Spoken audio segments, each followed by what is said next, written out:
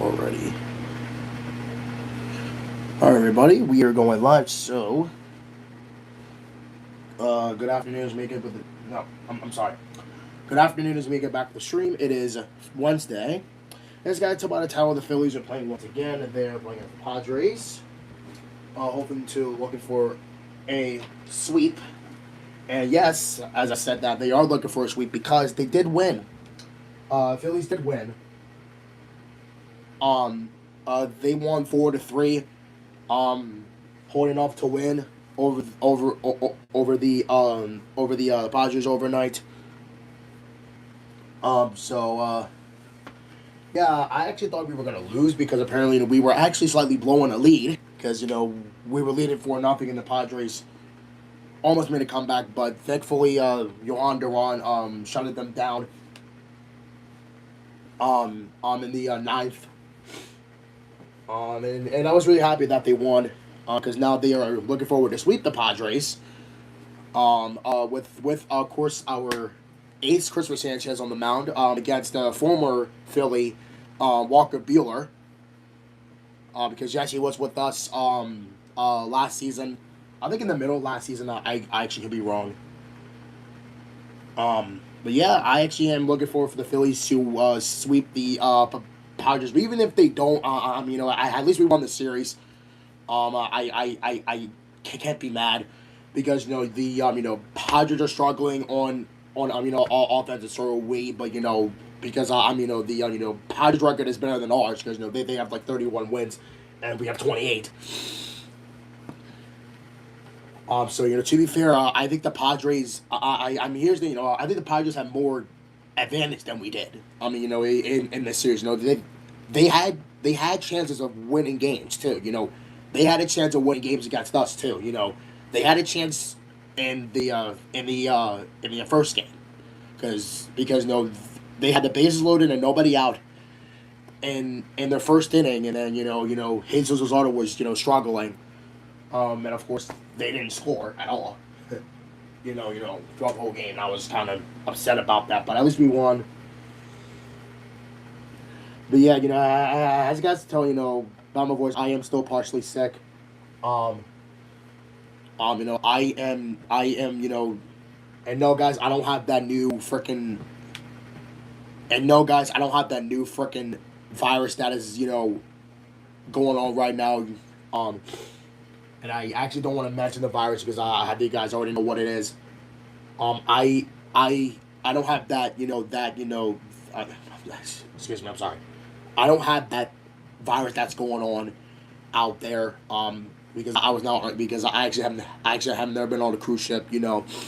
I am partially sick. Because it's allergy season, obviously still. And my voice is not. I think I've like half and half.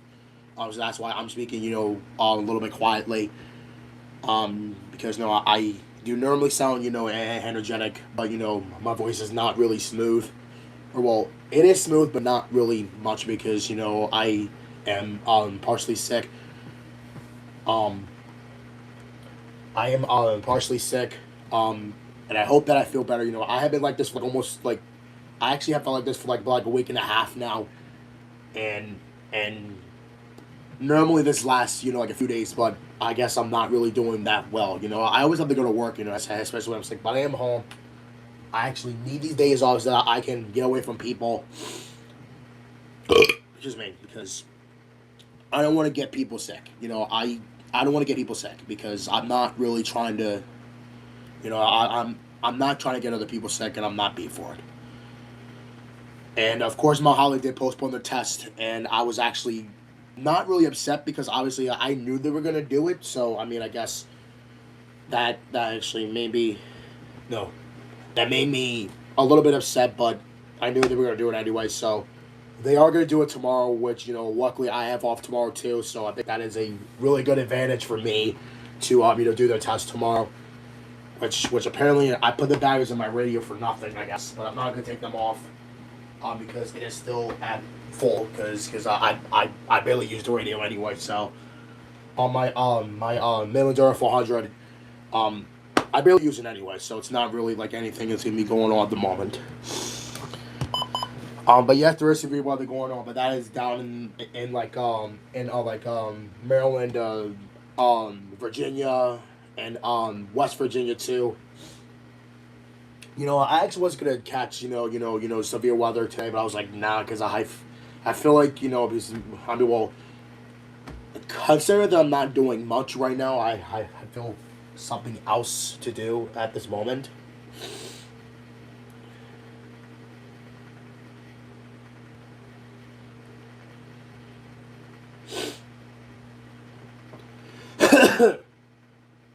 So yeah, guys, I actually hope that I do feel better. I do really hope that I feel better. It's not really like myself right now.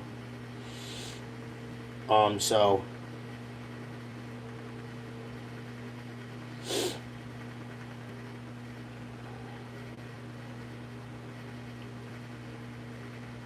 a good opportunity for me to,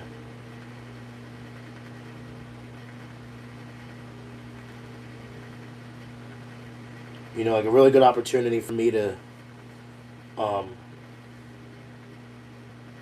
do whatever I need to do, especially when I need to, um, but you know what? I actually am really happy to have off today and tomorrow because obviously me having off for 2 days is really helpful. So that I can get away from people. I don't want to get people sick. Um, especially that. You need to move. But yeah, I mean, I just wanted to say that. But I am happy the Phillies won again. Because as of right now they are trying to come back up. Because I feel like taking on because I feel like taking on these two teams right now, the Padres and Dodgers. I mean, considering that it's gonna be really tough when we face the Dodgers though again though because I really don't want to because here's a good thing. At least we're playing in Los Angeles first, then home because I think that's gonna be the thing. Because to be fair, we aren't good in freaking. I think we are like slightly okay at Dodger Stadium anyway, but the thing is that they're playing late too, and that's that's stupid. Like at 10 o'clock at night, like really, like for here, that's late. Which I'm definitely not gonna put the Phillies in time, but even though they are playing now, they are playing, but they're just playing really late though. That's why I hate playing in Los Angeles because it's late.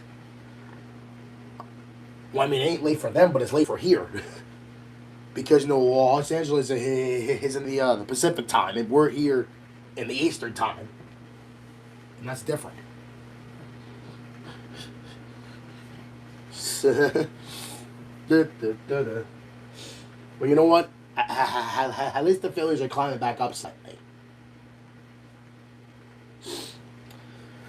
which that makes me happy though. They are climbing back up slightly because now they're only a game and a half behind the freaking Nationals because they keep winning. I mean, to me, they gotta start losing too. They gotta start losing as well. They gotta start losing the Nationals because they are trying their best to actually make a run somehow. Which I get it. They are a young team and all, but right now I feel like it's not really the time for them to be in the postseason yet. I don't know about us because as of right now, I hope that we don't miss our first postseason since 2022. That actually would suck because we actually made it to the postseason in like four straight seasons. In barely in 2022, 23, 24, and last year. Yeah, 22, 23, 24, 25. Yeah, that's like four straight seasons. In two of those postseasons, we actually won the National League East, which was in 2024 and of course last season. But the Mets in 24 had the nerve. I didn't like the 2024 postseason at all anyway. I didn't. I didn't like it at all because it was the Mets. Because it was the Mets. And let's be honest, what is the worst postseason that I've seen from the Phillies? I mean, Definitely not 2022. Definitely not that. Because, well, because for one thing, for the Phillies in 2022, they actually barely made it, just barely, after beating the Astros. They actually just barely clinched it, like just barely, like they actually clinched the final wildcard spot though. You're like right behind the Brewers too.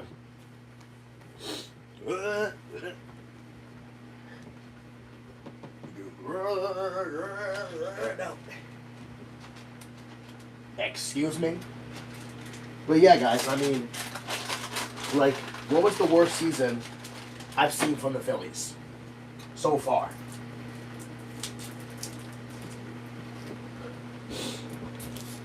Definitely not 2022.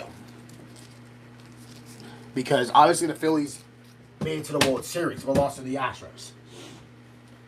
And then there was 2023 when they lost to the Diamondbacks in the NLCS.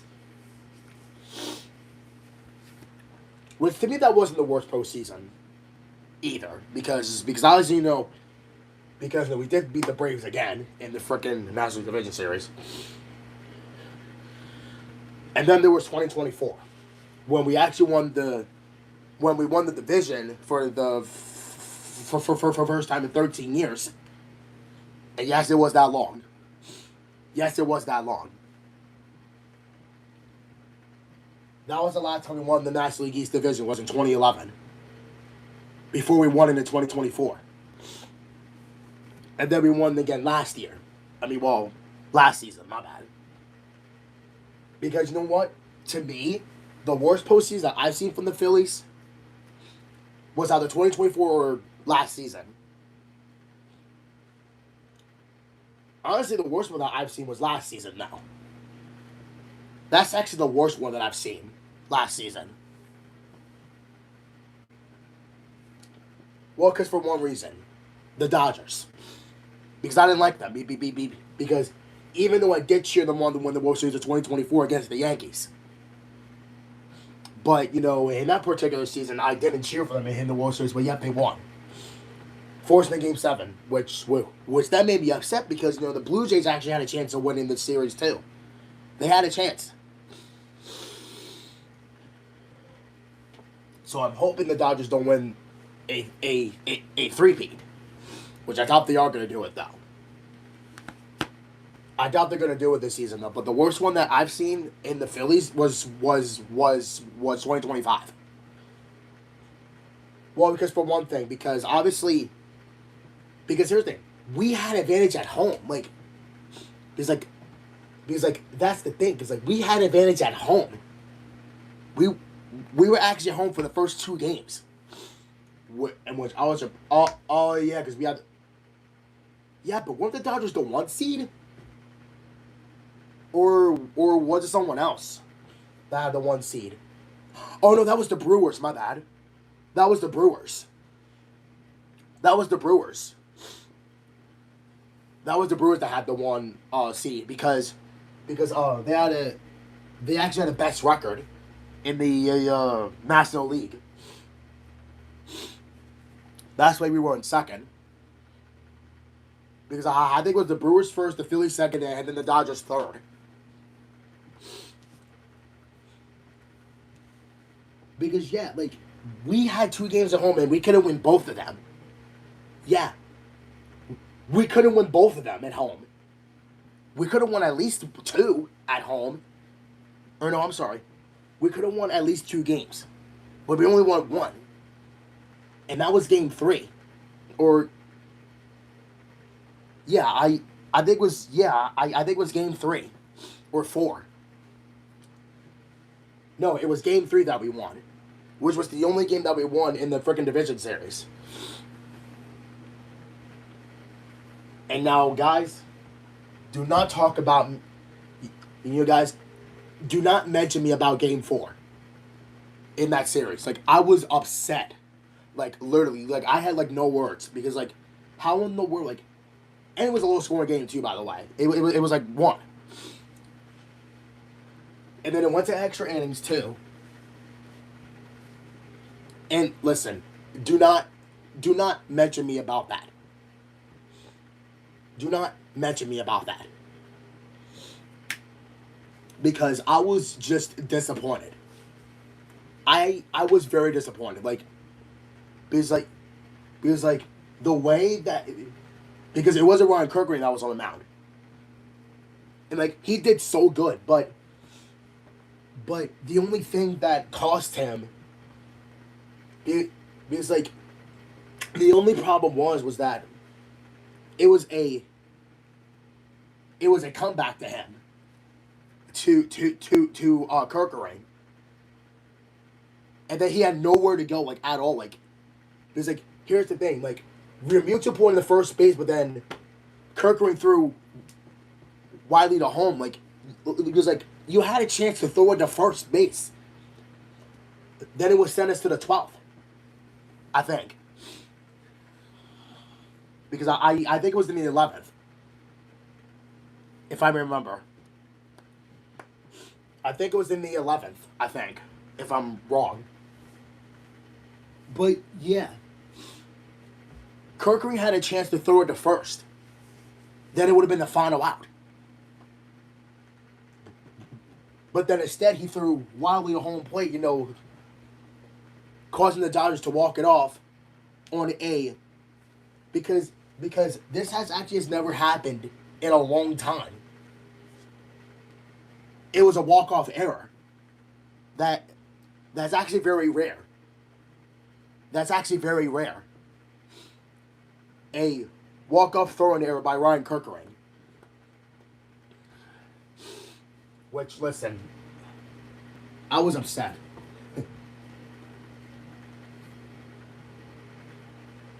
I was just really upset, though. Just upset. I had, nothing to say, though. And I'm pretty sure it happened a couple days after my birthday, too. If I may remember, too. And, listen. Listen, guys. You guys have to understand on how I feel with my teams. I don't like when they lose, at all. I don't like it when they lose at all. Excuse me. Especially either the Phillies or the Eagles. But the Eagles, I don't mind. Because obviously, you know what?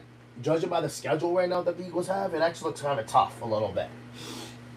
At least we don't have the toughest schedule in the league again, which that's good.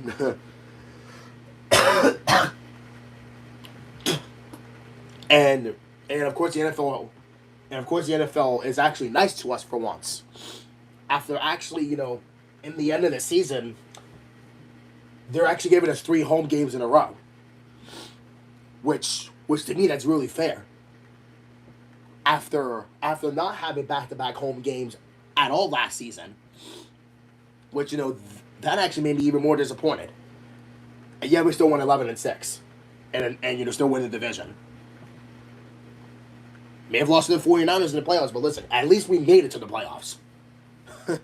At least we made it to the playoffs, unlike the Cowboys. Again, I doubt the Cowboys are going to go back to the playoffs. I doubt it. I doubt they're going to go back. I doubt it. Because, listen, the freaking last time they won the playoffs, they got obliterated by the Packers. Obviously. They got obliterated by the Packers. And that's the thing. That's real funny. Because they actually became the first team in NFL history to actually lose to a 7-seeded team. Not to mention the Cowboys were the 2 seed and then the Packers were the said seed that I mentioned. I said 7th, which is why I said said seed. And to be fair, the Cowboys are not really doing good anymore. Especially, when they have a washed up quarterback, which he's probably not. Well, I am talking about Dak Prescott, and people are still comparing him to Jalen Hurts. Well, here's the thing. Who is actually better, to be honest? Dak Prescott or Jalen Hurts? Think about it. Who is better? Dak Prescott or Jalen Hurts? To me, in my opinion, it's Jalen Hurts. Because here's the thing. Who has won a Super Bowl ring, by the way? Who has won a Super Bowl ring? Dak Prescott has not won a ring yet, but Jalen Hurts did. And yeah, you know, people are still going to call Jalen Hurts garbage, but he's not. He won the Super Bowl. That's what he is still the Super Bowl MVP.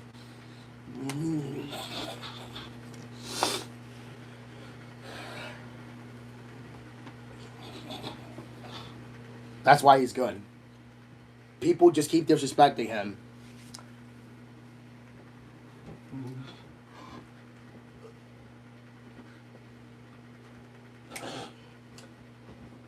No one disrespects Jalen Hurts. Nobody. I mean, nobody disrespects Jalen Hurts. He's good.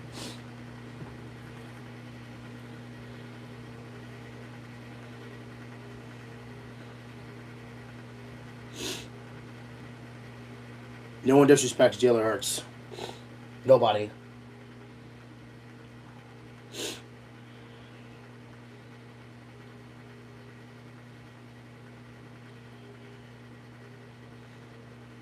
I don't know what that is.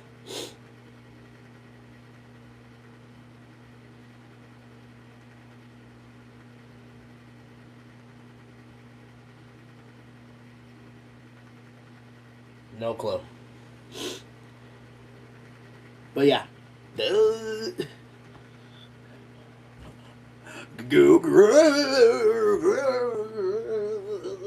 No. I missed.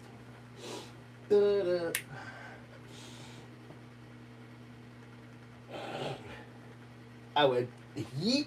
I would go. I missed again.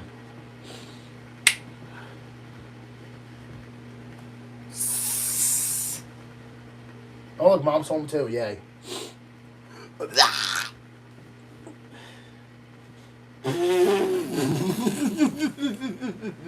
Gag. Nope.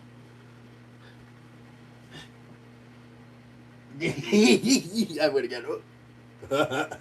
No. I win. So how's your Wednesday been? I'm so glad to be home from work. Or no. Not home, I'm sorry. Well, yes, home, but I'm glad to have off from work. I'm just glad.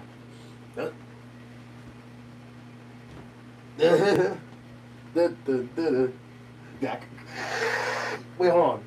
Do the Phillies actually play at 4:10? Let me see. Do they play at 4:10? Oh no, I think I probably made a mistake. Hold on. Hold on a second. Do they play at 4:10? Yes, they do. Okay. Oh wait, we're in second now. How? How?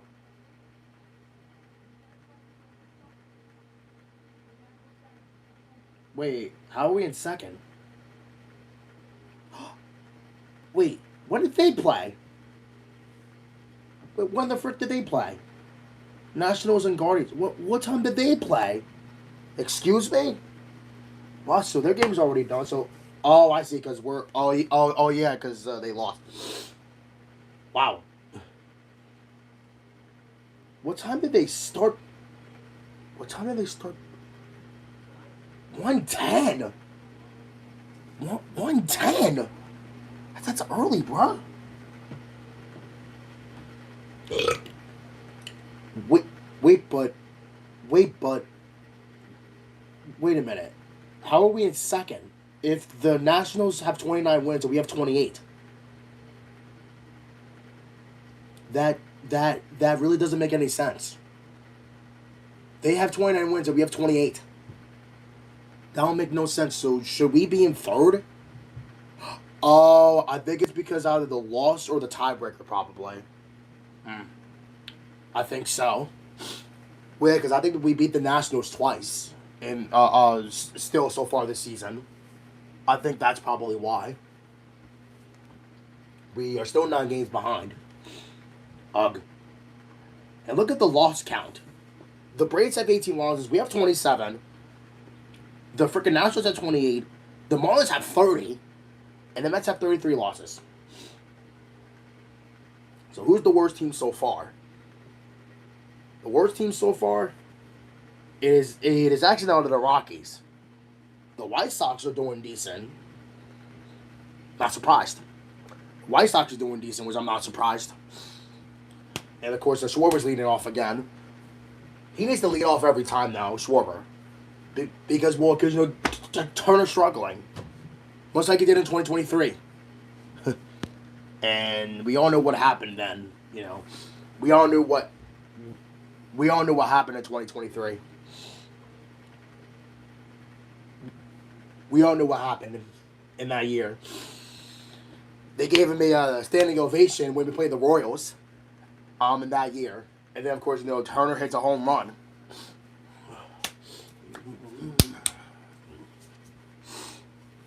I'm actually surprised he is still with us. Oh. Yay. Can't wait for the Phillies play again. Sweep the Nationals, or not the Nationals, I'm sorry. Sweep the Padres.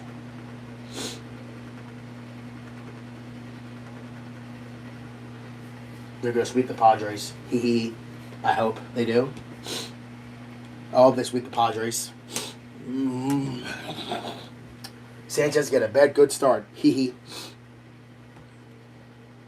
I don't know how long Sanchez is going to go for, though. I want to say like at least 7 innings, probably. 7 or 8 at the least. Hopefully not giving up a run. Well, I mean, even if he does give up a run, probably. Even if he does give up a run.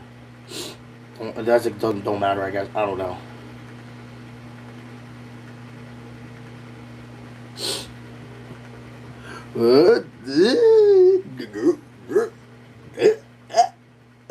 No. I went. No.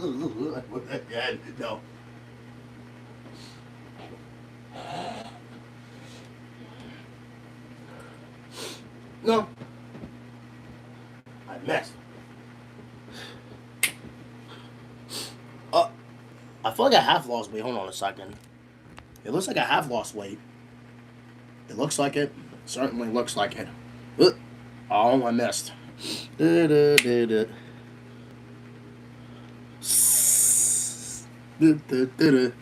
Gak. No. I want to get. No.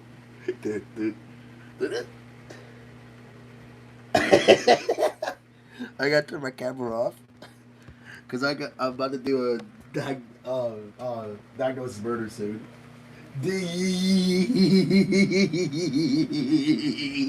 No.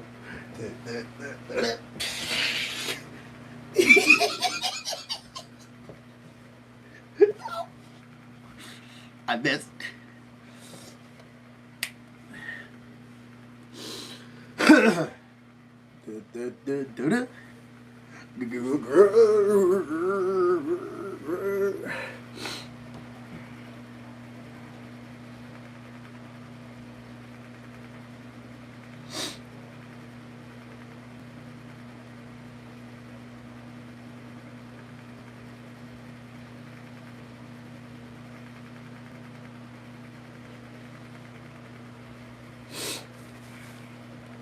Damn.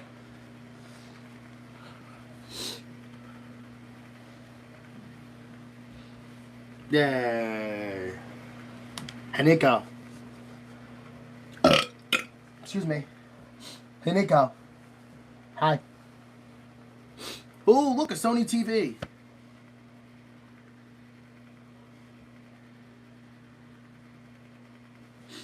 Popcorn.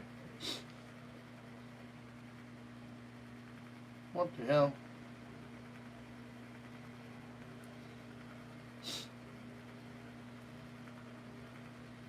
Uh-huh.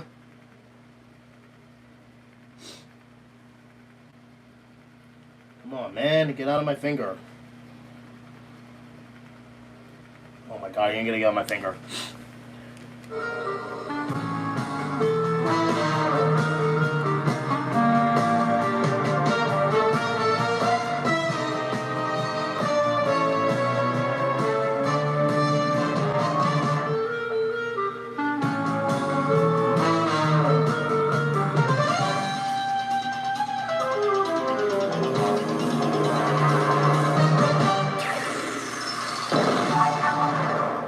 just one meaty.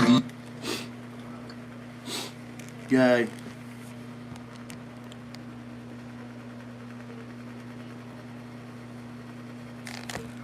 Alright, I'm back. Diagnosed murder time.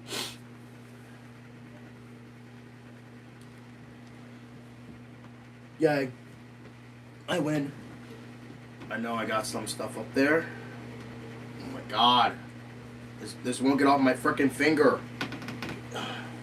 Fine. Not gonna go on my finger, then so be it then.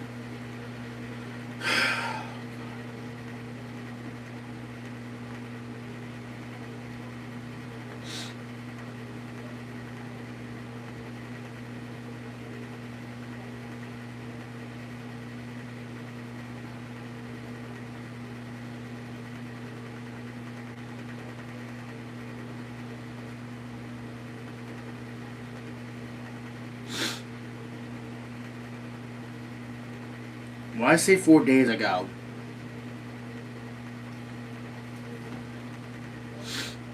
it has not been 4 days, bro.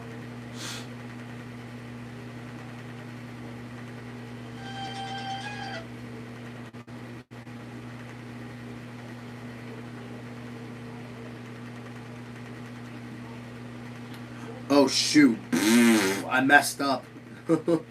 Oh Lord. Maybe I wasn't looking. Oops.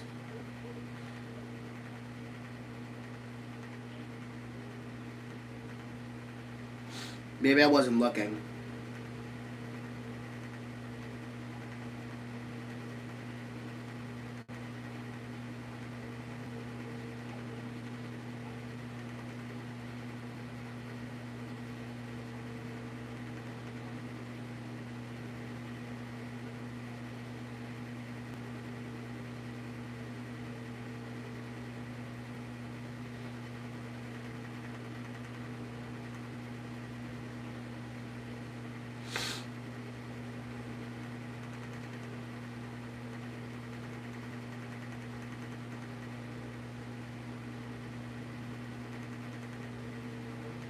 That's better. That's better. That's better. I really wasn't paying attention at all. I wasn't. I literally was not paying attention to the times. I mean, not the times, but the year. Oh Lord.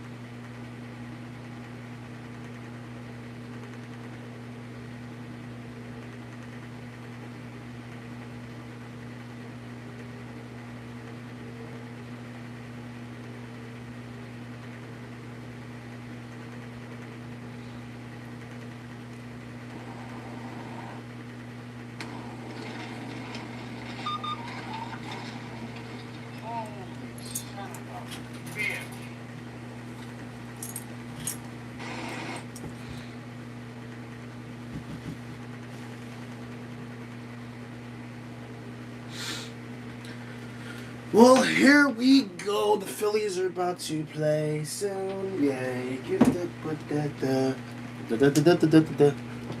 Yay.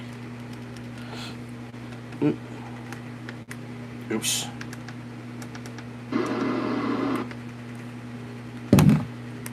Kevin Stocker and Bill Lippis, our engineer, in the booth today, as the Phillies will send Christopher Sanchez to the mound and see what he can provide as far as a finale for this phenomenal month of May that he has put together He is currently riding a 37 2/3 inning scoreless streak that is the second longest in the history of the Phillies franchise.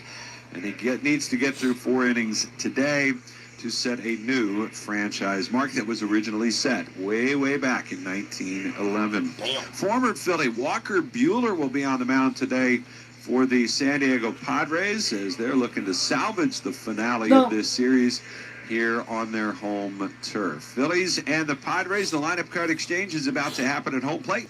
And we'll get to that starting lineup in the first pitch of today's ballgame. It is game number 56 on the season, and we'll have it for you next here on the Phillies Radio. No, they're not going to do it. No, they're not going to do it. No.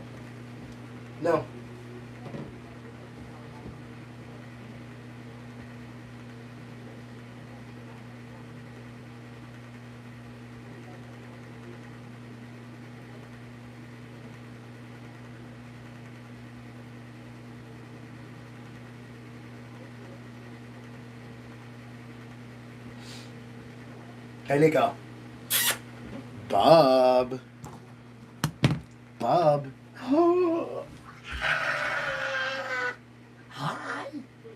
Hi, Nico. Guess what? Are you happy that I'm home? Are you happy that I'm off from work today?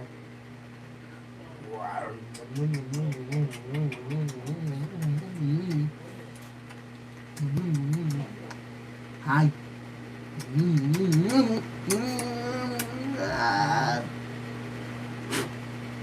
Come here. Come here, bub. Come here, bub. Maybe go ahead and snackies. Come here, bub. Where's my phone? Where'd it go? Wait, where did my phone go? Oh, there it is. Oop, there it is. Ring cam going off again. Front door again.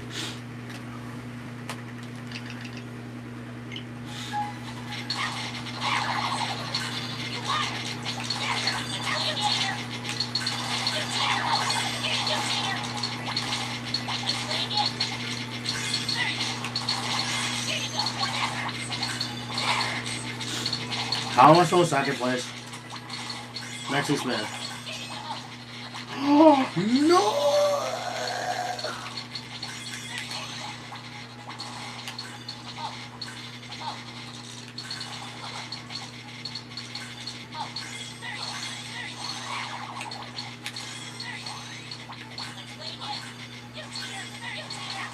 Excuse me?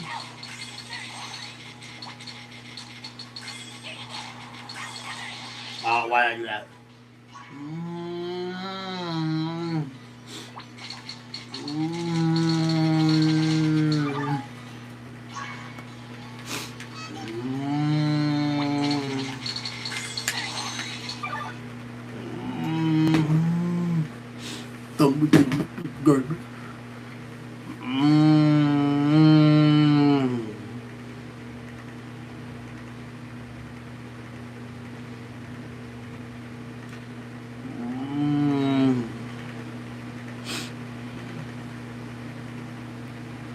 Guarantees.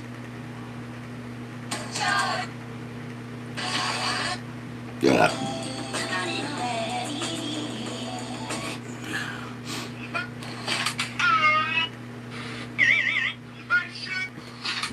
It's back.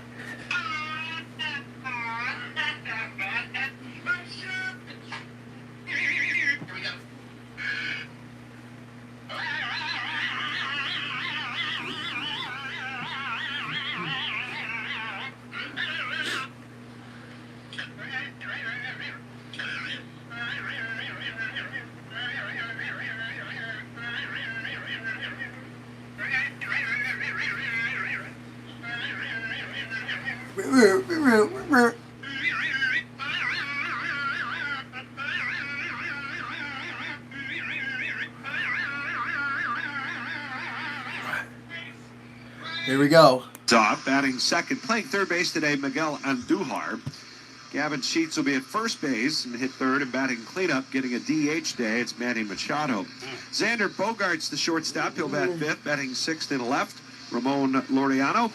Jackson Merrill, the center fielder, hits 7th. Batting 8th and starting in right field, it's Nick Castellanos. And Felix Fermin doing the catching. He'll bat 9th. So again, it's Tatis, Andujar, Sheets, Machado, Bogarts, Laureano, Merrill, Castellanos, and Fermin. And on the mound is the one-time Philadelphia Philly, Walker Buehler, who makes his 11th start for the Padres. Your little scouting report here on Walker Buehler, 11th start, 3-2 on the year, 5.05 ERA. Now he's going to navigate lineups using the kitchen sink. He has all 7 pitches, and he'll find what's working for him. Now the fastballs tend to run up in the zone, and then the spin, well, he has a hard time, and he kind of hunts chase in the zone. He's a veteran, so he's going to battle. Now, he will fish and fish and fish to see what the guys will swing at, and then he'll try to exploit that. This is brought to you by SEPTA. SEPTA brings us all together. Kyle Schwarber leads off against him, and the first pitch of today's ballgame is in there for a called strike one, and we are underway at 1:11 Pacific time today, right on time. It is a nice day here in San Diego, 67 degrees, partly cloudy skies overhead. The pitch, Schwarber swings and misses a changeup from Buehler. And it'll put Schwarber down in the count, no balls, 2 strikes. Batting in the leadoff spot today for the 5th time this year. Second straight day he has led off the game for the Phillies. Buehler at the belt and his 0-2 on the way. And Schwarber a swing and a miss. He's gone on 3 pitches. That one looked up and out of the zone. Wow. And there's out number 1.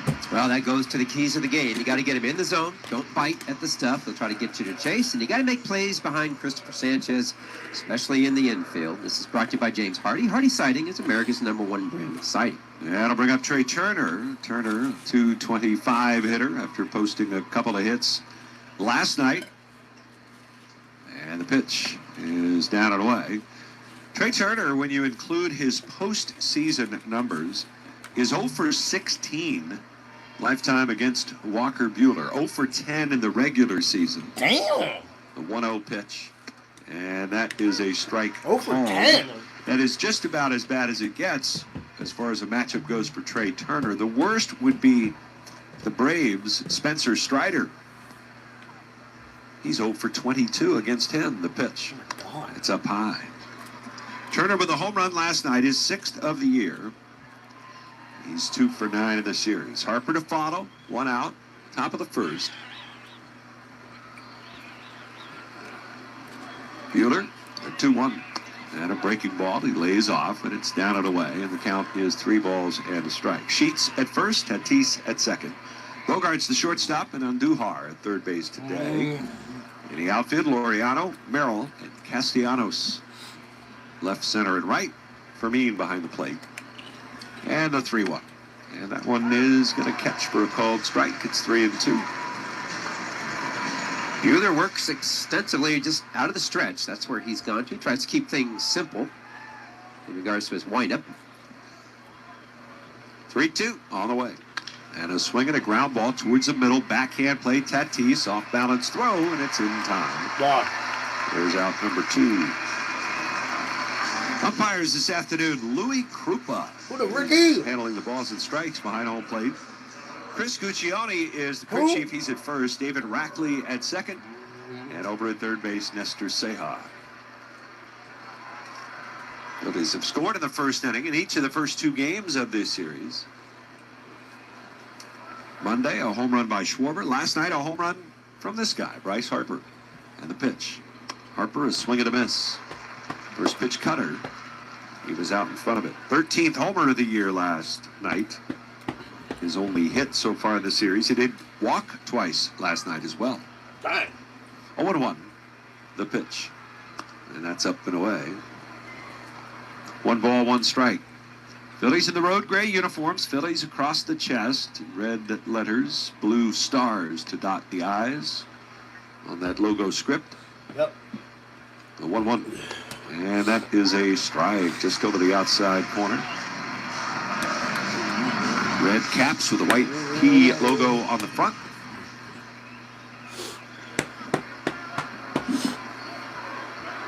One and 2 to count. And the pitch. Breaking ball. Swing and a miss. Wow. He got him. And a 1-2-3 start for the former Philly Walker Buehler here this afternoon. We'll go to the bottom of the first. Christopher Sanchez puts the streak on the line. It's the Phillies nothing. Yes, sir. Let's go, Sanchez.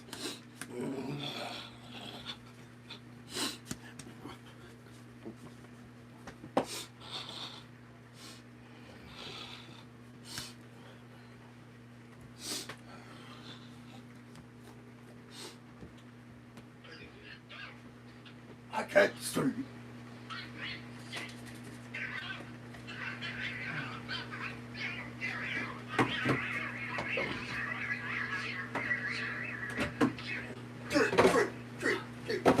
Two and a half.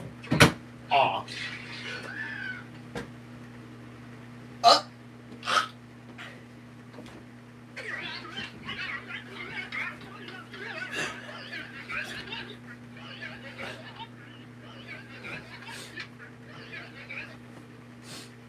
I'll be right back, guys. I gotta go to the bathroom.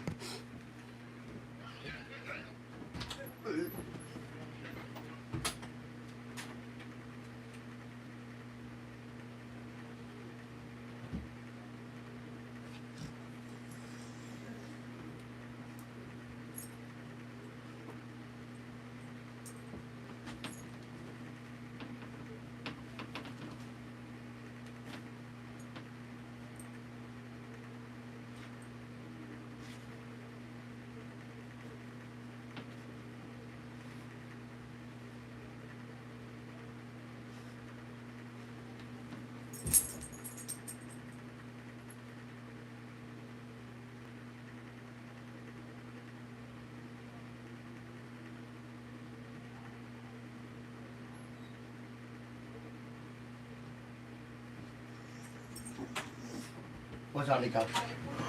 Watch out, you little baby. You wanna play with me, bub?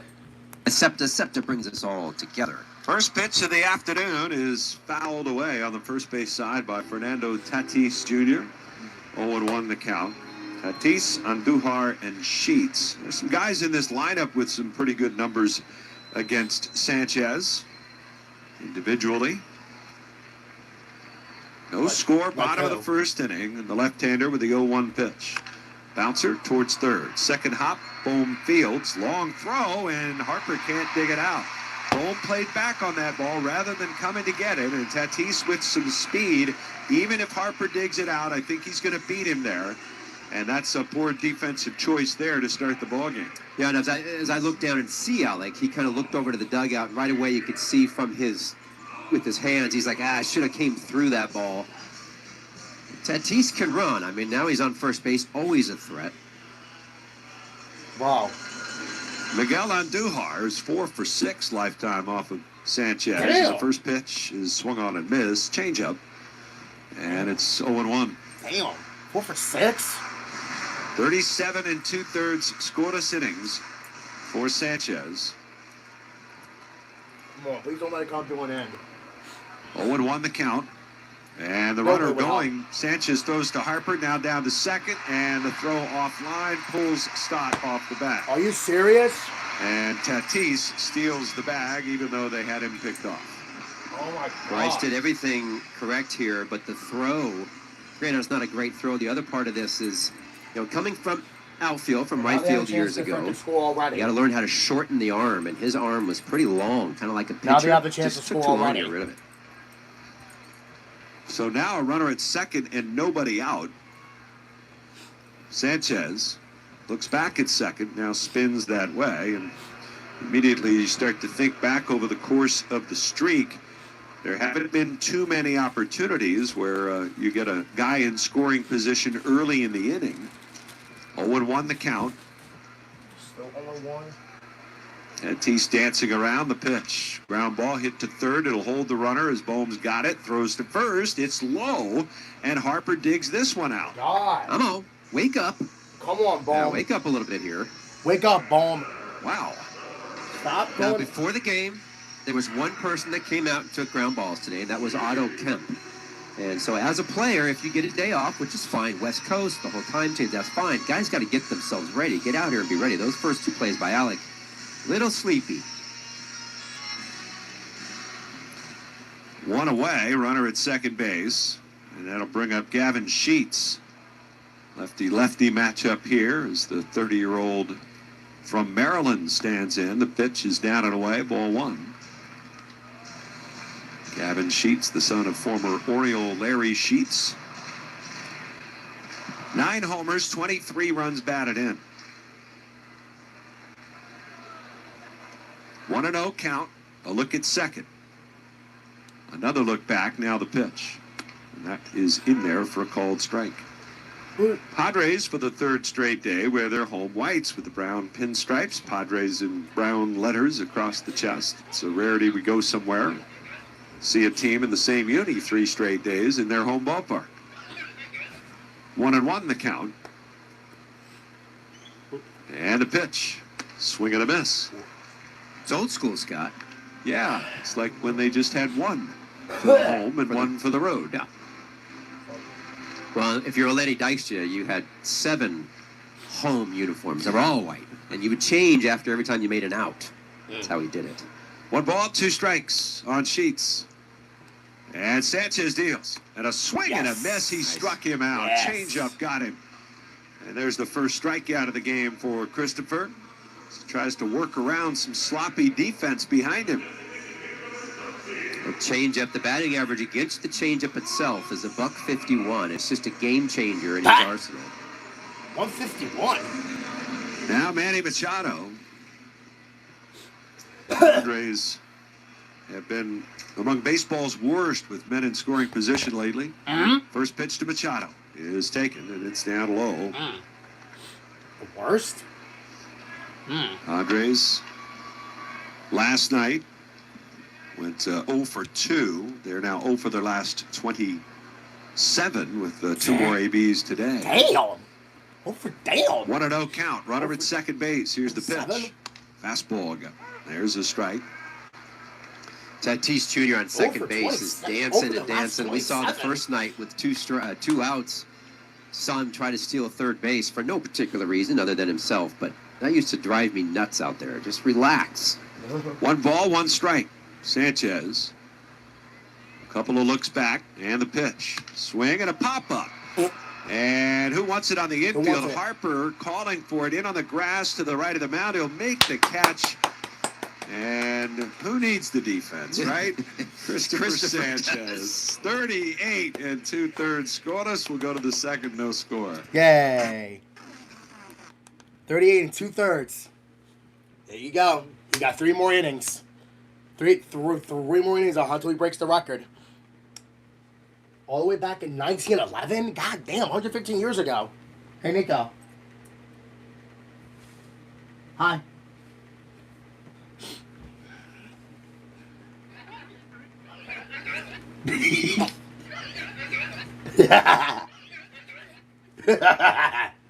Hooray. I kind of got my voice back a little.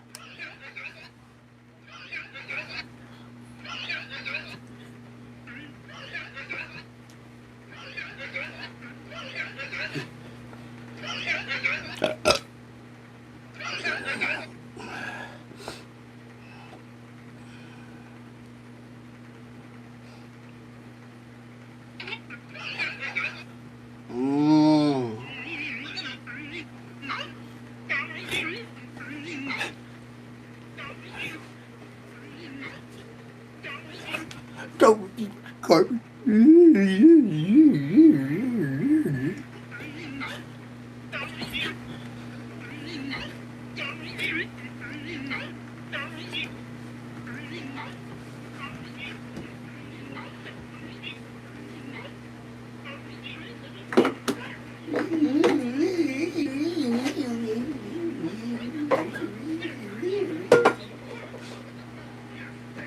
Straight. Straight. Straight. Smack.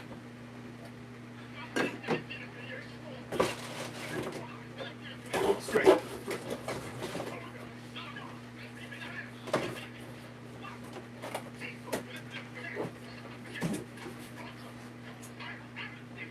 Yes, you do. Yes, you do.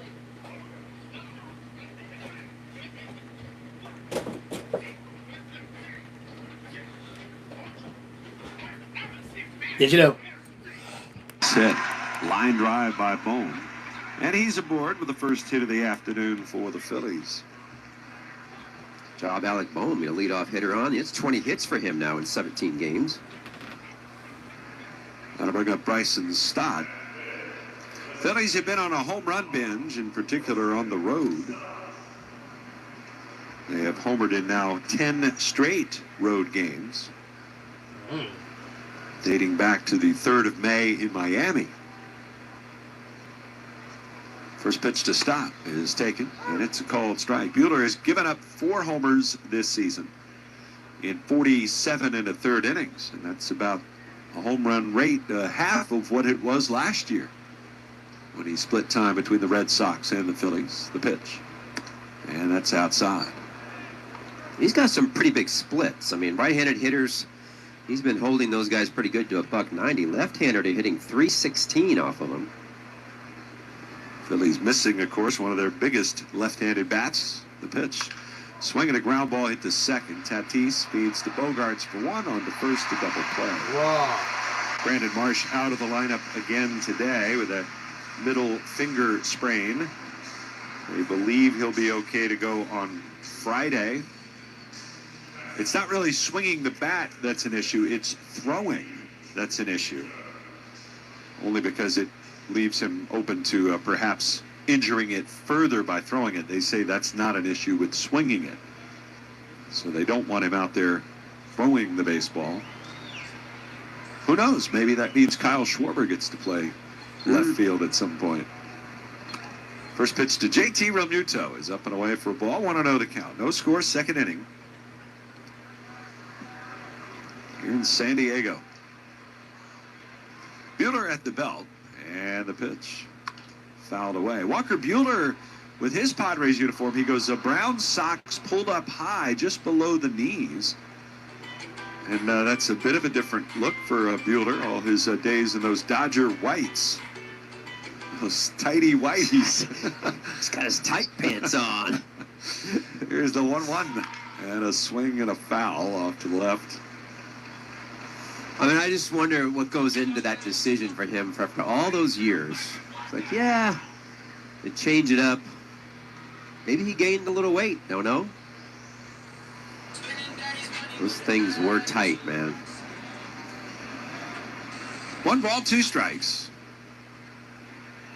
JT, who homered last night. 3 early homers hit by the Phillies. The pitch. And it's a breaking ball. He popped him up. And behind the plate for Mean with a play near the screen. He does have room. He makes the catch right next to the Phillies on deck circle. No runs on a hit. Nobody left. Right.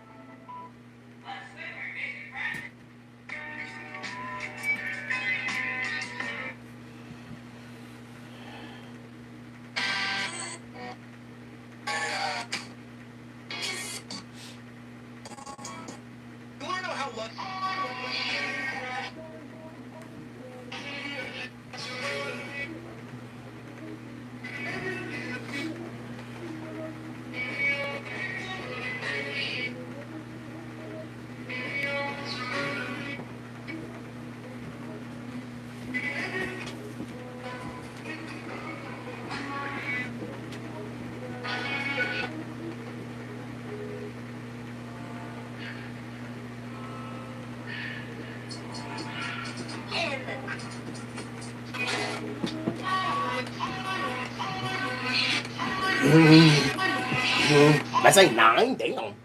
Hey, look, it's Paul Walker. Money.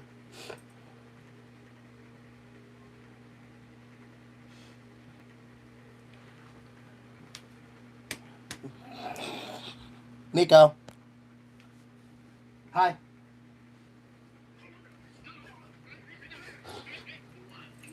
Smack. Flat. Three. What? Yeah.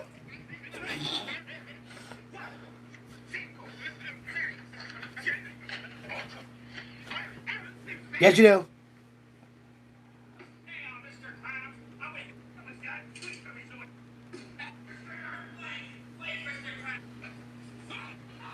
Mm-hmm.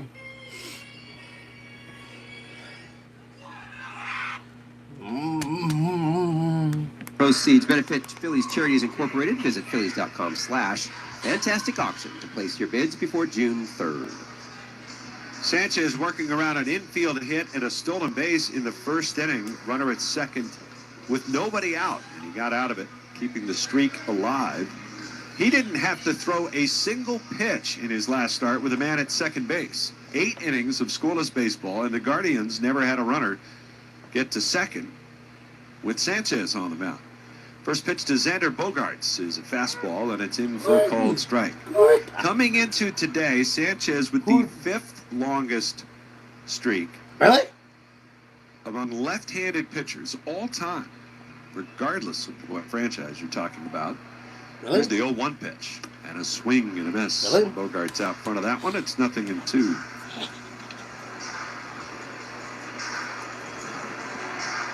The most recent left-hander to put together a big long streak was Clayton Kershaw. Really? Really? 0-2 the pitch, and a tapper foul behind Clayton the plate. Kershaw? Really? Oh, yeah, that's right. He retired. Clayton Kershaw. He had a good career, though. He did. Kershaw had a 41-inning scoreless streak back in 2014. Damn! 0-2 the count, and the pitch. Rolled foul, third base side, fielded there by Bob Henley, longtime member of the Nationals staff. Really? And now out here in San Diego, Craig Stammen, of course, a longtime Nationals reliever, now the manager here in San Diego. 0-2 to Bogaerts. Sanchez deals, and the pitch is outside. Well, Stammen, when he was a pitcher, it's kind of a unique little record, didn't he? Where he gave up 4 consecutive home runs back to back to back to back to his teammates. He was here with San Diego. He'd come over, and then they're playing the Nationals. And one of those home runs was hit by none other than Trey Turner. It's 1-2 on Bogaerts. He's batting .245 on the year. He's 4 for 8 off Sanchez in his career, the pitch. And that's a called third strike. Inside corner, and now Bogaerts I thought was maybe going to challenge, but the time has passed, I believe, to make that decision. It's probably good he didn't get to challenge. I mean, he stood there. Yeah, he did try to challenge, and Louis Krupa denied that. And he can go back and look at it and say, oh, I'm thankful he denied it, because he would have been wrong. One away, here's Laureano. And that is the first pitch for a ball. Change up, 1-0 the count. Of the now 38 2/3 innings that Sanchez has thrown consecutively scoreless, 17 of them have been 1-2-3 innings. The pitch.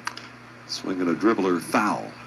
I mean, can you imagine that the 17 times, 1, 2, 3 quick innings, your defense goes out, they come back in, they're not standing out there, they don't get bored. Telling you people, one of the hardest things as a field when you're out there behind a pitcher who plays long is your back and your legs tighten up so fast. 1-1 to count, the pitch. Breaking ball, that's up and away. And it's 2 balls and a strike.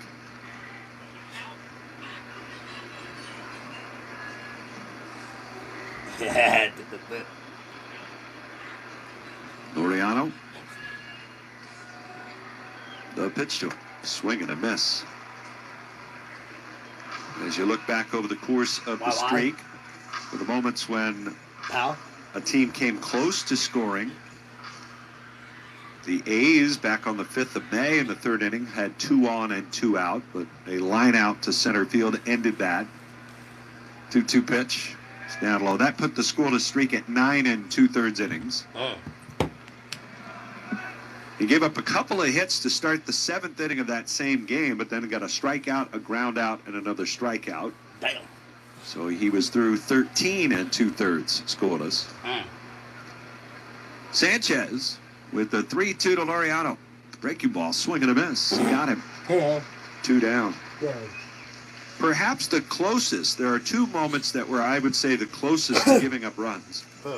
On the 10th of May, in the 7th inning against Colorado, it was 2 on and 2 out, and Jake McCarthy hit a ball to the gap in right center field that Adolis Garcia had to go to the warning track just shy of the wall on a dead run catch in the gap that would have scored runs. Here is Jackson Merrill, and he takes a strike. And the other one would have been in the 9th inning against the Pirates. The Pirates had first and third with 1 out. And he struck out Ozuna for the 4th time on the day. The 0-1 pitch, swing and a miss. Defensive indifference moved that runner at first base to second. So it was second and third, and Connor Griffin grounded out to short. Trey had to make a decent play to throw him out, a speedy runner. That ended that game, so the streak was at 29 2/3 at that moment. Damn. The 0-2 fouled off. And of course, we just said that not a single runner got to second base against the Cleveland game. Hey, Bob. Come here, Bob. Come here, Bob. No balls, 2 strikes on Jackson Merrill. And here's the pitch. Swung on, little floater towards left. It'll be a base hit. Ball. As he just fists that one over the outstretched arm of Trey Turner into left field. On the mound today, the Rockies, and you just mentioned the Rockies, Tomoyuki Sugano versus the Dodgers' Shohei Ohtani. Ohtani, how about his ERA? .73. He actually took a shot in the hand hitting yesterday, but he seems okay. He's going to go back out there and throw today. Ew. I think the Phillies will miss him. This is brought to you by Meineke Brakes, Tires, Oh, Batteries, good. and Thank complete God. auto care by trusted Oh, local. thank God he ain't going to pitch First against hit of the us. series for Jackson Merrill, and that'll bring up Nick Castellanos. Ew. Thank God he ain't As going to pitch. Sanchez kicks and delivers, and Castellanos takes. And that one just missed outside. 1 ball and no strikes. First pitch change up. Thank God we ain't going to see Couple pitches him. here up in the zone a little bit. Thank God we ain't going to see him pitch. Thank God. Castellanos batting 182 here in his first season with San Diego. Sit, Bob. 1-0. And that's a fastball in. It's 2 balls and no strikes. Hi. How you doing, Bob? How you doing, Bob? Can't believe he just rattled all those close calls off for Christopher. Like, what is in your brain? I mean, I know you go find him. 2-0 pitch, and there's a strike. Well, I started thinking about Pitcher's called a strike. Batter Excuse me? Castellanos wants to challenge Wow. the call, Better not be a ball. and it was a strike. Hey, hey. Call is confirmed. San Diego has 1 challenge remaining. That's what you get.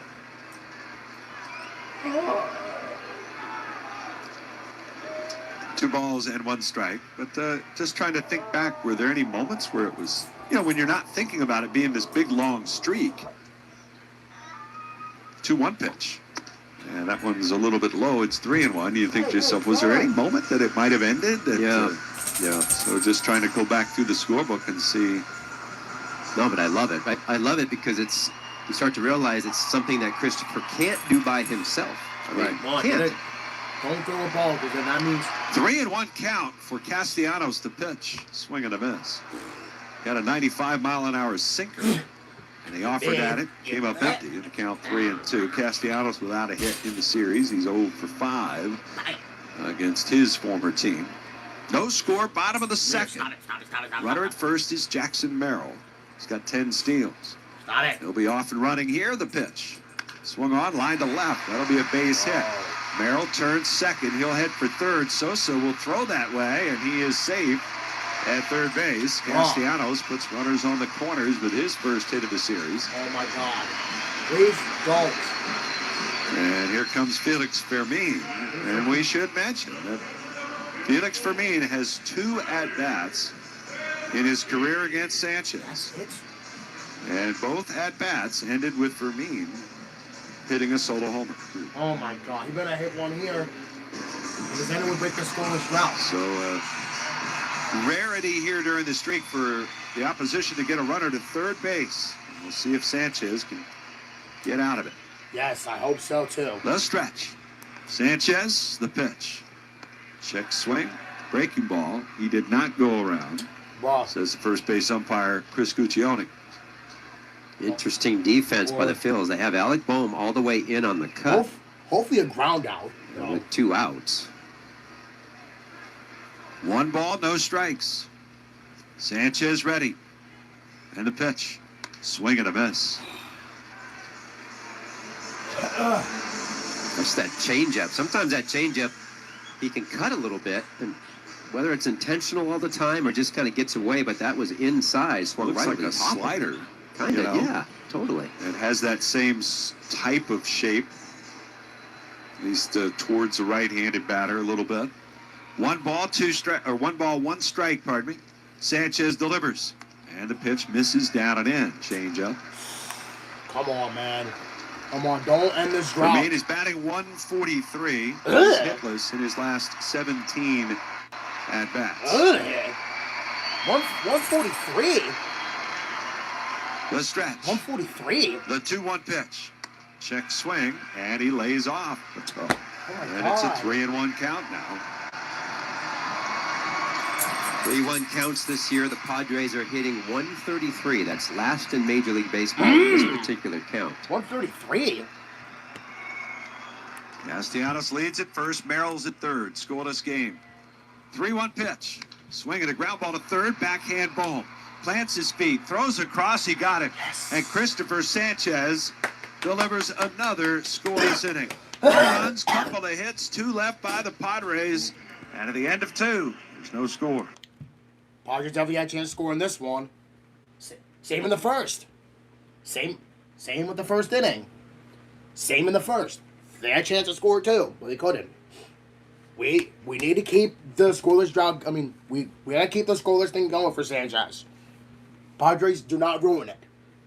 They are trying their hardest to ruin it for Sanchez. And that's what now, like 39 and 2/3 now, I think.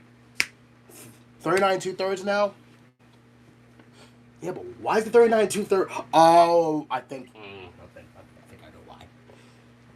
I think I know why, because I think that one game he went like at least like 6 2/3. I think, if I may remember. Oh my God. Wait. Wait.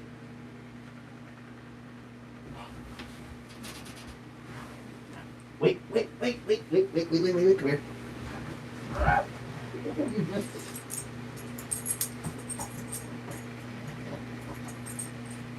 Yay!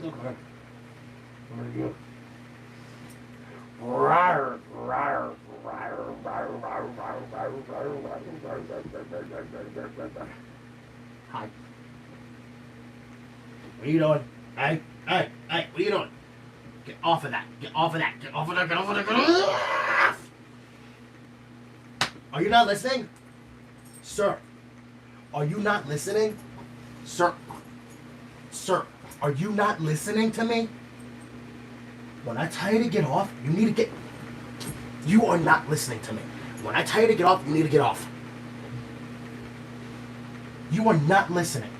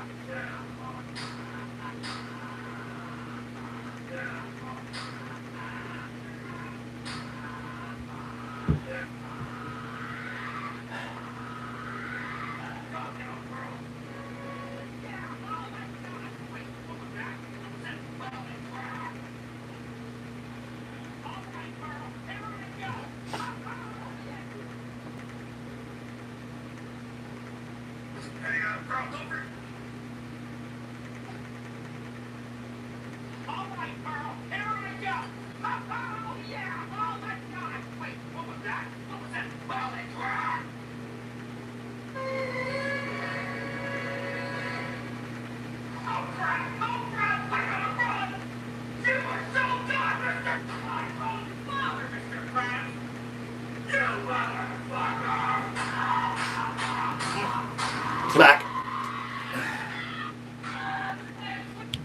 And so Garcia had to go into the game. The pitch swung on, popped up. Bah.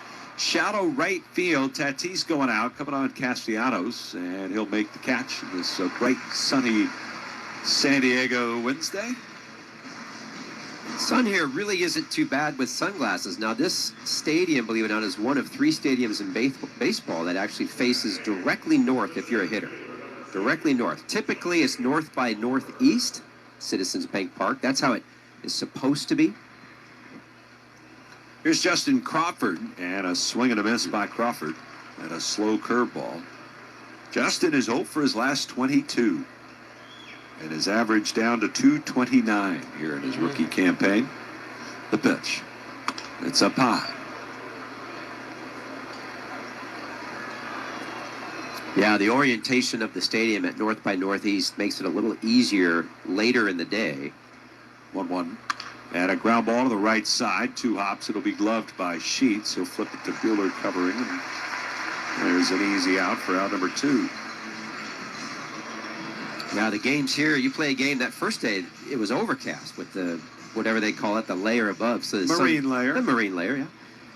Yeah, those games at 3 o'clock, 4 o'clock, really tough to see because of the orientation of this stadium. Didn't have to worry about it with that marine layer. Here is Edmundo Sosa. 2 outs, nobody on in a scoreless game, and the first pitch to him is down and away for a ball. Sosa's average has dipped now to 212. He's 1 for his last 20 at the plate. 1-0 the count. Here's the pitch. And that misses down and away. Otto Kemp, as you mentioned, was the only one out taking ground balls today. And Otto Kemp can't seem to buy a spot on the field right now. 2-0 count. And the pitch. That's in tight. 3-0 on Sosa.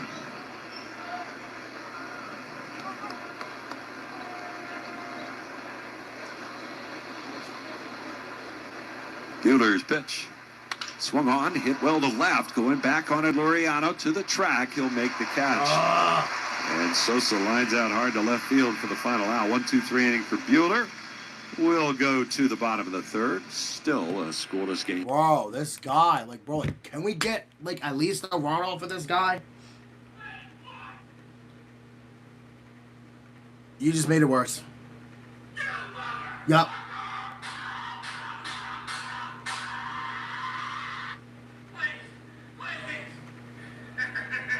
You're in hell now, Mr. Swimmer. Oh no. What is that? Mr. Krabs, what number?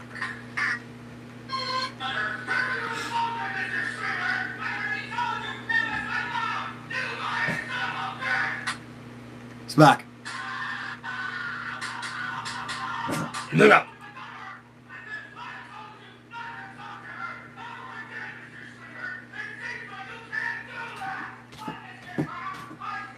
You're lying again. You're lying again.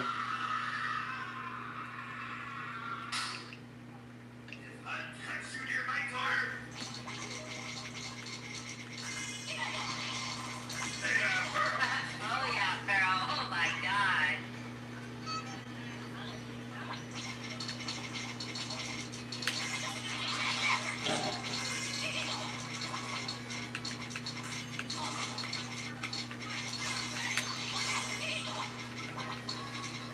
What?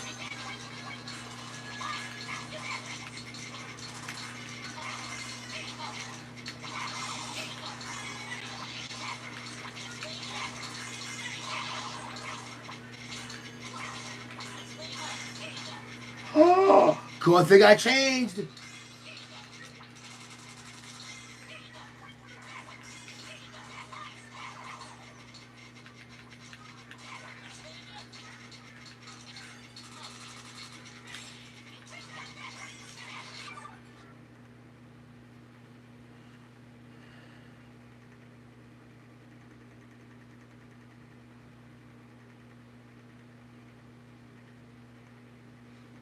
All right, well, Christopher Sanchez, who goes back to the mound here in a scoreless game. Streak at 39 2/3 for Sanchez. And to Tatis, breaking ball up high. Second longest by a Phillies pitcher in a single season. Grover Cleveland Alexander had a 41-inning streak back in 1911. The pitch swung on, foul back. That was in the closing month of his rookie season, 1911. And he threw 4 consecutive complete game shutouts as part of that streak. A 1-1. Bouncer foul on the third base line. Started with a 1-0 one-hit shutout. And those 4 straight shutouts were his 23rd, 24th, 25th, and 26th wins of the year. The 1-2 pitch. Breaking ball down and in. The next game was against St. Louis on the road. It was a game he would win 8-2, but he would give up 2 runs, 1 earned to the Cardinals, as he would give up a run in the bottom of the 6th of that game. The 2-2 pitch. Swing and a miss. He struck him out. The run scored on a fielder's choice ground out by Rebel Oaks. Also batting in that inning for St. Louis, Miller Huggins, who went on to become a Hall of Fame manager, most notably with the New York Yankees. He was the skipper of the famed 1927 Yankees. The pitch to Miguel Andujar is in for a called strike, but it was a leadoff walk by Jack Bliss that led to that run scoring and ending the streak at 41 consecutive scoreless innings for Grover Cleveland Alexander. The 0-1 down and in. Well, that's one of the things about this streak with Christopher that's been so good is he's been limiting walks. I think there's only 3 total walks during this time. I know he did have 1 leadoff walk at least that I noticed when I was going back through the streak today. Yeah. I think it's just come 3. back to hurt him. Here's the 1-1. And it's fouled back and out of play. Yeah, it's only 3 walks total during the streak. And 2 of them were in his last start.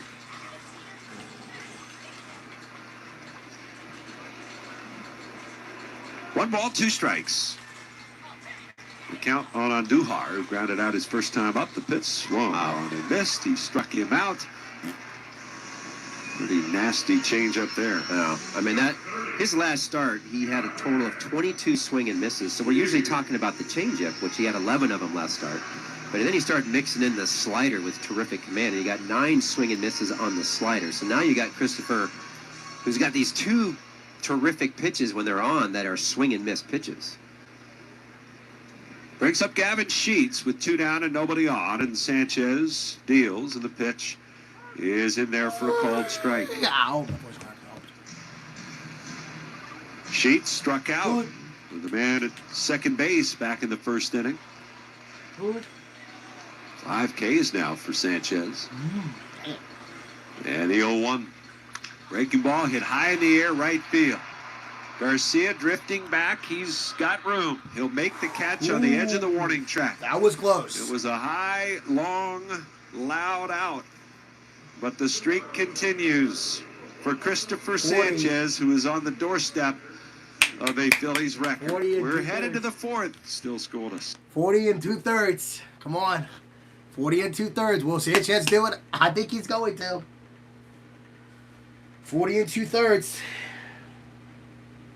Oh. Oh, my goodness. My heart's pounding, guys. My heart's pounding. No.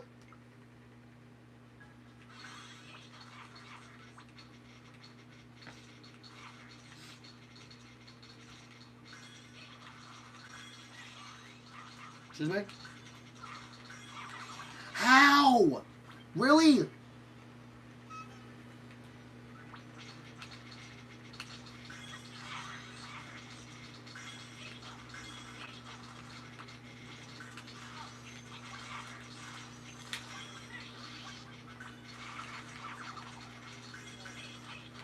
What? No, no.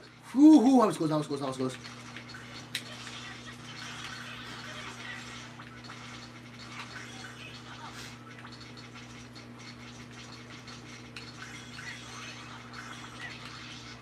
Oh my god, anything but that, brah. Oh, come on. Oh my god, another no rotating. Jeez.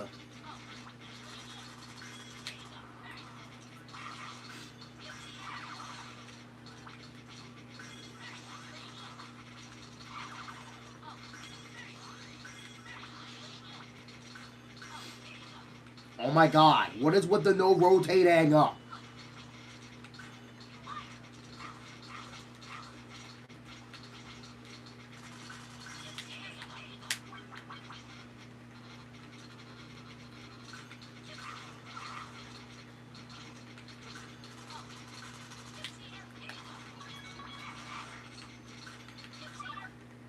Mm.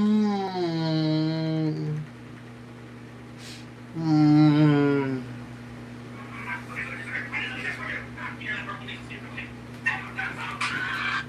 Dead. Park.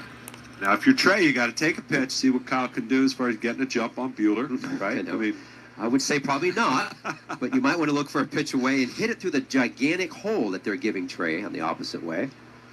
First pitch to Trey. Well, that's a fastball away for a strike. That would have been a good one to shoot it over there. Turner grounded out back in the first. Came in today hitting .225, 6 home runs to his name.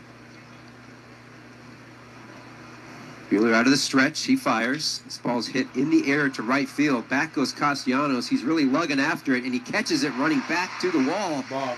And Schwarber had gotten all the way to second base, has to retreat. Actually, really good catch by Castellanos to get there, and good base running by Kyle Schwarber. Yeah, Kyle passed the bag, made sure he retouched second base when he came back around, and has a pretty good view of that. Knows Castellanos on the run. It's going to take him a minute to stop and turn and throw back. And Castellanos was throwing right to second base anyways. Yep.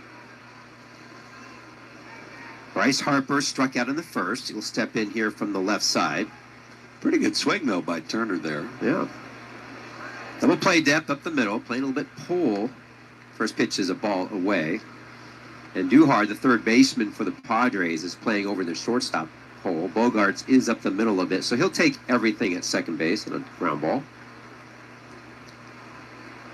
Bueller, his pitch. Misses away. Change up. That ball would have been a home run in one ballpark. Care to guess which one? Citizens Bank. No. You want me to keep going? No, I mean, Wrigley. Yeah, Yankee Stadium. Oh. 2-0 pitch. Ground ball right to second baseman Tatis. He flips it to second base. Bogarts back to first. Wow. And they complete the double Again? play. That was a very quick inning. Again? Why are we hitting double plays all of a sudden? No runs here. Why are we hitting double plays all of a sudden?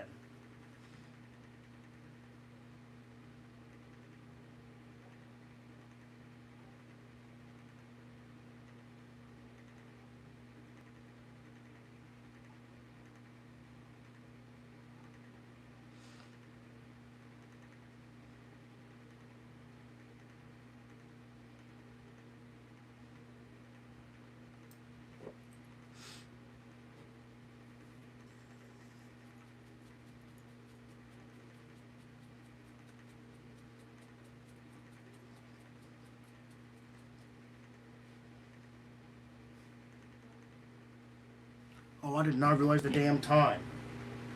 Jesus Christ.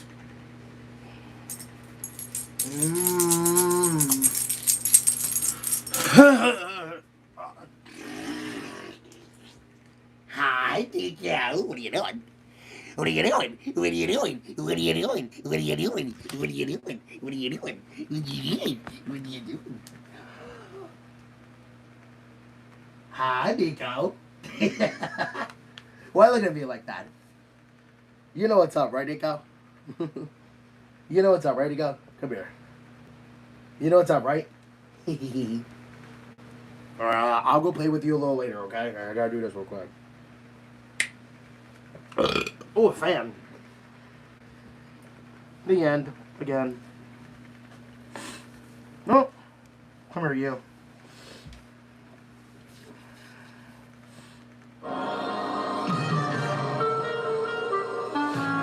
Here you go. Hi. Hi, Nico.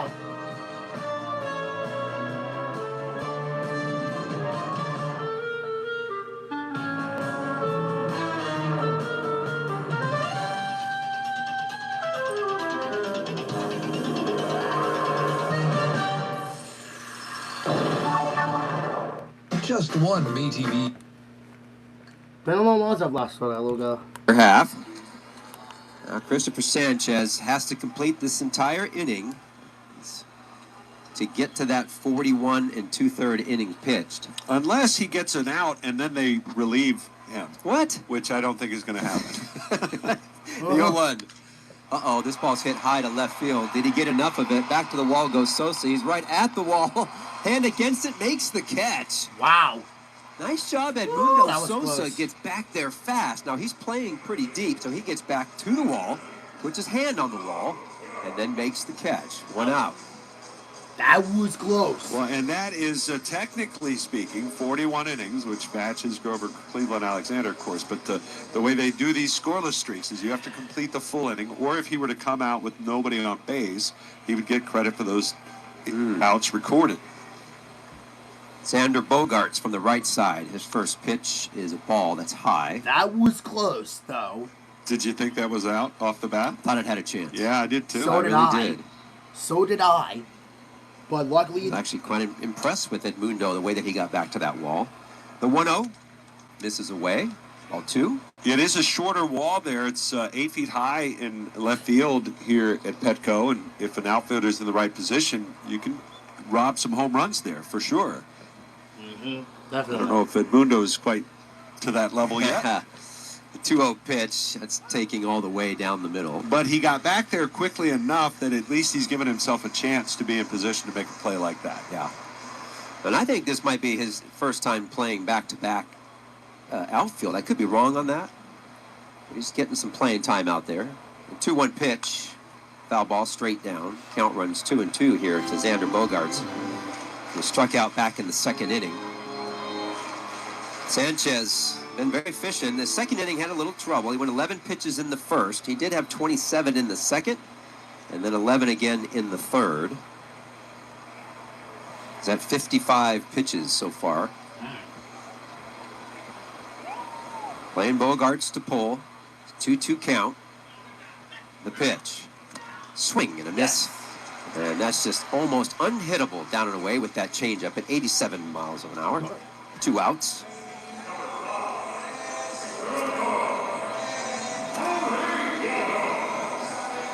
Well, Sanchez certainly aware of the numbers. What do you mean? As far as the streak goes, I think. He does. He has to know. He was talking about it. So bring up Ramon Laureano. Struck out back in the second. Christopher working very deliberately from the top of the mound. First pitch misses.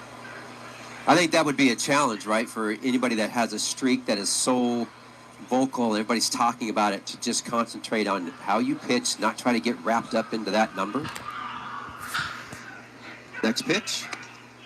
It's low. I'm very wrapped up in the number. I just think it's way too cool. 2-0 count here, 2 outs, bottom of the fourth, no score. The pitch.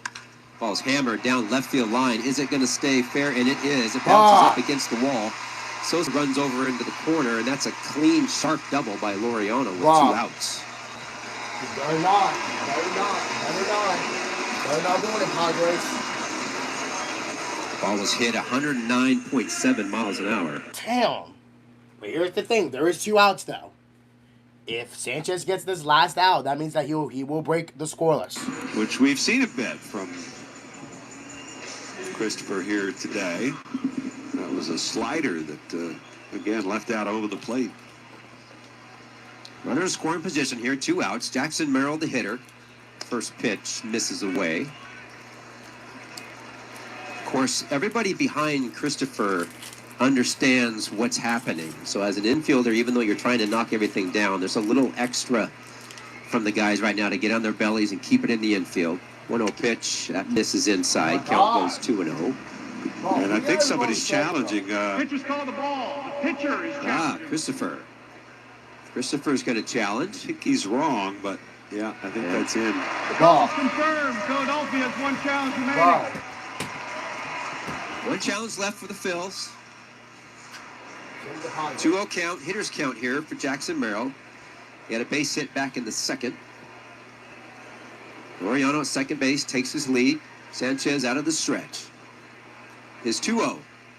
The ball's hit on the ground right at Bryson Stott, gets in front of it, and he makes the throw, and that's it. There you go. Christopher Sanchez got through the fourth, and now he becomes the all-time Phillies, breaking that Grover Cleveland record at 41 2/3 record.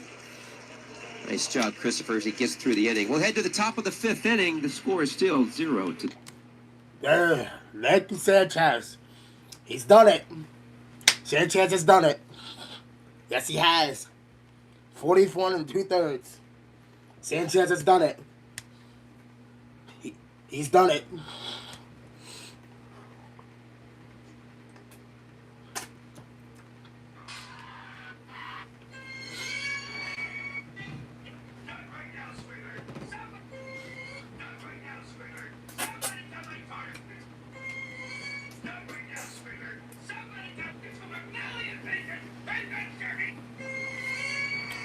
Oh yeah. I'm having these Tootsie Pops.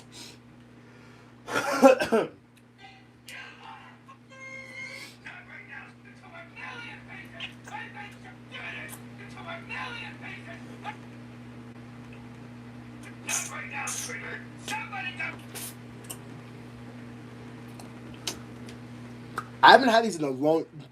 I've not had these in a long time. Either these Tootsie Roll Pops.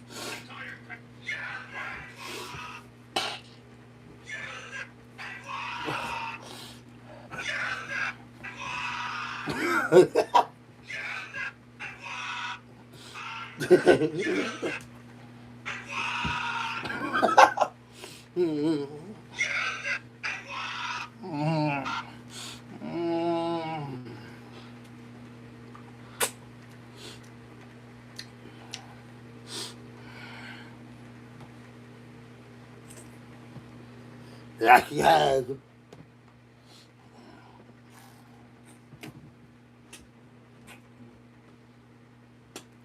Yeah, he has.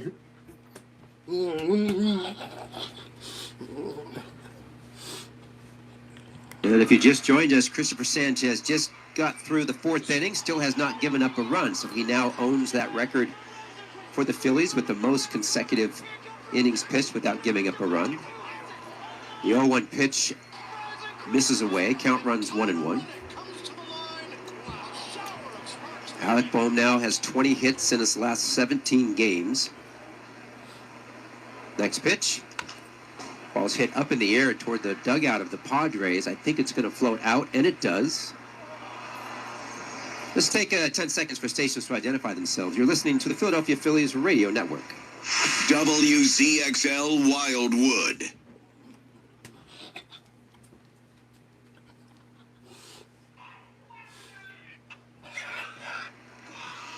Score is 0-0 here at Petco Park in San Diego. Beautiful day here, top of the fifth inning. Walker Buehler's working out of his stretch to Alec Bohm. The pitch right back up the middle on the ground. Tatis backhands it. On the run, flips to first base and gets him by a full step. Nice play by Tatis Jr. They'll bring up Bryson Stott.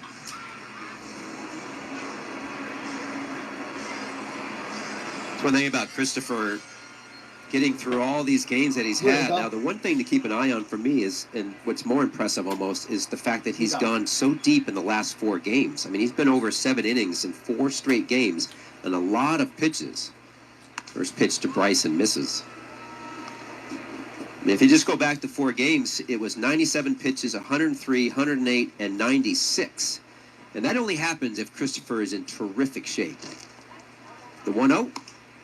Misses. That's a ball. Yeah, I guess at least once in there he had an extra day of rest because they stayed on turn even with an off day. At least for one of the starts, if not 2 of them, I think.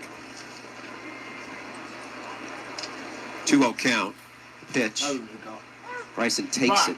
But I think one of them, they also kept him on his day so that he was still in turn until they made that slight tweak to the rotation.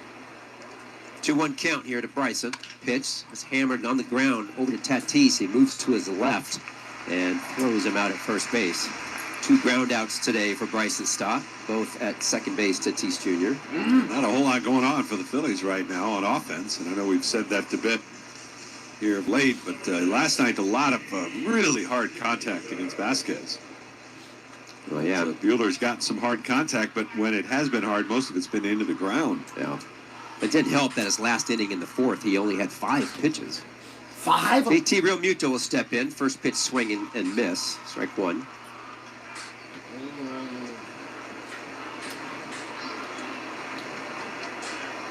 Buehler throws everything. He's got all these different pitches. I know a year ago, he had a ton of glove side miss. He was trying to do different things to get in the zone. Next pitch is a ball. One of the things he tried a year ago, because he was having so much trouble getting guys out, was to limit it from 7 pitches to 3. When he was with the Phillies, he was trying to back off the pitches, and he didn't have a lot of success with that. So now he's back up using everything he has. 1-1 pitch. The ball's hit off the end of the bat again to Tatis, who fields it on the run right over the second base bag and throws JT out. Jesus. Made by the second base. Jesus, Tatis, man. Jesus. She did what? SpongeBob, close that door! She did what? SpongeBob, close that door right now!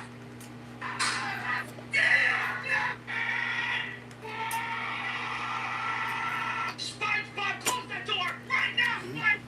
Too late. SpongeBob!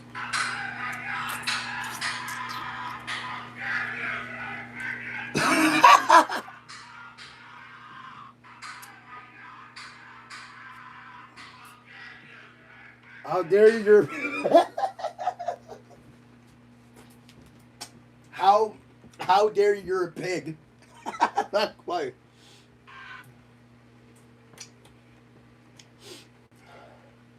How dare you're a pig?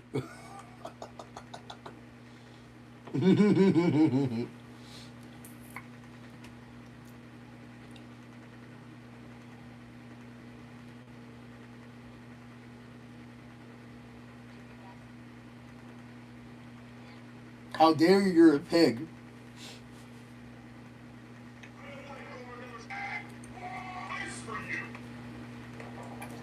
Of course! What?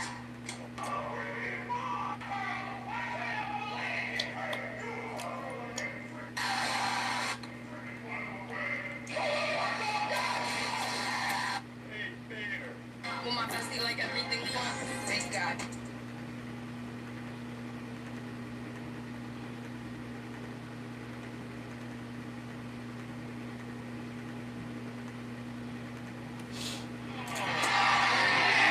Vegas goes back to the Stanley Cup Finals. They sweep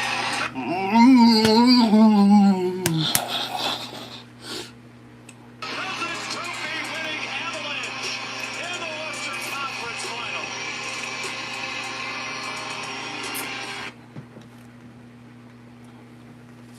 And he's at 41 2/3 innings pitched, and those are all scoreless. So he now has that Phillies record over Grover Cleveland. Old Pete, as they used to call Grover Cleveland. Old Pete. Old Pete. Castellanos will step in from the right side. Had a base hit back in the second inning. First pitch he sees, he's swinging. Fouls that ball down the right field line, out of play. Well, there's different stat services, of course, and one that we get help from all the time, Sport Radar, can only look back at single season scoreless streaks as far as 1920. Oh, 1 pitch is a strike. Obviously, the Grover Cleveland Alexander one is pretty documented as well, but for the purposes of this discussion, as far back as 1920, there's only been one left-hander to throw a longer scoreless inning streak in the history of baseball than what Christopher has done here in the month of May. One left-hander, Carl Hubble. 0-2 pitch to Castellanos, misses inside. That was in 1933. From July into August, he threw 45 1/3 scoreless innings. Now, they will probably uncover some others dating back much further. Still digging. Yeah.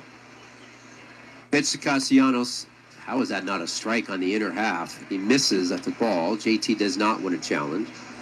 And that's a pitch on the inner half that Christopher's been lights out during this month. That inside sinker that he'll throw, the location has been really, really good.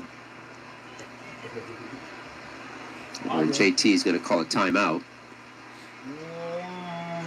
I'm not sure if there's a problem with the. Looks like there must be something with the ABS here because the pitch com. Yeah. So, excuse me, the pitch com. Because he's calling the umpire out with him, and now they're calling Diego There you out. go. Yep. Well, that's the other thing that's been so impressive about Christopher's, and you just gave that stuff about Hubble over 2 months. Christopher's done it all in 1 month. Well, his actually started in April. Christopher's? Christopher's. The last start of April, he gave up 2 runs in the first inning of his last start in April, and then 6. That's where the 2/3 is from. There you go. He went 7 2/3 that night. 2-2 pitch to Nick. That's hit right out in front of the plate. Sanchez bounces out, bare hands it and throws him out. Got it by a full step. Nice play by Christopher. The grass here is so short. I mean, it is so tight. And you come in and, I mean, I'm sure it's great for a fielder, right? Coming there, but you see him kind of pounce and claw that ball down with a bare hand. It's great for fielders, but it also, when it's tight like that, it's fast. And, old Wrigley Field used to have long grass, and it would slow the ball down by the time I got to you. I like that. Pick it up when it stops rolling. That's right. The hitter is Freddie Fermin, and the first pitch that he sees is a ball. Well, in the month of May, Christopher, of course, has 0 earned runs. Only Orel Hershiser was the only other one to do it in a single month. A 1-0 pitch fouled straight back.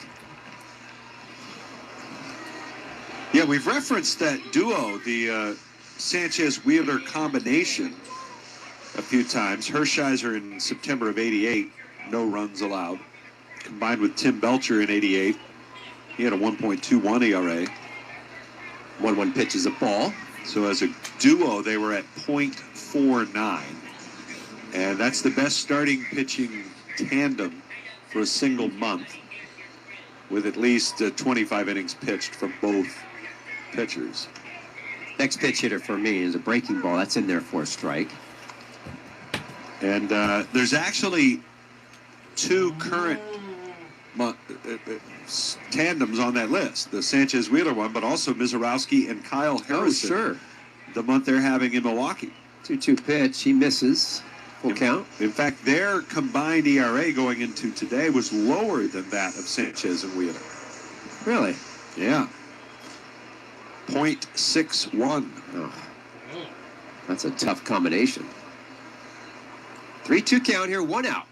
Pitch to Fermin. This ball's hit hard to center field off the end of the bat. It's going to hang in the air for Justin Crawford, who comes in and makes the catch. That's 2 outs here in the bottom of the 5th inning. That'll spin the lineup now. Fernando Tatis Jr. will step in. Still no score. Bottom of the 5th inning.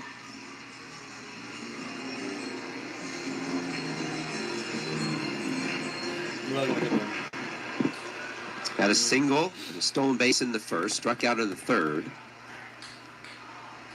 The first pitch that he sees, that's inside for a ball. There's been so much discussion about Fernando Tatis Jr. and no home runs. He really, though, is producing in just about every other way. And one of those ways is he's been getting on base like crazy for the Padres. 1-0 pitch. That's a ball. It's low. Batting average-wise for the Padres, they're last in baseball. Their on-base percentage overall is tied for last in baseball with the Mets. I mean, in the lineup today, for crying out loud, they have 4 hitters below the Mendoza line. Crazy. One of them's their cleanup hitter. Yeah. 2-0 pitch. That's hit the other way, and that's a base hit through the hole. He didn't hit it hard, but directionally perfect, and that's the second base hit for Tatis. Tatis has the only hit to lead off an inning. Every other hit has come with 2 outs against Sanchez. That's another way the streak gets life and gets extended. You get those leadoff hitters out. You don't give the opposition as many chances to move a runner, you get a ground out, and these kinds of things. And Miguel Andujar will step in. The pitch, that's way outside. Nice job by JT to reach it. Tatis Jr. will try to steal at base at some point, guaranteed here. Now he's dancing all over the place as he gets his lead. Playing Andujar to pull. Sanchez, the pitch. He misses again. That's a changeup away. That's two changeups now back-to-back that have missed badly. yeah, some of these games he's had big leads, 9-1, 6-0, 6-0. Obviously, last week it was scoreless through 8 innings. Tatis is dancing. Sanchez checks him. The pitch, swing and a miss, way out in front. So these last 2 games, you get a guy on, and if there's somebody with speed, the way Tatis does, this is more than just about the streak. This is about, they're going to try to take a bag to get somebody in scoring position to perhaps take a lead. Sanchez checking the runner. The pitch, inside corner for a strike. Good pitch with a sinker. Count runs 2-2. Whereas if you've got a 5-0 lead in the 6th inning of a game that you're, putting up the streak, you don't have to be as worried about the base runners. Right. That's a good point. 2-2, 2 outs. Runner on first. And they pick over to first. Tatis Jr. gets back. Well, Padres, of course, could care less about this streak. They're just trying to win. Sure. They're one of 5 teams that have not been swept yet. Trying to avoid that sweep today.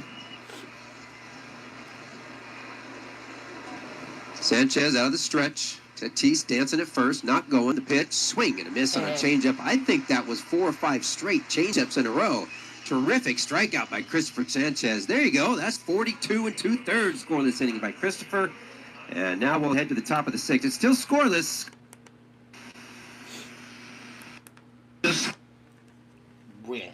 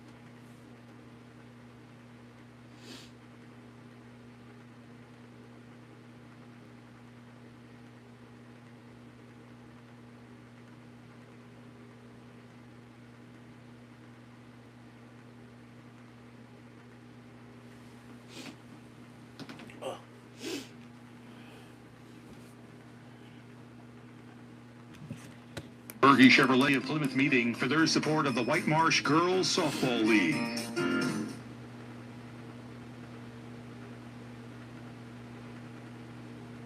Here, Chick-fil-A, a nugget of the game, May 27th, 1923. Center fielder Cy Williams hits his 15th home run in the month of May, setting a club record for the most homers in a single month. First pitch to Adolis Garcia, misses for a ball, 1-0 the count. No score, 6th inning here in San Diego, the pitch. And Garcia hits one sharply, but the shortstop Bogarts, 2 steps to his left, will scoop it up and throw to first. And that is out number 1. Another ground ball out. Adolis Garcia, over the last 19 games, including today, has 6 hits in 58 at-bats. And in those 58 at-bats, he has struck out 27 times. Here's Crawford. Hitless over 23 straight at-bats. The pitch is a called strike.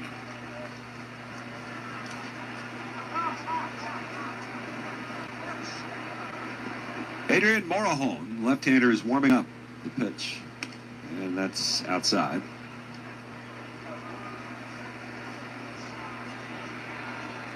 Andujar is just behind the edge of the grass. Down at third base, the pitch. Swung on, hit in the air, foul on a play down the left side. And it's 1-2. Crawford bounced out to first base his first time up.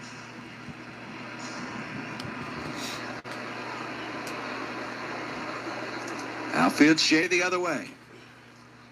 And Buehler's pitch. That's a fastball that misses up and in. Backs him off the plate.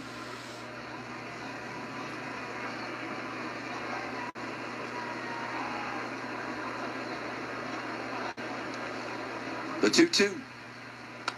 And this is looped back up the middle. A base hit for Justin Crawford. He ends his 0 for 23 streak, and the Phillies have some speed aboard with one out here in the 6th. Finally got that hit. Now, coming into this game, he was third actually on the list as far as the longest offer. There are two other players. One was 0 for 32, and another, I think it was Seager, is 0 for 27, but he's hurt. Well, he wasn't going to keep climbing, so he needed to get that hit today. Now Sosa. And the pitch. He takes down and away. Could be the last batter here for Walker Buehler. As you've got the lefty Morejon ready to go to face Kyle Schwarber. It would be the third time around against Buehler today. Crawford leading. Good throwing catcher behind the plate. Buehler at the belt. He kicks and deals in the pitch. Ooh, it hit him. And got him in on the hand. And Sosa in a little bit of pain right now. Dropped the bat and shaking out his left hand, which he does wear the protective guard on the backside of the hand, but clearly in a little bit of pain right now. And Don Mattingly coming out. Christian Bermudez, the trainer, is already out there. And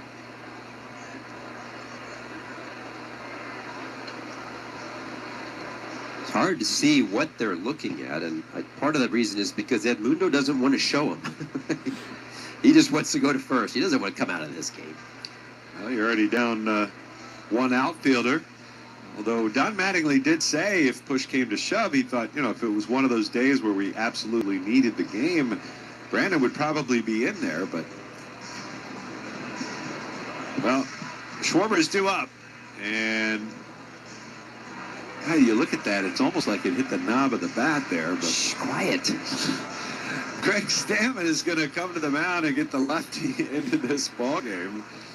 Wow. Is it just me? I mean, the monitor here is a little hard to tell. We've got a pitching change.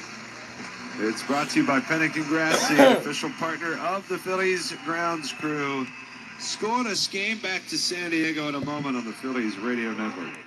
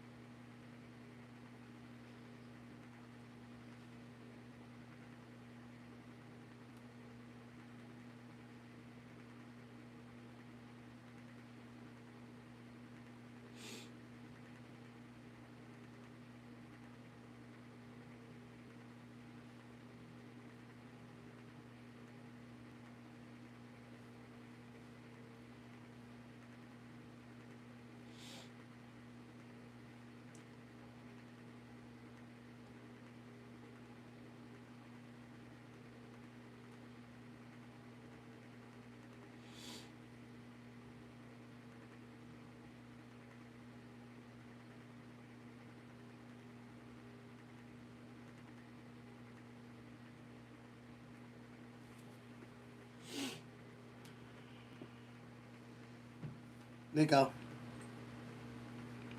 Hi.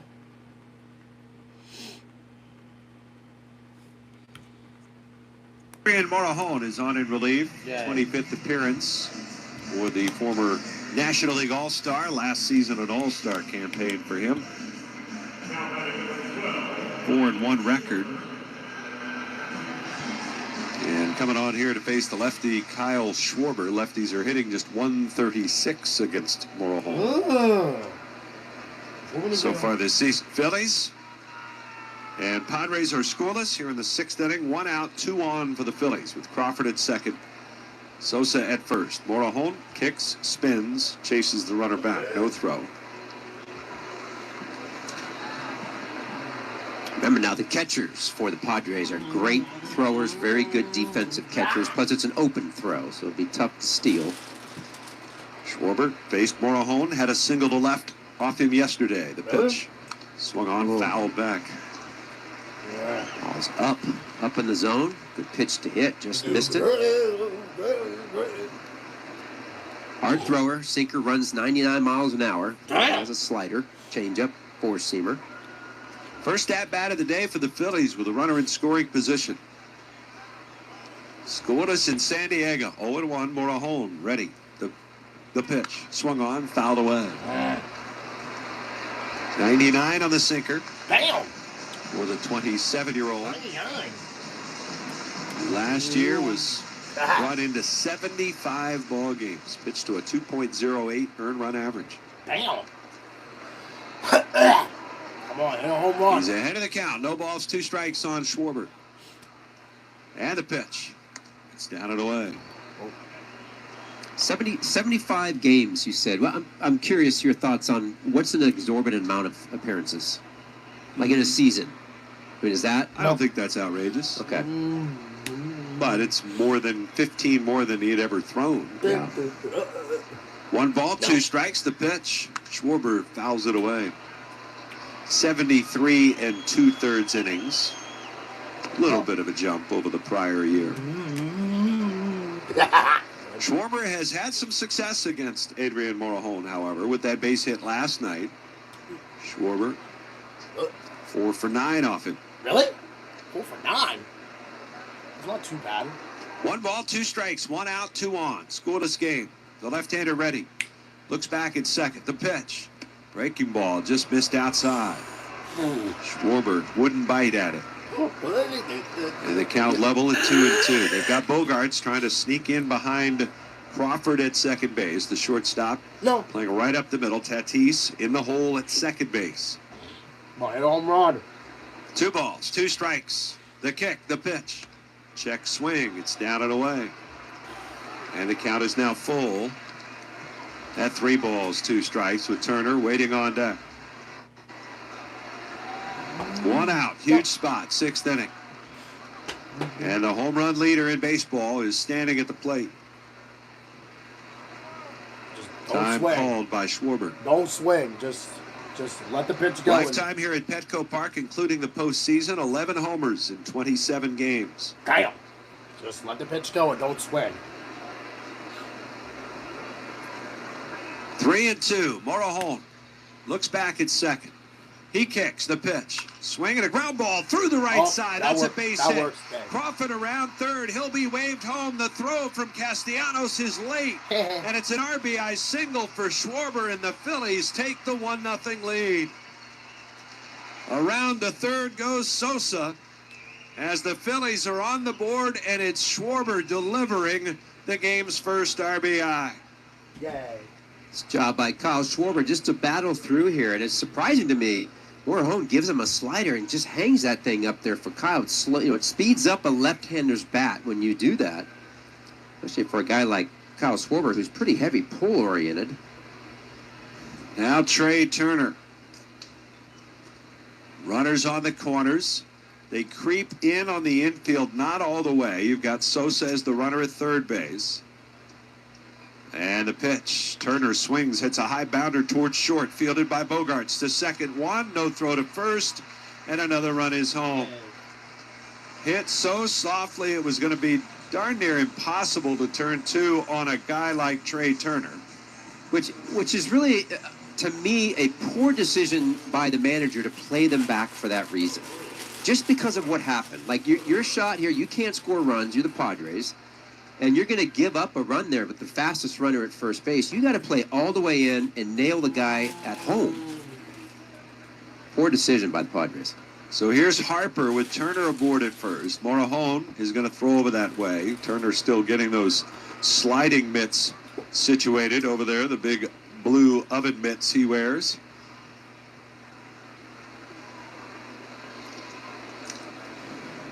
Two down, Harper the batter.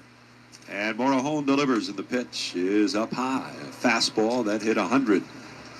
They asked Marsh last night after talking about his finger. He says, "Yeah, I'm going to have to go full Turner," talking about the sliding mitts because he only Full wears it on Turner. one. I got to go full tray. 1-0. Runner goes. The pitch is taken up and in. The throw to second, not in time. Turner nearly sliding off the backside of the bag, but he hangs on, and he's got his 11th stolen base. And a good time to try to take it there. See if you can't steal another run with Bryce Harper waiting at the plate. Give him an RBI shot.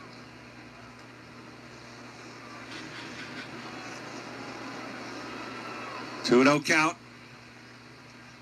The pitch. Breaking ball, and that's in for a strike.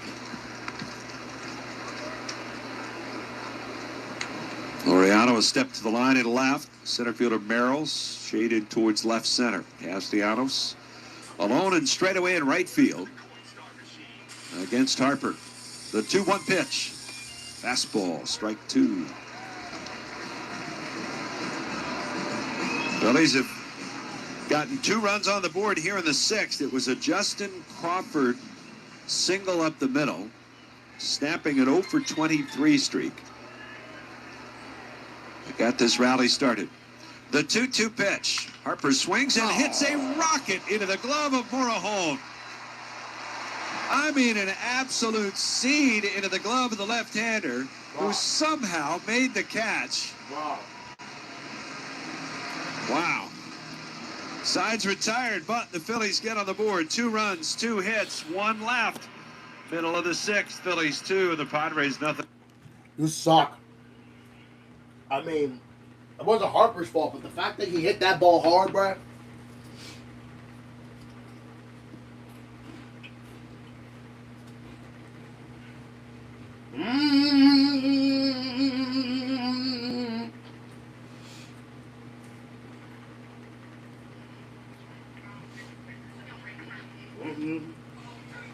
That.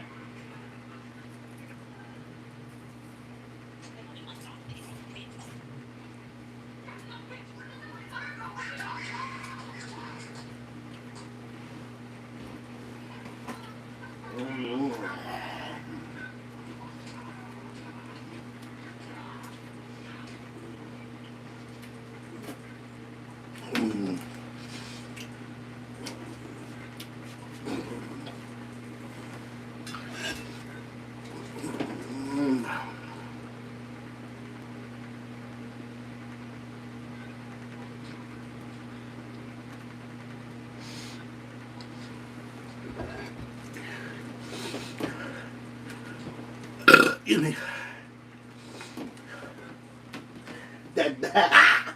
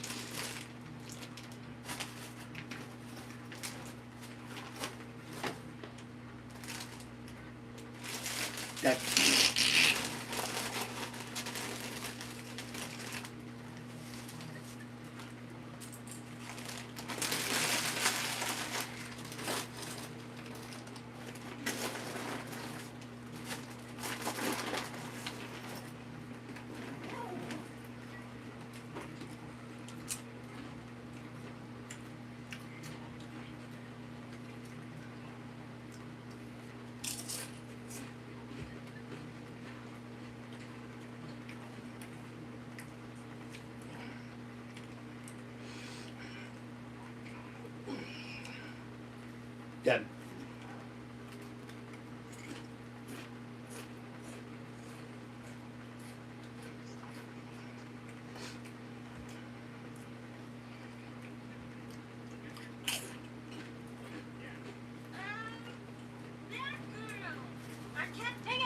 So today we are fighting a boss, hit Batman, really likes. Don't be like that. So today, basically, guys, what we're gonna do is opening some lucky blocks, use different ones every time. Which on an 0-2 pitch, I'm not sure he would normally do that, but he gets the call overturned, and it's a strikeout. And that'll be the 8th strikeout of the day for Christopher Sanchez.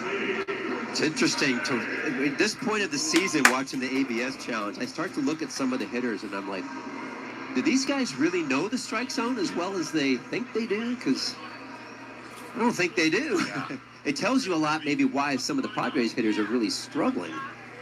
Here is Machado, who's 0 for 2 today. And the pitch is a breaking ball outside. Machado hit a long fly ball to left to the warning track in straightaway left field. He homered that way last night. It looked like for a moment off the bat he might have ended the streak. The 1-0. Swing and a miss. Changeup. And it's 1-1.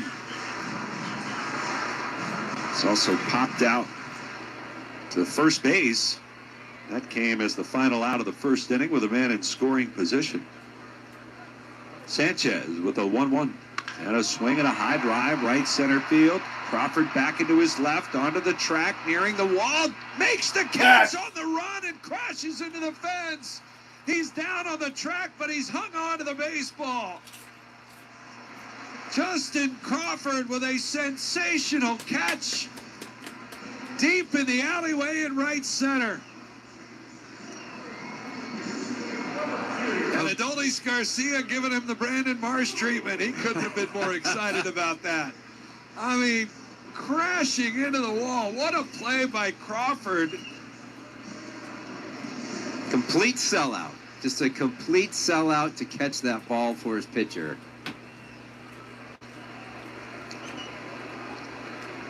And what a smile from Sanchez, clapping the backside of his glove, applauding the effort of Crawford as the next pitch is fouled back off the bat of Xander Bogaerts.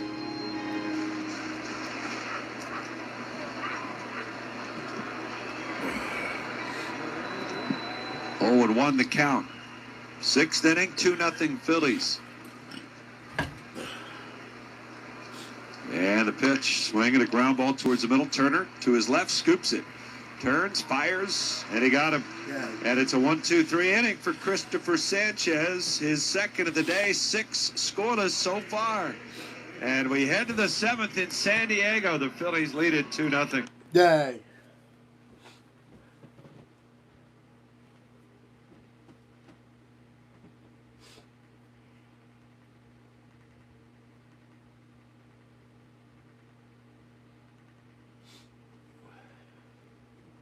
Sharply into right field, base hit. Crawford's around third. The ground sharply into right field, base hit. Crawford's around third, heading for home. Here's the throw by Castellanos, not in time. RBI single for Schwarber.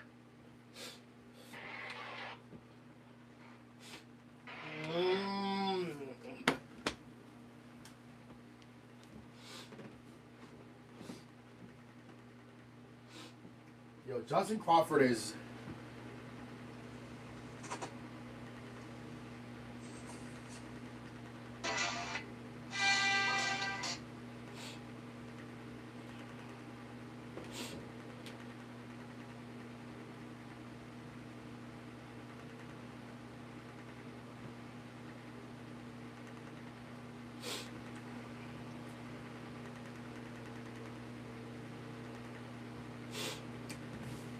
Yay. On the 7th, ladies and gentlemen. Sportsmanship, the safety, and of course, the Phillies branded design. From backyards to ballparks, King Swing.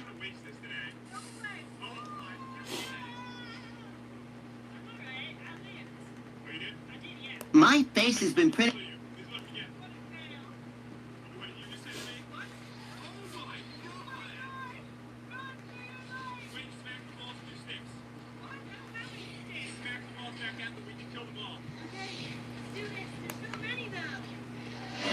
Top of the 7th inning, your PGW game summary. Well, the score is 2-0. Phil's on top. A couple of runs in the 6th inning. RBI single by Kyle Schwarber. RBI by Trey Turner on a fielder's choice. But the story has been Christopher Sanchez. He's still going into the 7th inning, throwing 6 innings, 5 hits, no runs to this point, 8 strikeouts, sitting at 43 and 2/3 scoreless innings. PGW fueling the future. New pitcher for the Padres here in this 7th inning is Jeremiah Estrada. First pitch is popped up, shallow right center. Going back for it is Tatis. And he makes an over-the-shoulder, little Willie Mays-style catch to pull it in. One away as Bohm pops out on the first pitch. He's 1 for 3 today. Got to bring up Bryson Stott. Estrada, third pitcher used today by San Diego. 18th appearance, 3.18 earned run average. A 1-1 record. Estrada with a pitch. And that one is over for a called strike. Estrada, who made 77 appearances last season. Right-handed pitcher, but he was a dominant against lefties. A 170 opponent's batting average for left-handers last year, and it's even lower this year. 148. And that one just missed breaking ball. The splitter he throws is a big reason why. He's able to neutralize lefties. 1 ball, 1 strike. The pitch swung on, hit in the air, right center. Merrill is over and calling. He will make the catch. 2 down. Well, the Padres bullpen has been really their bright spot of the season. I mean, in the month of May, they rank first in just about everything. Opponent's batting average, ERA, on-base percentage. They've been really good.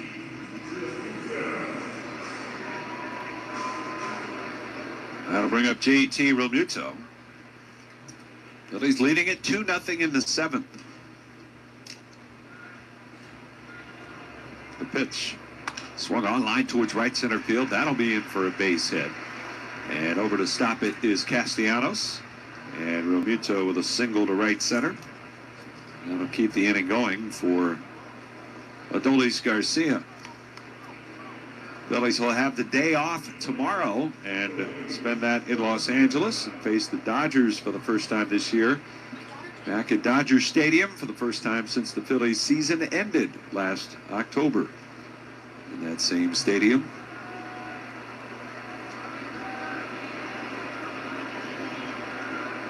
The pitch. And it's up high to Garcia. 1 ball and no strikes. The Phillies, it sounds as though they're going to make some slight adjustments to their rotation this next time through, but not ready to divulge what those are. 1-0, swing and a miss. They were willing to say before the game today that Zach Wheeler would indeed pitch on Friday night on his regular day.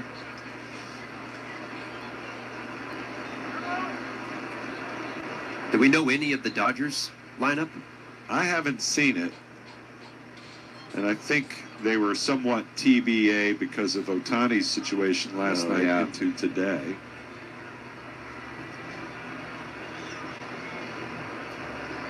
Throw over to first, and diving back in is Realmuto.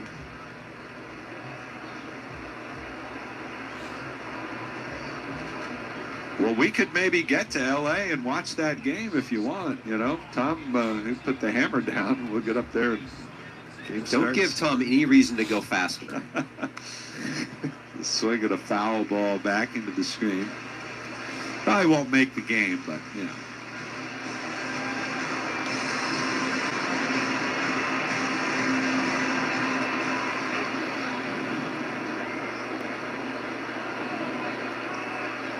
One ball, 2 strikes on Garcia. And a pitch. Check swing. That's a little bit high. 2 balls, 2 strikes. Crawford waits on deck. He started the 2-run rally. His 1-out single in the 6th. The stretch by Estrada. And his 2-2. That's a little bit high. And so the count is full. JT will be off and running.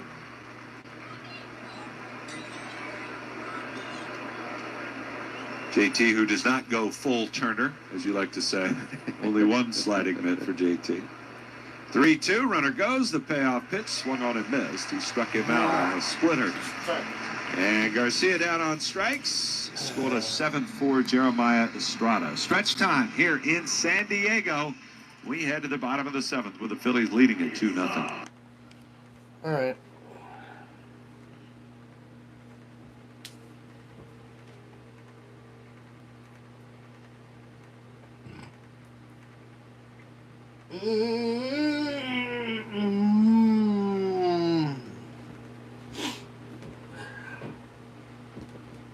Nico. Hi, Nico. Come here. Nico's being a bum. No. Oh, I win. Nico.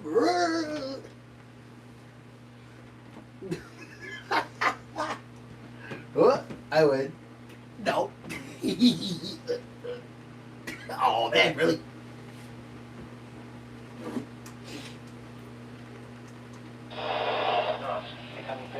Variable.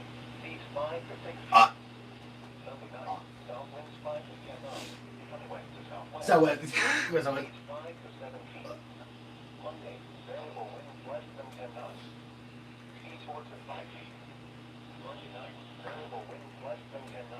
Damn.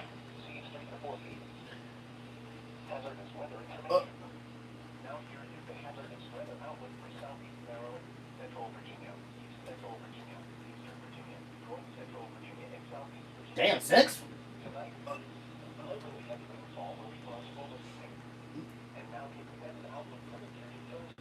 Thunderstorms. Oh. Good. Cloudy.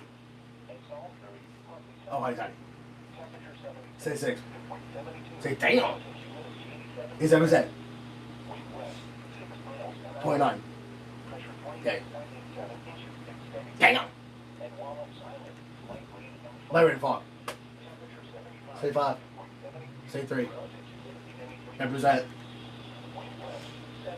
7 miles an hour.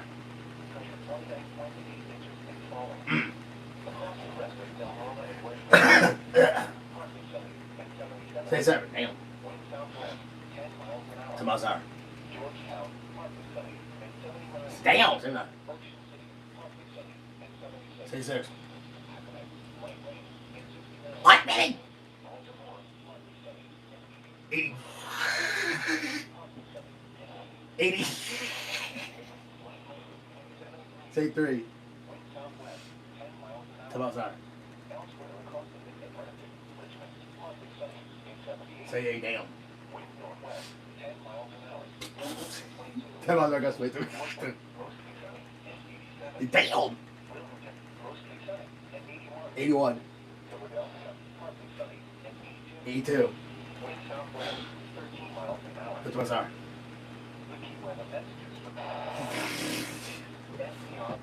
SBR. SBR. SBR. SBR. SBR. 10 miles an hour. 10 miles an hour. Well, I thought Adolis Garcia might actually leave his feet here. It would have been pretty scary, though. He's kind of going into an angled wall. And I don't know that he was 100% sure that he wasn't going to dive and slide headfirst into that wall. Nice effort, though. Phillies are getting some action going in their bullpen, which we would assume is rather depleted today as far as the back end guys are concerned. Here's Castellanos in the pitch, swing and a miss. Nick had a base hit in the second inning with 2 outs, put runners on the corners. Sanchez got out of that with a ground ball to third. Padres so far today 0 for 5 with runners in scoring position. 0-1 the count. And a pitch. Swing and a ground ball towards short. Backhand pick Turner. The throw to first in time. Beat him by half a step. Yeah. Jonathan Bolin is the first one up in the bullpen. All right. We're going to assume that there's no chance. Well, there's no chance. Let me not assume anything. There is no chance Yohan Duran pitches today. Okay. Last night was 4 out of 5. He's thrown 65 pitches in the last 5 days. Brad Keller has thrown 2 straight and 3 of the last 4. So if he went today, that would be 4 out of 5. Orion Kirkering, exactly the same. Caleb Cotham is going to the mound to have a word with Sanchez. Now, Bolin, Chase Sugar, Jose Alvarado, Tanner Banks, Tim Mason, they have not pitched in this series. And in the case of Sugar and Alvarado, they haven't pitched in a full 5 days, neither one of them. Dang. And, Alvarado, he's definitely one of those guys that I think we've seen over the years is a little better with a little more regular work. Yeah, and that means he's a little better when he's a little tired. Yeah. Dead serious. Yeah. Like some guys are better that way. I'm with you. Well, that means that if we can't use Duran for the bottom of the ninth, then that means we have to use somebody else to close it out. It could be either Tanner Banks or Meza or Alvarado that is gonna close it out. If it actually goes that far. If it does, then someone else is gonna pitch. I mean, someone else is gonna get the save. Well, yes, in this case, it is a safe situation because we're only up 2-0, I think. The Padres with the now 0 for 6 with men in scoring position. They are 0 for their last 31. Damn! The dam is going to break at some point for this team. Yeah. Phillies trying to get out of town before that happens. The 1-1 is a fastball, and that looked like a pretty good pitch, but it's called in off the plate. Each team with one ABS challenge remaining. Here in the bottom of the 7th inning, 2-0 Phils. Oh, it's still 2-0. The stretch. And the pitch. Oh, 2-1. Fouled away. I thought it was 2-1. Trying to stay hard away on Ty France yesterday. It's kind of the same thing. I don't know that they were particularly great pitches on the outer half yesterday, but he kept trying to get to it. I think if you go out there, you can actually elevate, but make sure you get it up and out of the zone. 2 balls, 2 strikes. Sanchez ready. He kicks and the pitch. Swing and a miss. He got him. We have 2 outs. And pounding his fist into his mitt, Christopher Sanchez puts up another scoreless inning. Yeah. It's 7 scoreless today. Yeah. And he finishes with a strikeout on Ty France. And that'll send us to the 8th. It is 2-0 Phillies. Yay.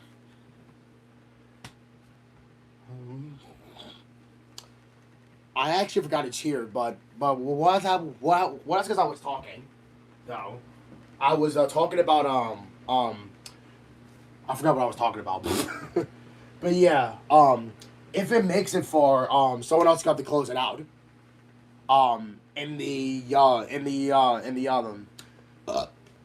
Sorry, excuse me. Someone else got to close it out. If it actually goes that far. If it does. Hopefully the Padres don't score any runs. So far they're not. Well, see, they're struggling. I mean, they are struggling. Yeah, but... Oh, wait, we have off tomorrow? So do I. So do I. I have off tomorrow as well. So do I. From work, by the way. This is what I meant to say. Yay. I'm actually happy to have off tomorrow from work as well. well, listen. I need these 2 days off that I have. Desperately. Because I've been working for almost a week. I feel deserved to have off. I mean, but hey, you know what? At least I managed to burn a lot of calories, within this, within the 6 days that I worked. I managed to burn a lot of calories, though. So I'm not mad.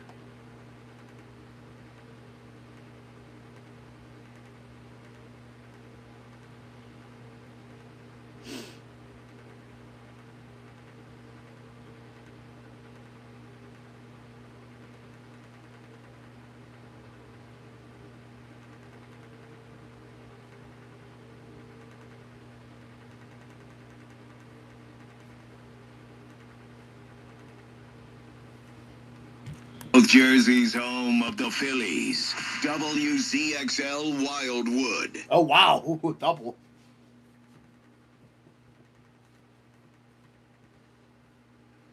With Kevin Stocker, I'm Scott Fransky with you from Petco Park in San Diego, California. 2-0 ball game. First pitch of the afternoon for Jason Adam is in and up near the chin of Justin Crawford for ball one. New catcher into the game, Rodolfo Duran. Christopher Sanchez, 100 pitches on the afternoon. Looks like he's done, and his scoreless month of May is done as well. Pitch is a called strike. Well done. Finishes today with 9 strikeouts, no walks, 6 hits given up. Oh, wow. 7 more scoreless innings. 6? They 1-1. It's outside. It's 44 2/3 scoreless innings. A third of an inning shy of the longest ever by a left-hander in baseball. Really? Who would that be? 2 balls, 1 strike. Here's the pitch. Who would that be? Fouled back into the screen. His next start, of course, will be back at home at Citizens Bank Park some point during the upcoming homestand, also against these Padres. Oh, wow.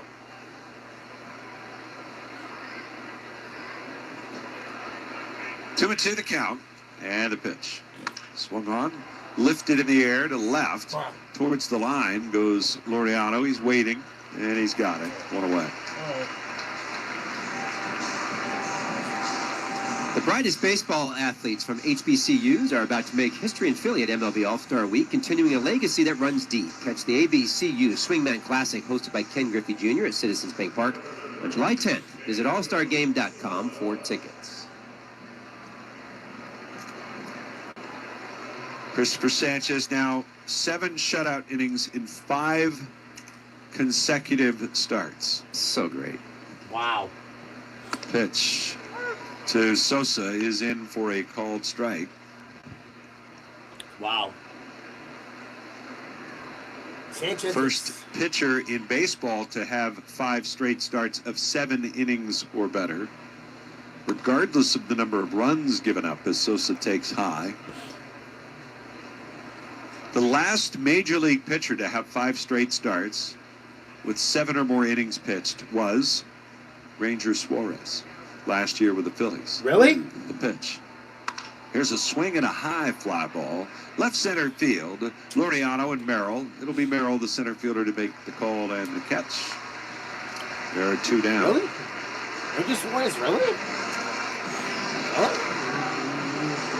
Such a great run, and so important for this Phillies team that for him to be on that run just until the offense can kind of find their footing, which they're getting there. Some of the guys have come out of kind of their funks and stuff, but I mean, those between him and Wheeler, and then you get Luzardo's been pitching really well. Nola yesterday. It's so important to have at least the pitching staff and your defense working well. Here is Kyle Schwarber. Has the big hit in this one. An RBI single to right. He takes a strike. He's going to get a home. That was in the 6th inning. They brought in Morejon to face him. Worked the count full. Took some close pitches. There's a check swing. The pitch was down and away. No swing. Well, we got to get another home run, actually. We got to get another home run, to extend the road game streak for that. If we don't, then that's fine. Adam. Set of the belt. Kicks. The pitch. That's outside. Well, the sun is fully out now. It has been kind of disappeared the last couple of days, as are the awnings. It's the first time I've seen the awnings, which are right attached to the top of the dugout. There's an 18-inch automatic awning that comes out for the players on both dugouts. The pitch. Ground ball, right side, and Sheets couldn't get it going to his right, but Tatis can. He'll throw it to first. Did you bring a tape measure? Wow. 18 inches. Wow. I mean, you just carry one around with you? Yeah, just spun it out. Just in case. There's different ways to measure it. We're going to the bottom of the 8th. Phillies leading it 2-0. Wow. All right, well, then I guess that will work.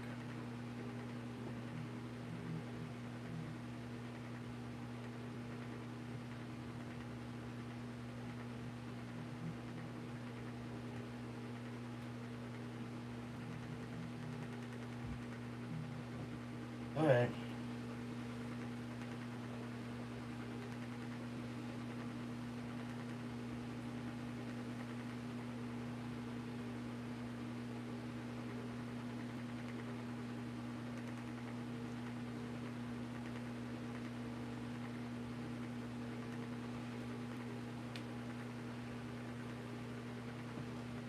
What the f?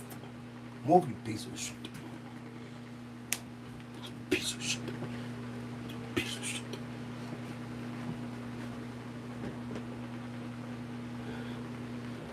What? My phone's dead.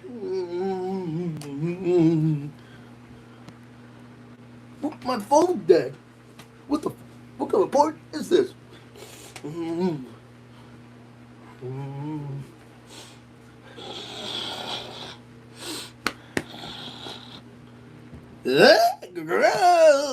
Bomb the eighth time. Bomb the eighth time. Hopefully we can get a sweep. I mean, listen, even if we don't win this game, I mean, I don't care. As long as we won the series. I know Sanchez made history.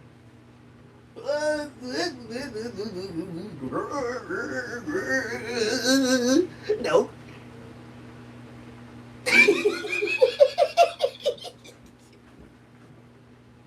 Ow. I wheezed.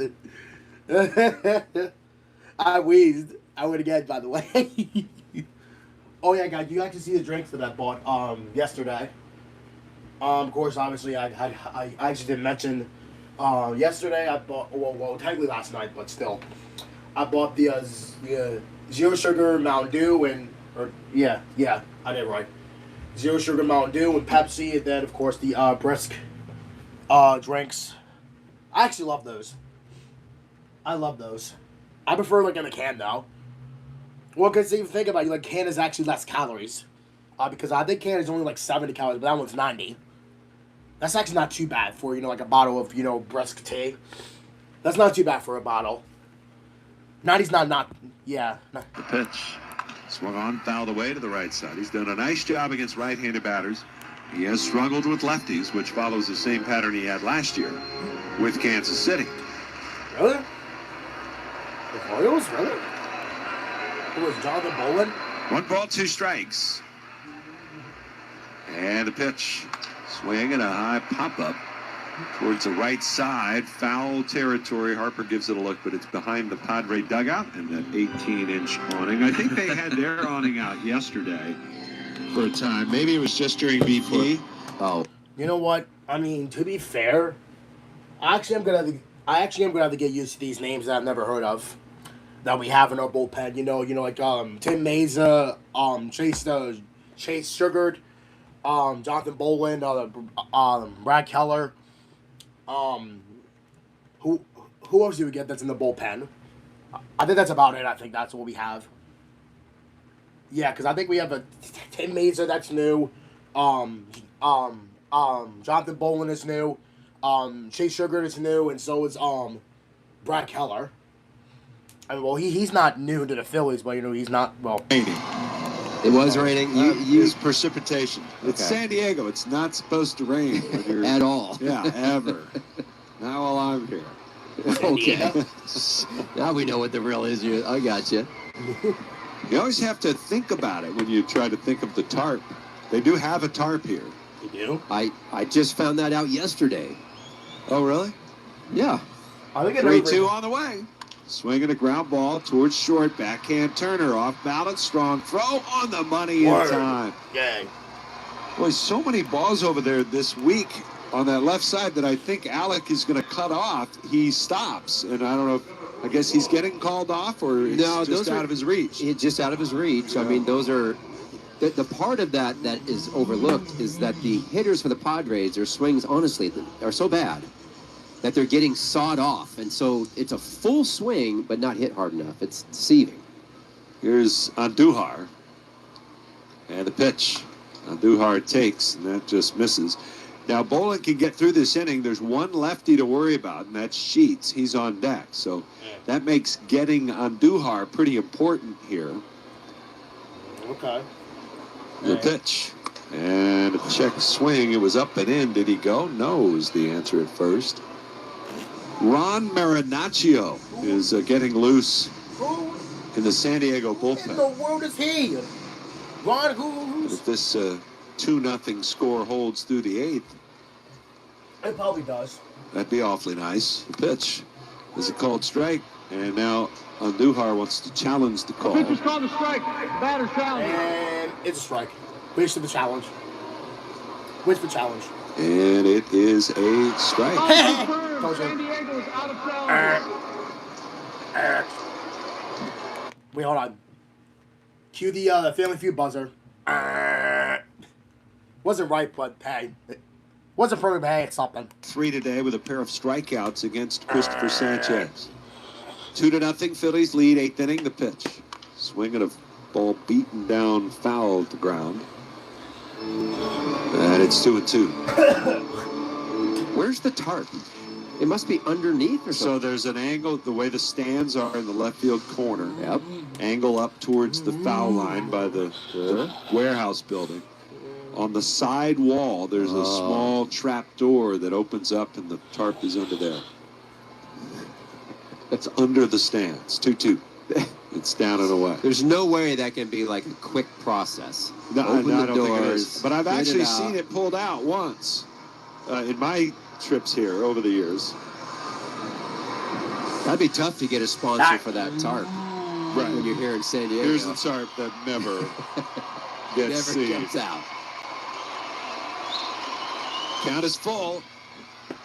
Miguel Andujar with 1 out. Here's the payoff. Swing and a bouncing ball to short. Turner waits back, gloves it, throws to first in time. And Bolden gets the 2 righties. He still hasn't allowed an extra base hit to a right-handed batter all season. They are 5 for 32 against him overall. He hasn't walked a right-handed batter all season. That's great. 5 for 32. God damn. God damn. This will be a good test here. Sheets 0 for 3 with a pair of strikeouts. The pitch. Way inside. 5 for He jackknifes 32. out of the way of it. Lefties are hitting .344 against him. 2-0. Phillies lead. Bottom of the 8th inning. Bolden kicks the pitch. And it's outside.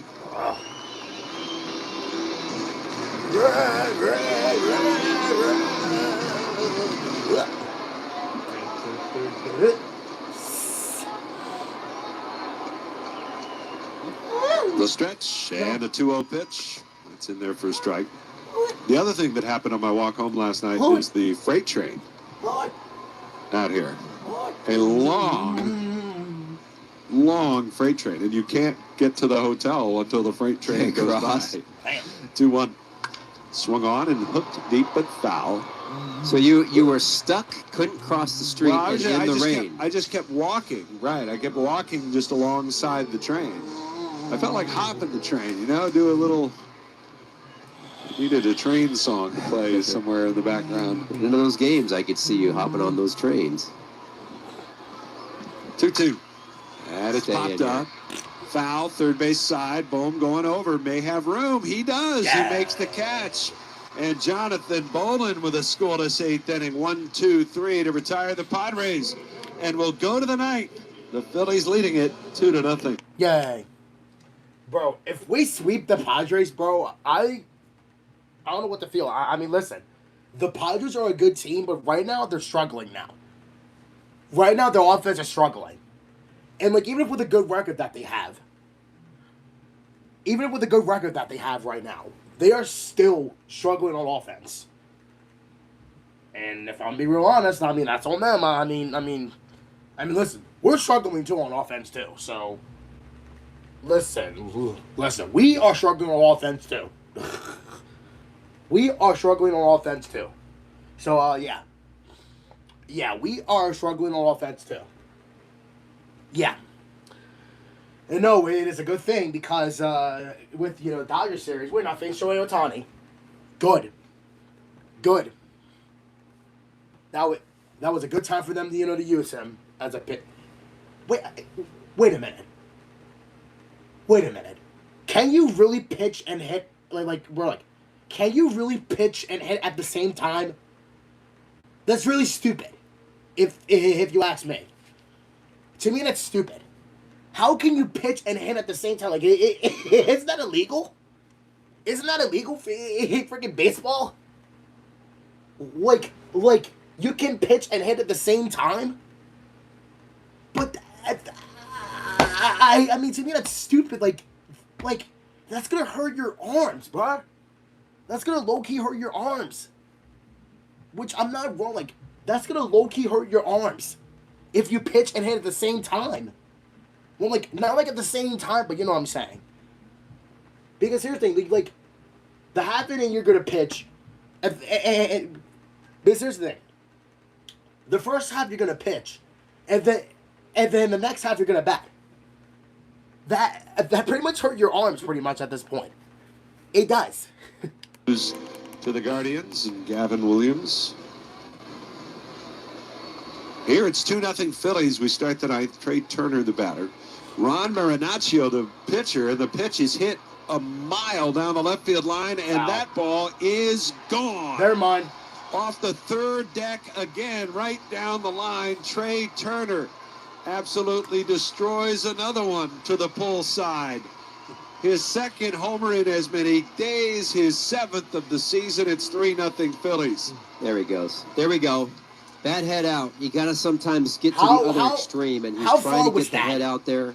The great thing about that, too, is he pulled it down the line, and it stayed fair I said rather than foul. hooking it. I said That's foul. the ball I said flight foul. that Trey has been looking I said for. And foul. you do that by getting the Hooking hands in the foul. proper position. Barry Bonds I was said great at that. foul. Well, it was really just a question of whether or not it was going to be fair. Here's It was- Harper, it and was he's foul. out in front of a changeup. It was foul. And it's 0-1. The way the building is set up, there's 3 different terraces of balconies coming off the building. How far The was foul pole is painted right on the edge of the building. How far was that? Harper's going to challenge the strike call. The pitch was called a strike. One of a challenge in the ninth. Phillies have one last challenge remaining. And it was a strike. Call is confirmed. Philadelphia is out of challenges. All right. Well, listen, we have a lead, so it So doesn't matter. Turner with a home run. His second How straight day far with a was homer. that? And the pitch. Harper takes that stand low on the changeup. And that gives some extra cushion for Jose Alvarado, as he will be the guy to try to close it out All right. in the bottom of the ninth. Jose Alvarado. All right. Fair enough.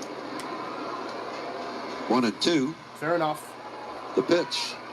Down and away. It also gives the Phillies a home run in 11 straight road games. Yay. The longest since the Phillies had 11-game streak in 2019. Really? Mm. Really? 2019? 2-2 the count. The pitch. Swing and a ground ball to the right side. And Tatis has it. He'll throw out Harper. He's conserving energy on his walk to first. Jogged. Job.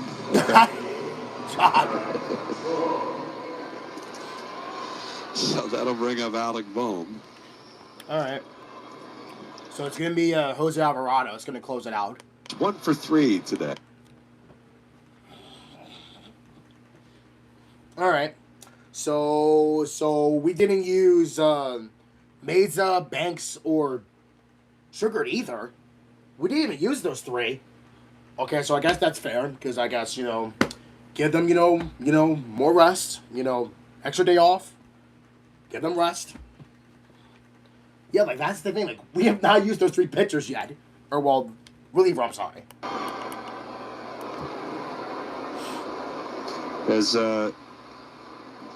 Has your pal Jason Stark checked in with you lately about his National League Cy Young stuff? He's avoiding me. Is he? I don't think he's avoiding. No, he's not.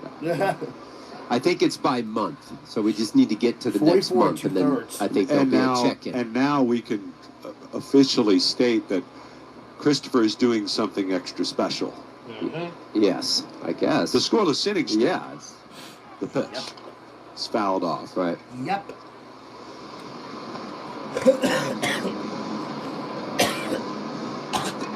So who's going to be the pitcher of the month, though? Do you think all the voters vote for all the strikeouts and the 100 miles an hour of the Mizorowski? kid in Milwaukee? They better not. Oh, They better not vote for him. I think it's going to be Christopher. 1-2 pitch. Swung on, hit in the air, right field. Back and towards the line goes Castellanos. He will get there and make the catch. 2 down. No, I think when you start getting into what Christopher has done in the month, that only one other person has done what he really has done this month. They better not pick Jacob Mizorowski for the freaking pitch of the month. They better not pick him. They better not. Because listen, just because he throws... Listen. Just because he throws his pitches like 100 miles an hour or more, doesn't mean that he's better than Christopher Sanchez. Baseball. The last one to do it was Brandon Webb in 2007. Dang. He was the last pitcher to do that. The pitch 2007? is down low. Nearly 20 years ago. 2007? He had 5 straight starts with 7 innings or more and 0 runs allowed. Dang. Who? Before that, it was the Hershiser streak. The pitch. Down low. Before that, it was both Bob Gibson and Don Drysdale in 68, the year of the pitcher. Dang. And the only other one to do it is the Chicago White Sox Doc White in 1904. Pitch. There's a swing and a drive to center. Straight away, going back is Merrill, nearing the track. He gets back there and makes the catch on the warning track. All right. And the side is retired. Well, the Phillies get an extra run thanks to the home run by Trey Turner. And they'll try to finish off a series sweep as they lead the Padres 3-0. Bro, if this is going to be the same score as Monday, I would be so crazy. It was crazy.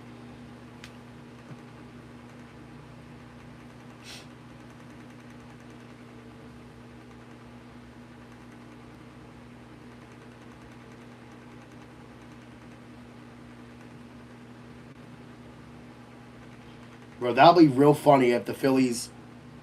Bro, wait, hold on.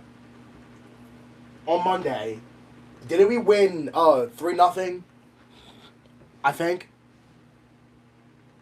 On in the first game, yeah, we won 3-0. I think, or was it 4?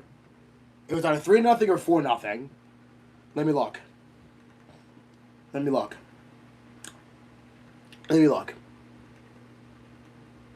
was 3-0.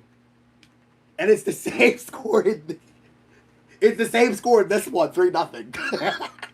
It's 3-0 in this one.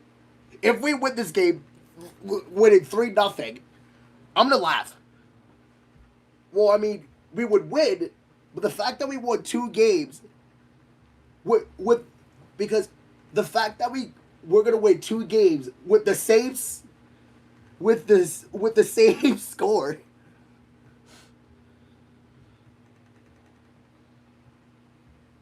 It's going to be real funny. I wish we had a no-hitter, though. I wish we had a no-hitter. I wish. I mean, well, yes, it is impossible to have a no-hitter nowadays. Well, that's not what Michael Lorenzen did back in 2023. Against the Nationals. I think it was in, like, early August. I think it was, like, the first game or the second game. That we played at home. I don't remember for sure, but I will have to look back. 7 wins, which would be quite remarkable. Wait, say that again? Their last 7 wins, if they shut out the Padres today, 3-0, of their last 7 wins, 5 would be shutouts. Wow. Bang! The pitching has been just unreal. Here is Manny Machado to lead off. Jose Alvarado delivers. His first pitch is in for a called strike. It's been a little bit of a break here for Alvarado since his last appearance last week against Cincinnati. Alvarado, the 0-1. And it's up high. Faces Machado, Bogarts, and Laureano with a 3-0 lead. It's been a while since we watched this Alvarado. Alvarado, the 1-1, fouled off. Phillies scoring 2 runs in the 6th inning, 1 more run in the 9th. Of these shutouts, by the way, they've got 2 3-0 wins. Really? Saturday against Cleveland, Monday against the Padres. 2 6-0 wins back-to-back at Pittsburgh on the last road trip. Here's the 1-2 pitch. That's up high to the backstop. And that means the Phillies, if they complete this shutout today, in their last 5 road games would have thrown 4 shutouts. They would be 5-0. Really? With 4 shutouts. Really? Today going for their 7th straight road win overall. Really? Here's the 2-2 pitch. And that missed up and in to Machado. Well, close pitch, count full, 3-2. Again, no Duran today. Johan Duran has pitched. well, I mean, to be fair, it's only 3-0, so. 4 of the last 5. Next pitch, swing and a miss. Blew him away. A sinker at 100 miles an hour. And Manny Machado is down on strikes. 100 miles an hour. 0 for 4 today. Dang, 100 miles an hour. Damn. Damn, Alvarado, 100 miles an hour? 100 miles an hour? Well, I mean, it's not as fast as the other pitchers. You know, like Mason Miller's one of them. Oh, actually, yeah, I am actually happy we did not get to see Mason Miller. Good. Good. I'm glad we did not get to see him at all. But we might, though, soon, if we actually are losing, though. When we face her again in Philly. Which, of course, Mason Miller is a former A. Well, A's. Well, because, you know, athletics is what it is what it stands for. A's. Well, because yes, he was with the A's before, and now he's with the Padres. I think he's actually a really good closer too, though. He is, because because he also throws heaters. Mason Miller does. So does Chapman. I think it's I don't know his first name anyway. I think it's spelled Adornis, or no, Adornis, I think. I don't know how to pronounce. I don't know.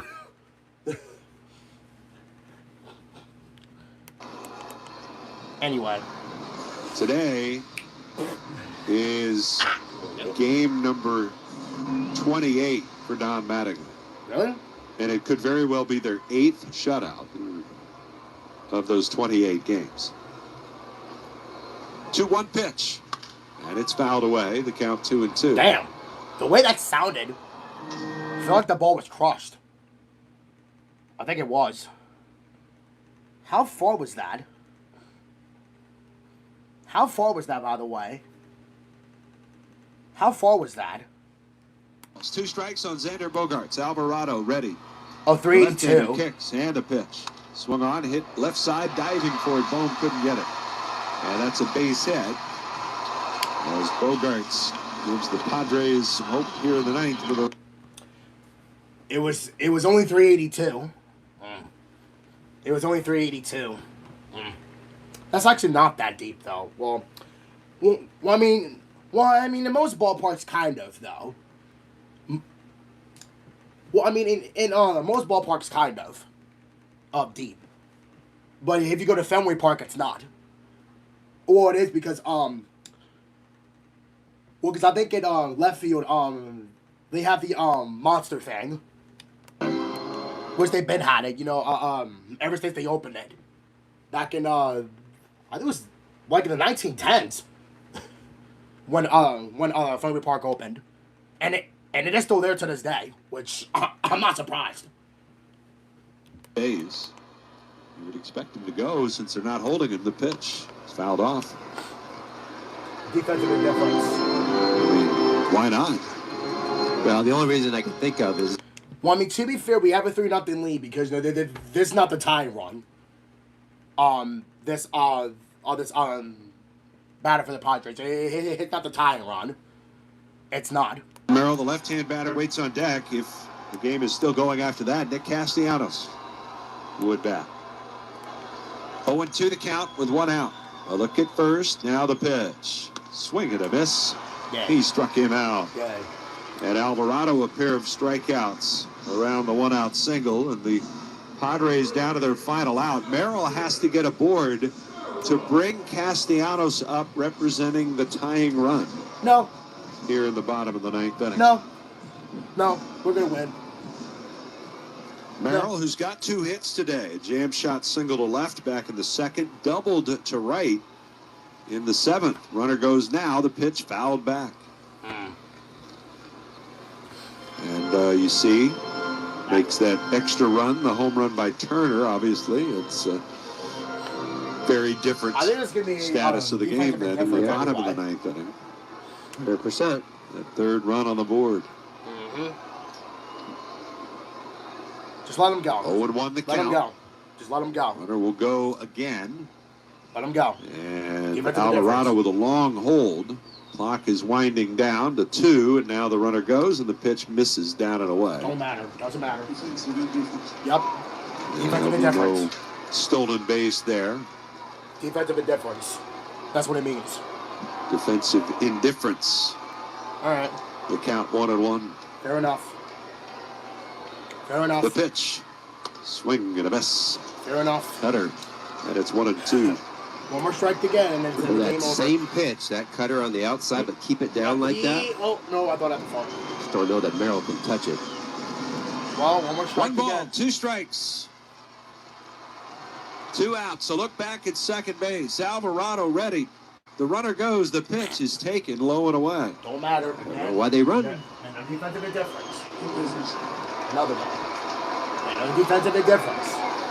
Count is even, 2-2.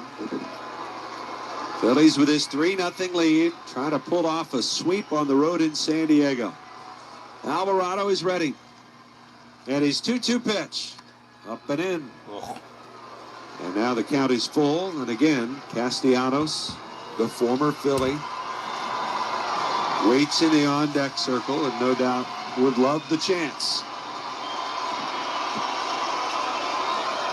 Come on, get it. 3 balls, Big 2 hit. strikes. Big hit. The left-hander Hit it. fires. Big hitch. And it's popped up. Popped up. Left side of That the works. infield. Boom's calling. He's got it. And the Phillies sweep the Padres, a pair of shutouts, as Christopher Sanchez keeps the scoreless inning streak alive. Alvarado gets the save, and the Phillies get out the brooms in San Diego. A 3-0 final. Now that sounds so good. Christopher Sanchez, just fantastic offensively, putting up enough runs, and it's great to get out of San Diego with those three wins, for sure. 3-0 the final. The Phillies win it. Back with the totals and a recap right after this. There you go. Phillies sweep the Padres. Bring out the brooms. Bring out the brooms and listen. What a wonderful performance by Christopher Sanchez. Just a wonderful, literally, what a wonderful performance by Christopher Sanchez. Give him all the credit you can give him. 7 innings. Well, even though he gave up like a few hits, but listen, hey, at least there weren't runs. And listen, again, I gotta give respect to the Padres though. They actually had plenty of chances to score, and they had numerous chances, to score in this game. And same with the one the other day. Same with Monday. They had plenty of chances to score in this game. They had numerous of chances, but yesterday, give them credit. They almost tied the game. They almost tied the game yesterday. Even though I didn't listen to the bottom of the 8th. I didn't, because obviously it was, I think it was just because it was late, too, so. But listen. The Padres had numerous of chances to score in this game. They had numerous of chances of scoring this game, but obviously our pitching is just too good, I guess. But listen, we get a day off, sweep the Padres, great. Bring the brooms.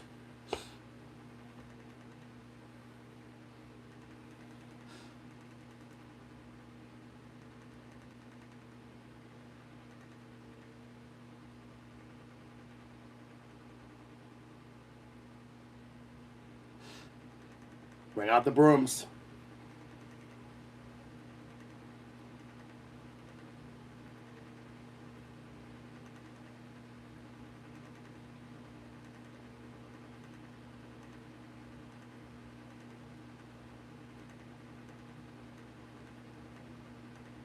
Look at that.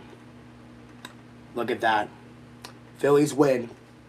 How about that?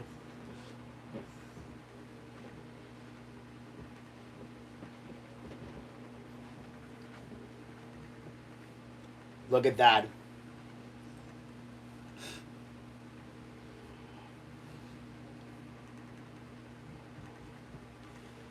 I think, you know what?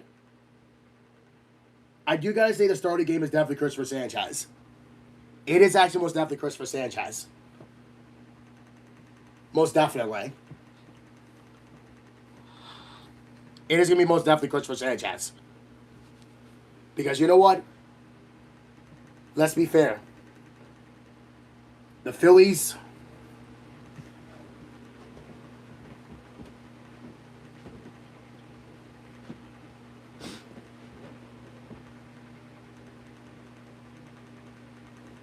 And Christopher Sanchez.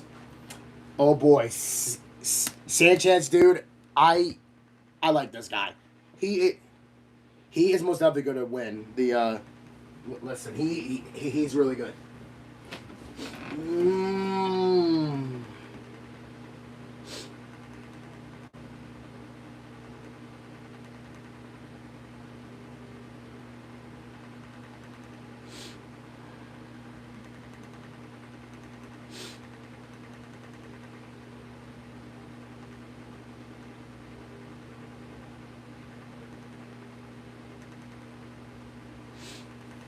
This is amazing. Philly sweep the Padres. This is amazing.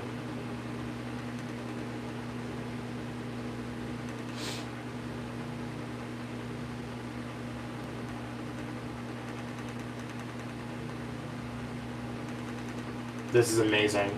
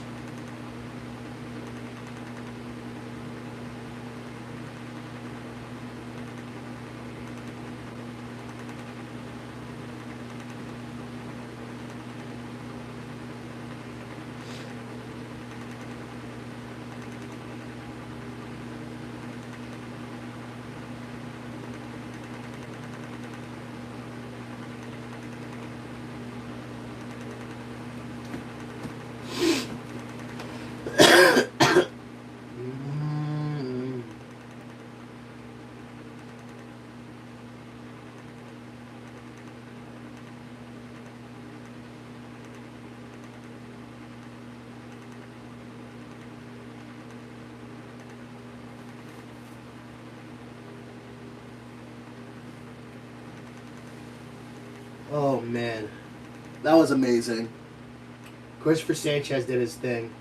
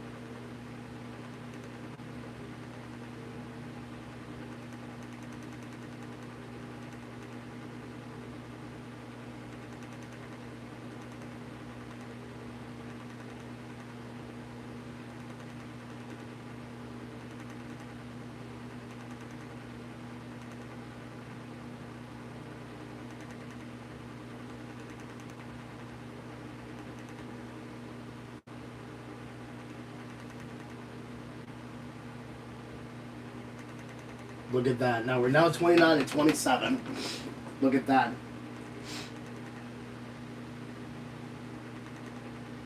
They tried.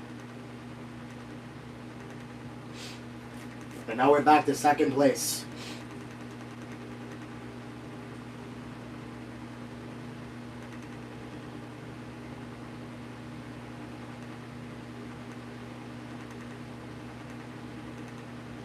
Damn. Damn, Diamondbacks.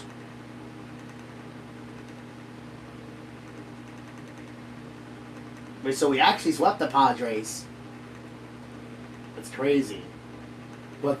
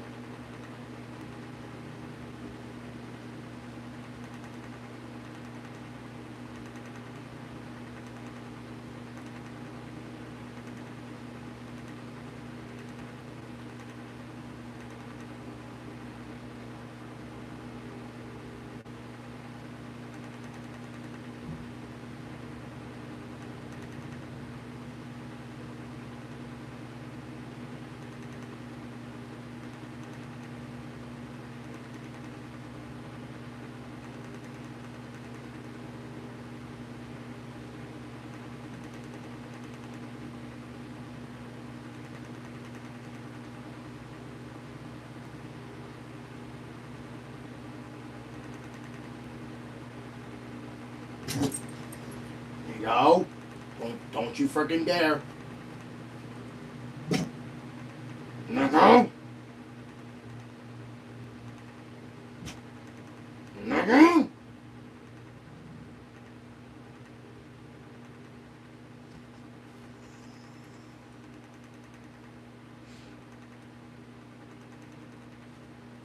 Oh my god, we're still out? Jesus. Oh my god, only by a game? What? Oh my god, because the Cardinals. Okay, but they lost 4 straight.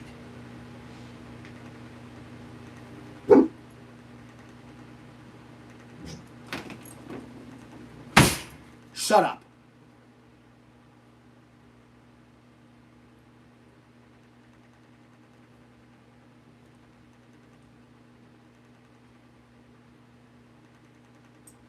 So who has the worst running differential? Negative 58. Oh, that's the Rockies. The Rockies have the worst running differential.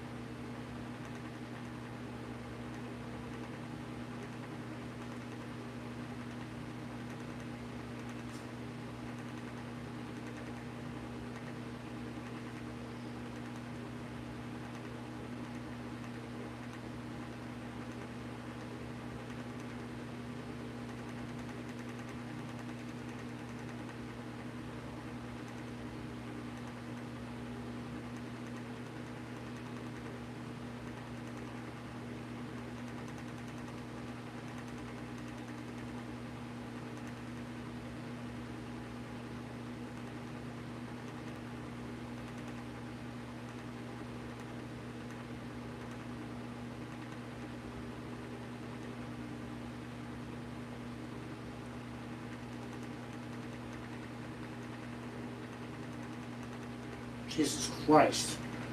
We are still out of the wild card spot, bruh? That's ridiculous. Oh my goodness. Look at this. The Cardinals, the Reds, the Pirates, the Cubs, and us have 29 wins. Oh, wait, yeah, and so does the Nationals.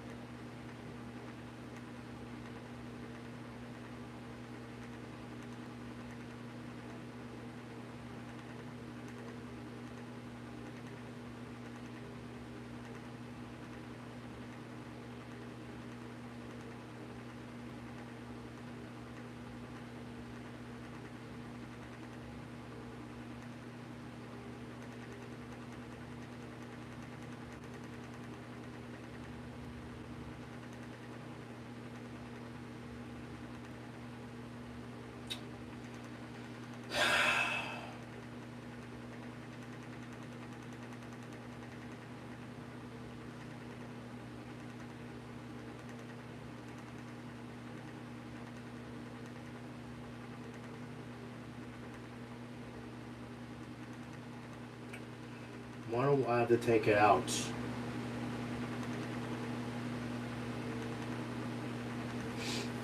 At least the Phillies won. You know what? I think I'm gonna eat before I have to watch Philly Feud. No, not Philly Feud. I'm sorry. I'm sorry. I messed up on my sentence. Oh look, my radio's charged. Yay! And you frickin' farted. And you just frickin' farted.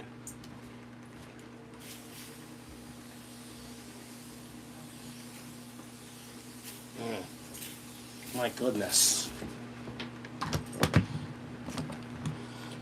Oh, wait, this is my pad. Oh, 30s. Oh, Jesus. My pad's at 36. Holy good lord. Oh my god, my pad's at 36%. Holy frickin' balls of roonies. Oh, I need to turn my camera off. I need to turn my camera off. Well, I already took out the trash from my room. I actually did that way, way earlier. All I need to do is just...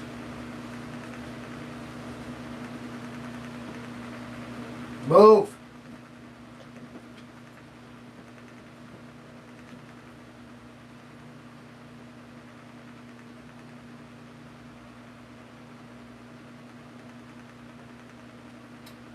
Well, the only thing I need to take out are these. For right now until... You?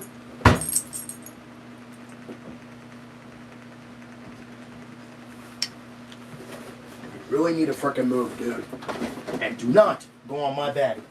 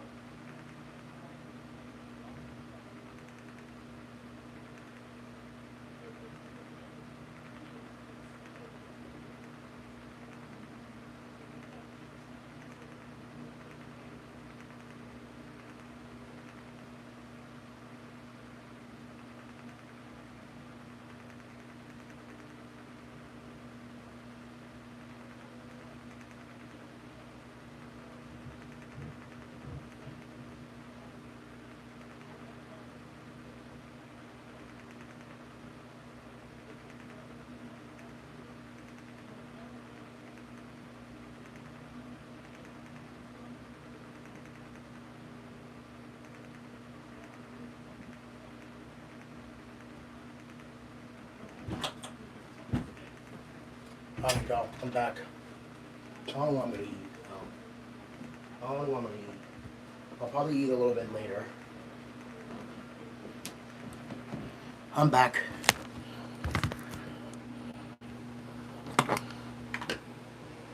I'll probably eat like a little bit later. Right now, obviously since there's no Family Feud, I feel like, you ready to go?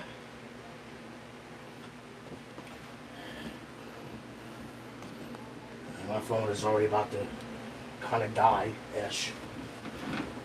Swing and a miss. Got him.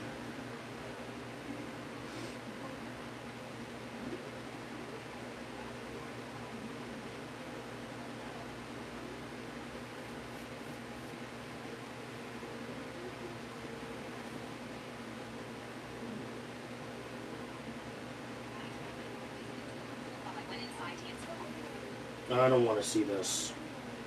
I don't want to see that.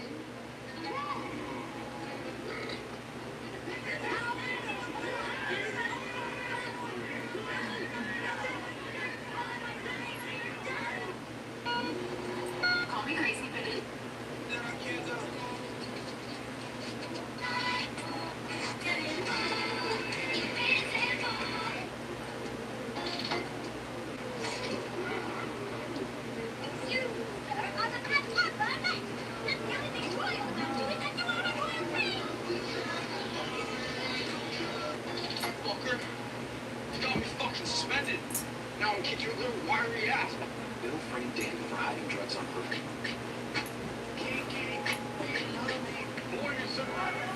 Boy, you're such a beautiful, rainy day outside, isn't it, Boomer?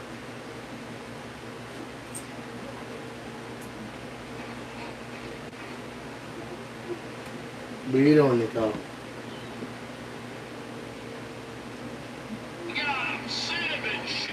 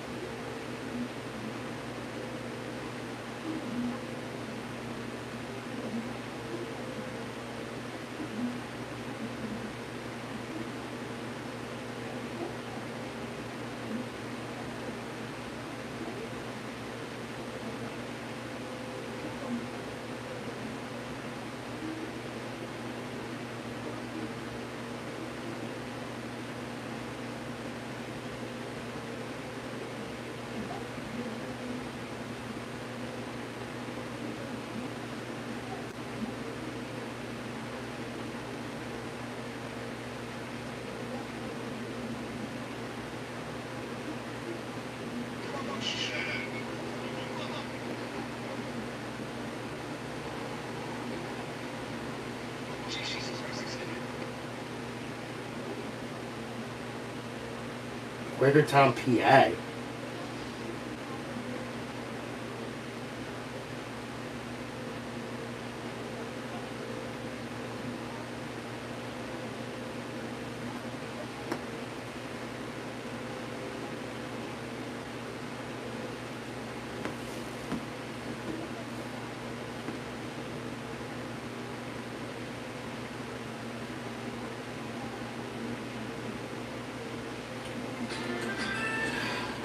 Dude, really? Here come a sicko and you're the one that landed on him?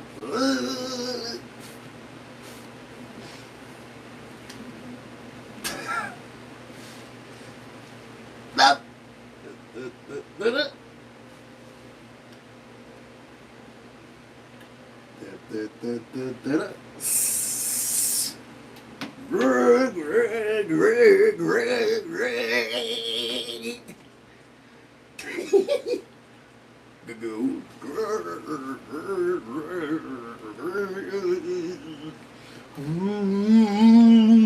Dana Point, California. He's an economist. And JR, even though no one at home will recognize you, this is not your first time on the Alex Trebek stage, right? Tell us why. That's right, Ken. So I was actually an alternate on the 2012 teen tournament. A teen tournament back in the day. Yeah, I had a lot less facial hair back then. Most teens do. Yes, like most teens. And I think the highlight was just having the chance to meet one of my childhood heroes, Alex Trebek. And he was so gracious with all of the contestants, let alone me as an alternate. Took a photo, and I had it hanging in my room for many years. I have to ask, why the 14-year gap? You're finally back. You know, life gets in the way, I would say. Well, thank you for making time for us. Rachel Ho from Wilmington, Delaware, is an instructional technologist, but in your spare time, something even more glamorous, if that's possible. An aerial circus performer and coach. No. I am. Wow. In my spare time, I can usually be found on a trapeze, performing or coaching at a studio in Wilmington. That's amazing. Yeah. You also do something called fire hooping, right? What is that? I got to try fire hooping thanks to a workshop run by one of my friends, and I learned very quickly that it's a hula hoop that's on fire, and if you hold it too still, it will burn off all of your hair. Oh, and you learned No that thanks. firsthand. I sure did. Fire hooping is a hula hoop that's on fire. No I thank guess you. you can see where it got its name. Our returning champion is Chris D'Angelo, a content manager from Washington, D.C., and a victim of threats from what? From hippos. 2 different hippos within the space of a few days. What are you doing to the hippos, Chris? So the first one had a legitimate gripe, I think. We were in Botswana, and at one safari camp, we were on a river cruise, and suddenly we heard a thunk, and then the engine gun, and we looked back, and there was a hippo coming up we'd apparently hit, but we got away quickly. And a few days later, we were at a different safari camp, and we had stopped to have a tea break, and so then the guides came up very urgently, very quietly, saying, please get back in the Jeep, please get back in the Jeep. So we did, and hippo came up out of a sort of a dry stream bed that we hadn't seen, wandering over. He clearly lost a fight and wanted to take it out on us. Maybe he talked to the first guy, Chris. Maybe your reputation preceded you. JR, it's your board. Where to? Roommates 1,000. Here's Ernie and Bert. People often say that me and Bert are an odd couple. Well, one of us is odd at any rate. This playwright got the idea for the odd couple from his divorced brother Danny, who was once also his writing partner. Chris. It was Neil Simon. Good for 1,000. Brands 1,000. BGE. Oh, Versus hey. barbecue cookers. I don't know. Rachel. What is the big green egg? That's correct. Canadian terminology for 6? The garburator is a device found in the kitchen. Rachel. What is a garbage disposal? Or in the kitchen sink? Yeah, that's right. It is a garbage disposal found in the sink. Canadian terminology for 4? The diagram shows why shooting the puck between the goalie's legs is known as putting it here. Chris. What is in the 5 hole? That's it. Roommates 800? Back to Bert and Ernie. I was gonna say that. It's a 5 hole. Like I keep hearing it in freaking hockey. Oh man. Chris. Who was Whitman? No. JR. Who was Emerson? Emerson's right. Roommates 600. This company started in 2007 with 2 San Francisco roommates renting out air mattresses on their floor. Air mattresses? How uncomfortable. But that didn't last long. Well, actually, Bert, today it's worth tens of billions of dollars. What? What is Airbnb? Fun to watch Bert learn about Airbnb. I was gonna say that. Big Country 400. Though it lost about 350,000 square miles of territory in 1947, it was still the world's 7th largest country. I don't know. What is India? India. The day of the Pakistan partition. Back to you, Chris. TV shows 400. Uncle Junior, Johnny Sack, and Richie Aprile. Oh, I don't know. What is it? On The Sopranos. Sopranos! That's what my dad watches. Objects at about 20 degrees north The latitude. Sopranos. That's what my dad watches. Relatively balmy negative 30, give or take. I barely watch it. JR. What is Mars? Probes on Mars, yeah. Roommates 400. Back to Bert and Ernie. Everyone needs their alone time. And a quiet place to count their bottle caps. And that's why roommates may want to avoid this type of apartment where one room opens right into the next one like the cars on a train. No idea. Rachel. What is a studio? No. Chris or JR? I don't know. It's called a railroad apartment. Railroad Back to you, apartment. JR. Roommates 200. One more time. Ernie and Bert. The great detective Sherlock Holmes had some odd habits. He played music late at night. He was messy. Sounds familiar.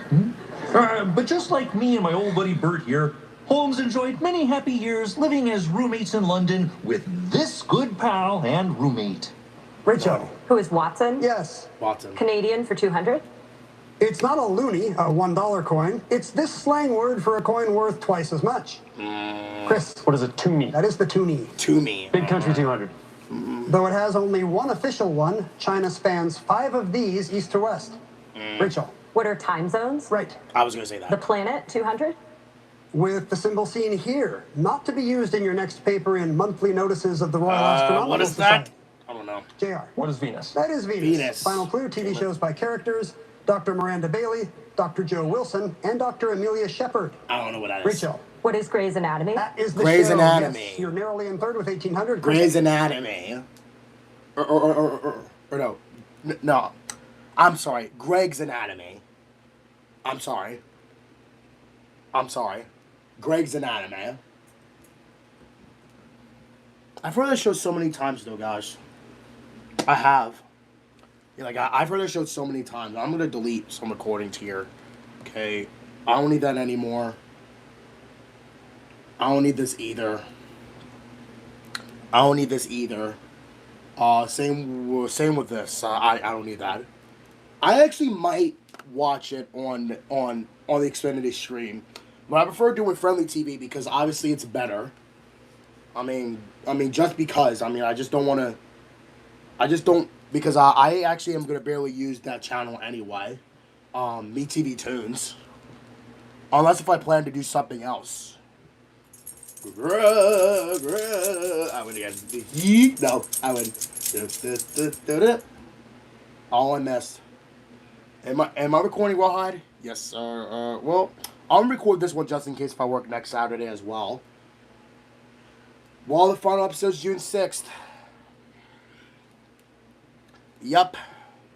We're June 6th. Almost there. I don't know. I mean, to be fair, I really do want to do Rawhide again, but I don't. Am I recording Three Stooges? This is a Saturday. Yes, I am. Okay. Sign off. What the frick? What the frick? Where's Saturday? Oh, there we go. Oily to bed, oily to rise. I don't know what that one's going to be on with. That one's with Curly. Wait, I thought Oily to Bed, Oily to Rise is with, or no, I thought that was with, I thought that was with, what's his face, Joe. Or unless it is oh no, it's, Oil's Well That Ends Well. It's that one. So I guess that's a remake of it. Yeah. Oil's Well That Ends Well is a remake of, Oily to Bed, Oily to Rise. The one with Joe's really funny, though. Oh, look at GMCA. We are professional, whatever. A refreshing change arrives Thursday. Yes. Oh, no, that's tomorrow, yeah. Yes. We actually need that relief anyway. We need that relief bad. Tired of the rain. Jeopardy.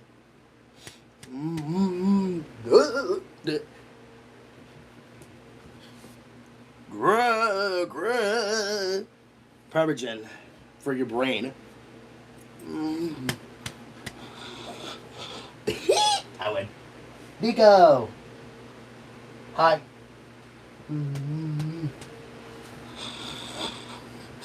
Double Jeopardy. Heated rivalries. Ooh. Heated rivalries. I like the sound of that category. National Spelling Bee. Oh, boo. Thank you, Rob Rayner. Who'd he? Rachel, where to? Heated rivalries for 400.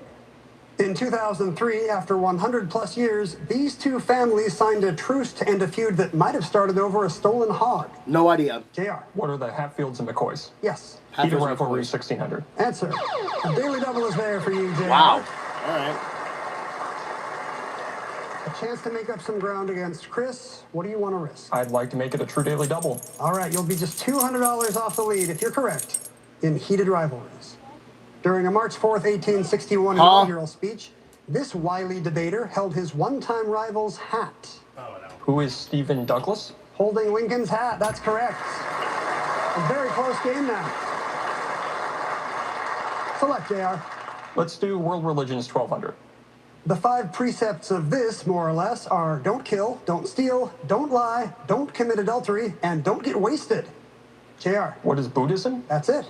World religions 1600? This religion's name derives from Sanskrit Jina, meaning saint or victorious one. JR. What is Jainism? Right again. Where we live 1600. This legal term for the principal place where you live is from the Latin for home. JR. What is domicile? Right. Adventurous reading 1600. The colorful stories in The Adventures of Him are loosely based on the tall tales of a real 18th century German baron. Chris. Is Baron Munchausen? Yes.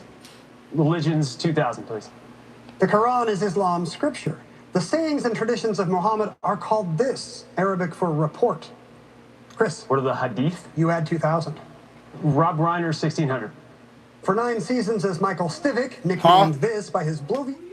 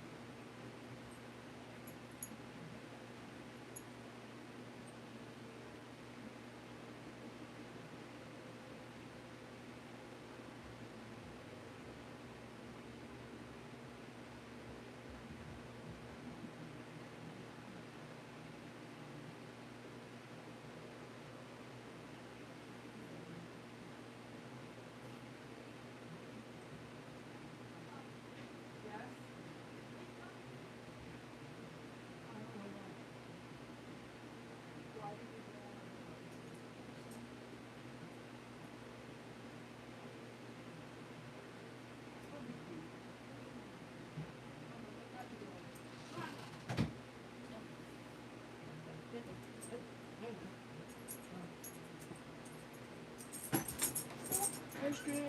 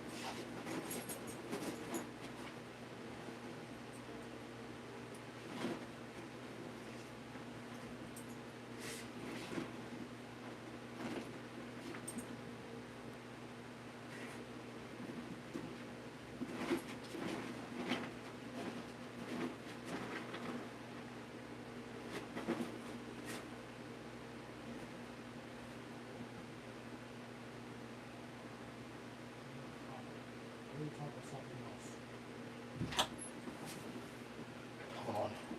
You went in my freaking lunch bag again. I'm gonna lock you up in the cage. Hold on. You know what?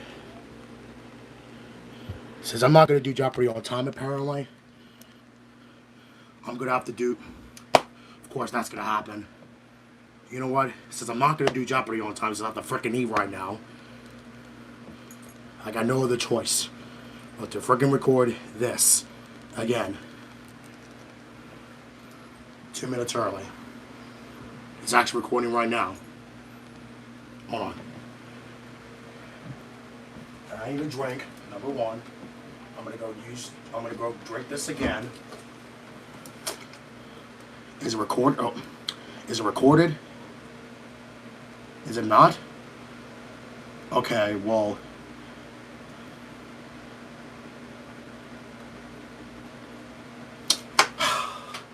Alright then, well, I guess since I did not record it, I thought I did. I thought I did 2 minutes early. I guess I'll have to do this. Before I have to, because now I'm actually delayed to freaking eat now. Hold on. This is, move Miko. I need to do this before I go downstairs and eat. Louis passed her.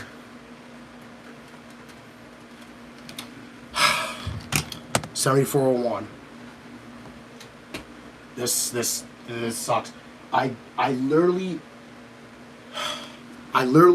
went upstairs, grabbed a drink, and now I didn't record it.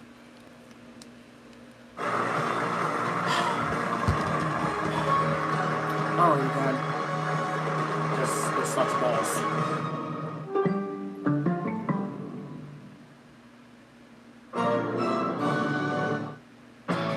Alright. That sucks balls.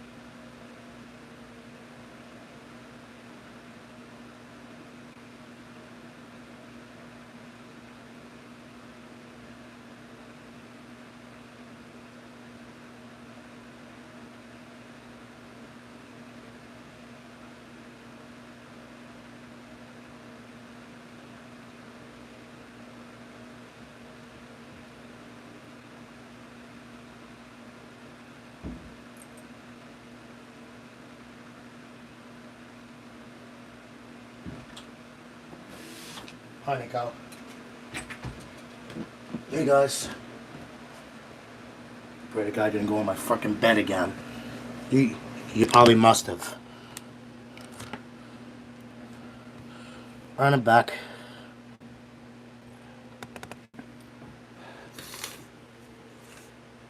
Lucky to get done Jeopardy in time. Here's my remote.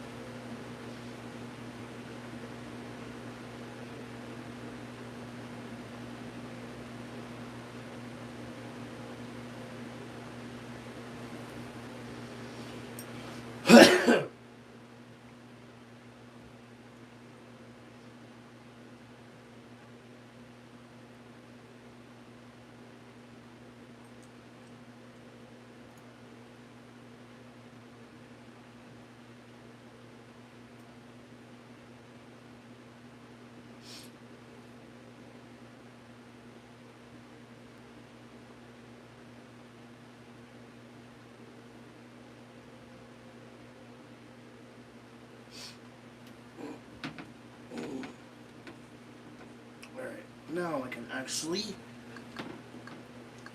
need it.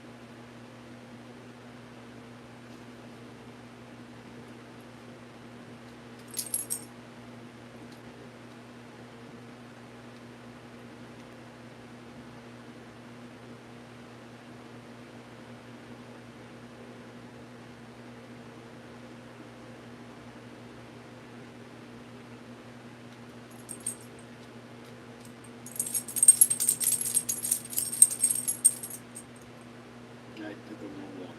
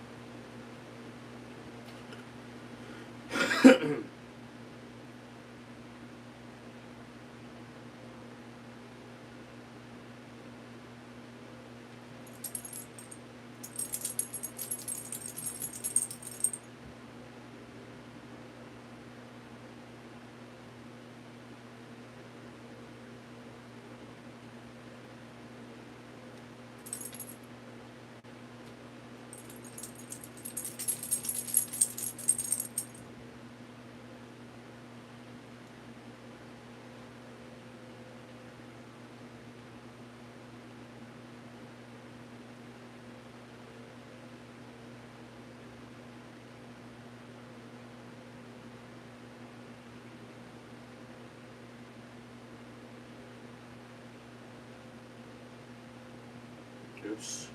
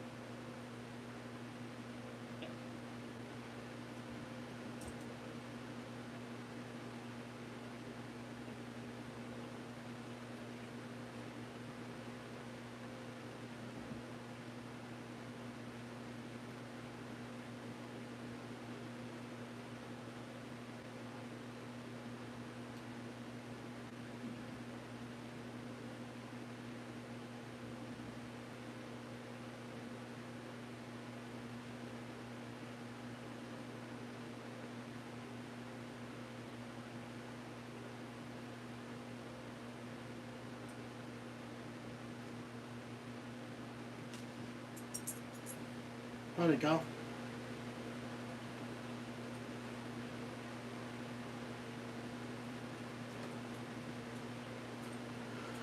Don't worry, guys. I'm still here. I'm just laying down. He's got the Phillies won. Phillies swept the Padres. Let's go.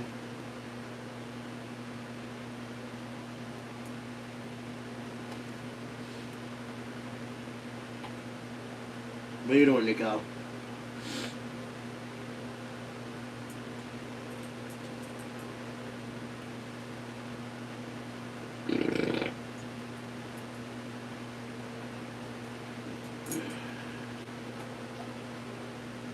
What are you eating, Nico?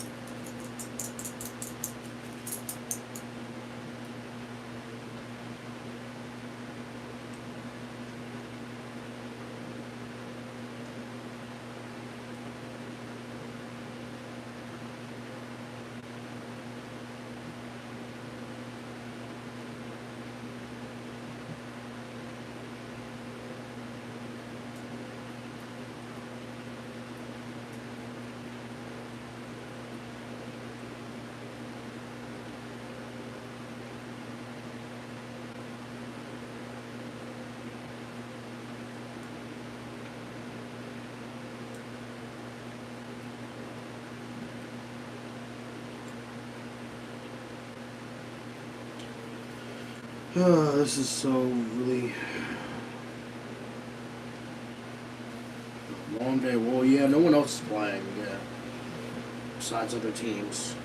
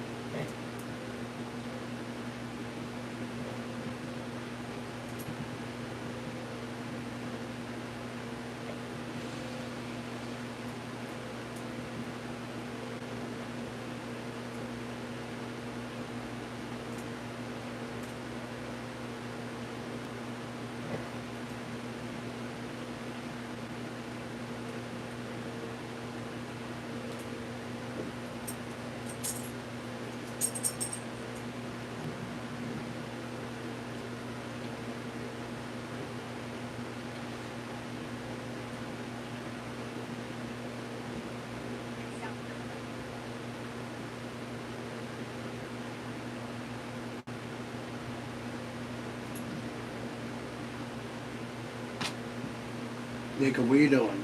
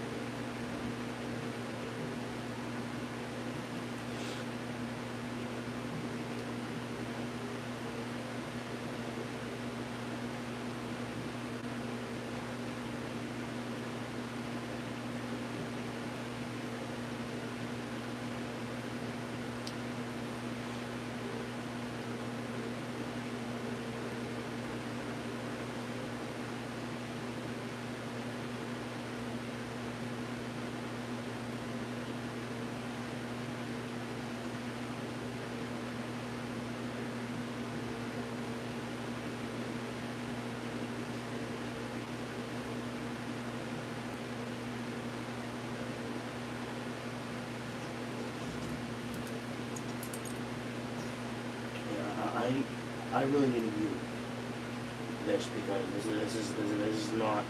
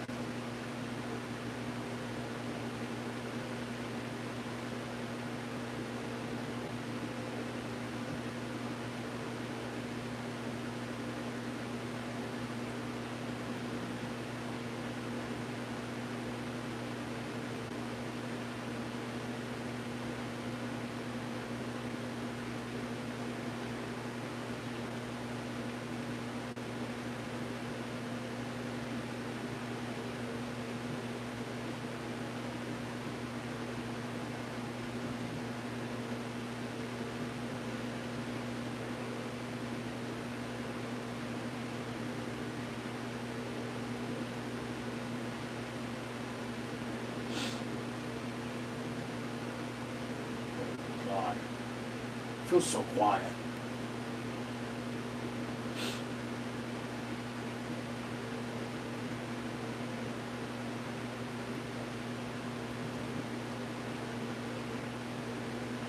I need to charge my phone again.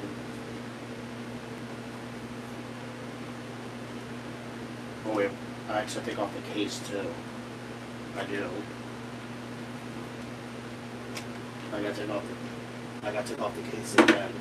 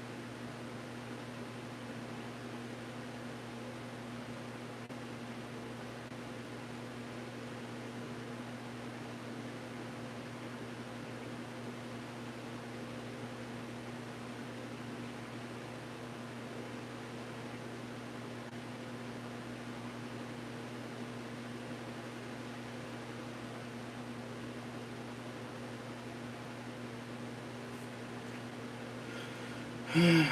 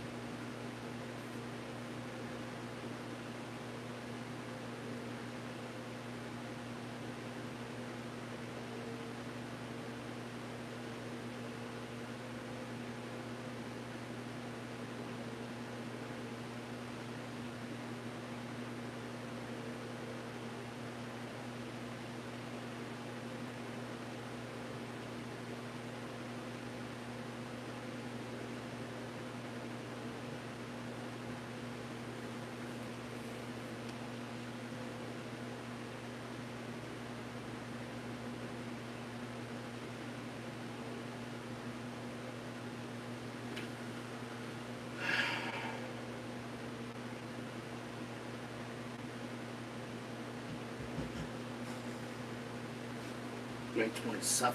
Oh, this is 27th. Uh-oh.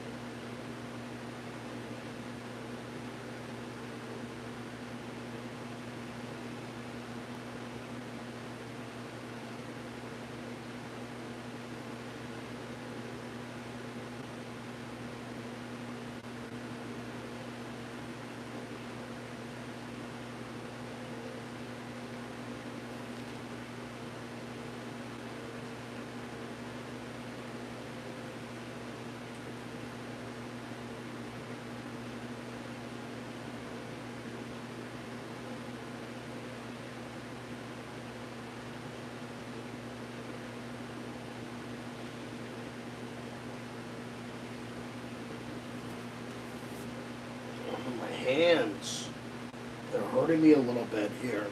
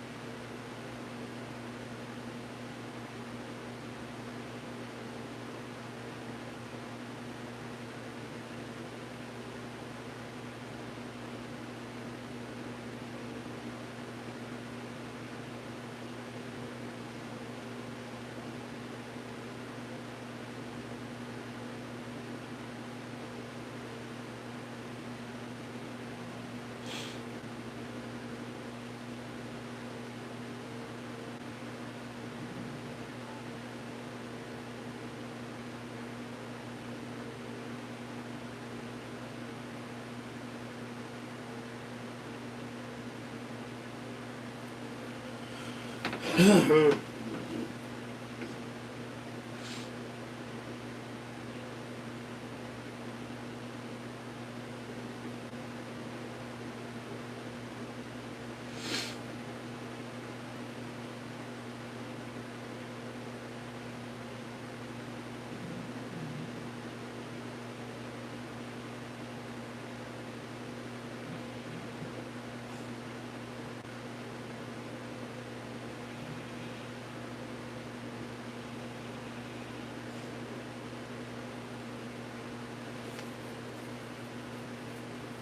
oh my God.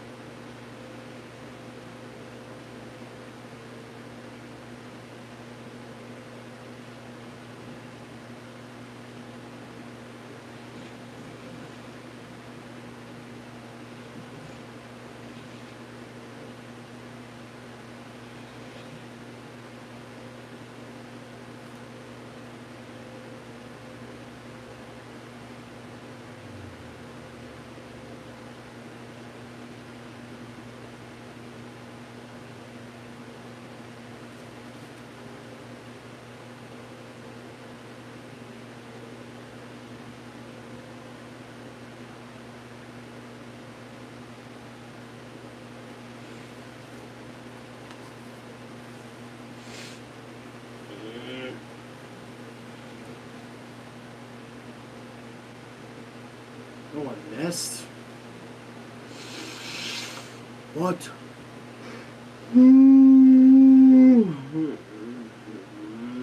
No. Yeah, I win. Alright, I win.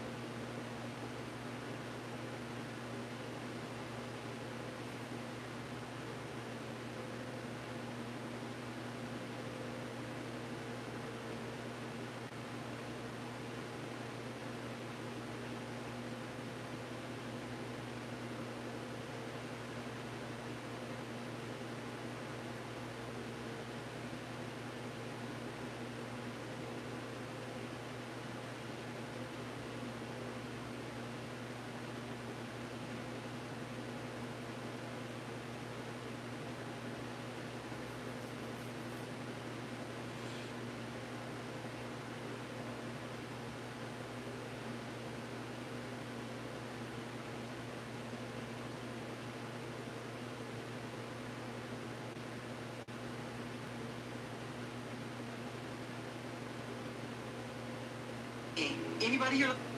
Hello? Game time.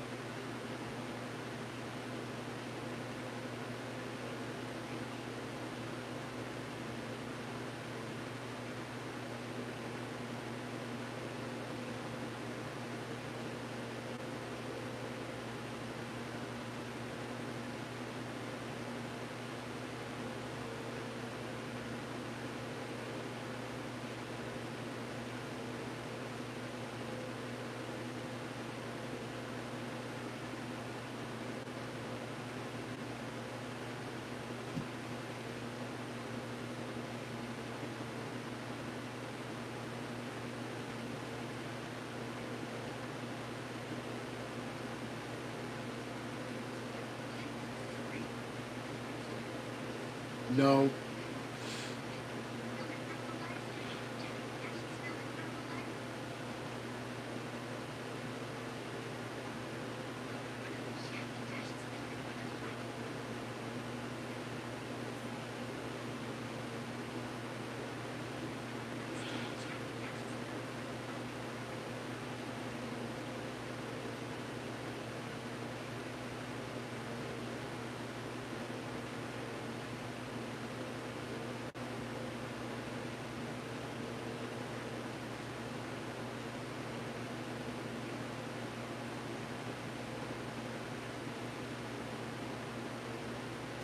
Really?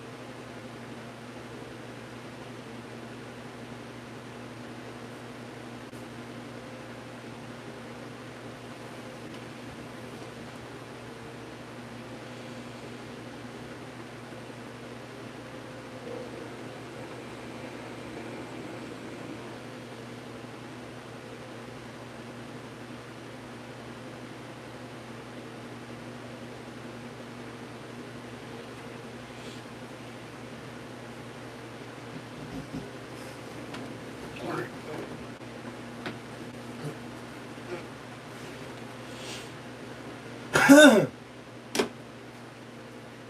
let me put this fan on 4. I didn't get up. Morning.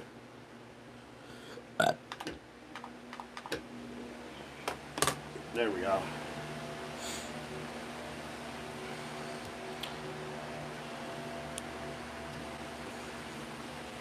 How'd it go? Oh my gosh.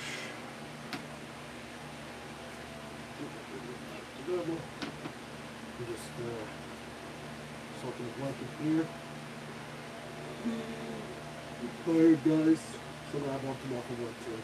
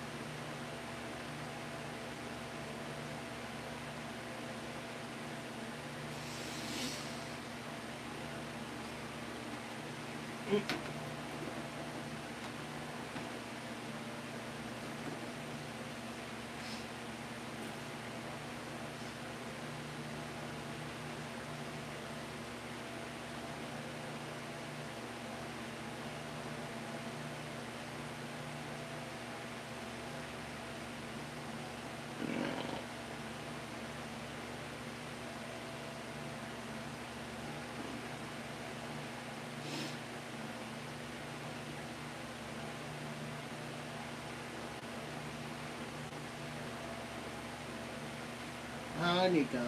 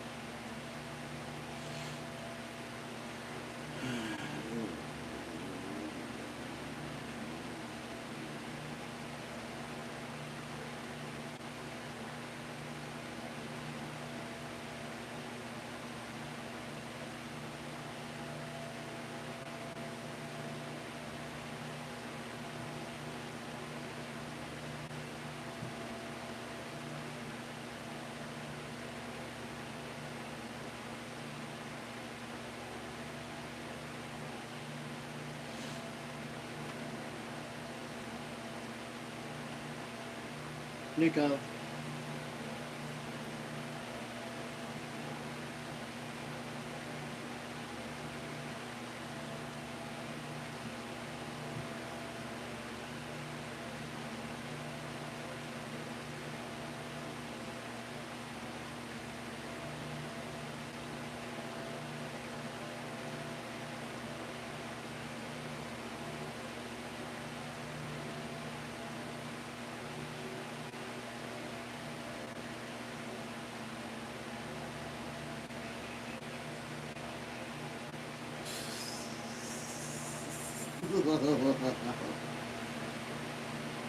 This is a 2-pack of ass.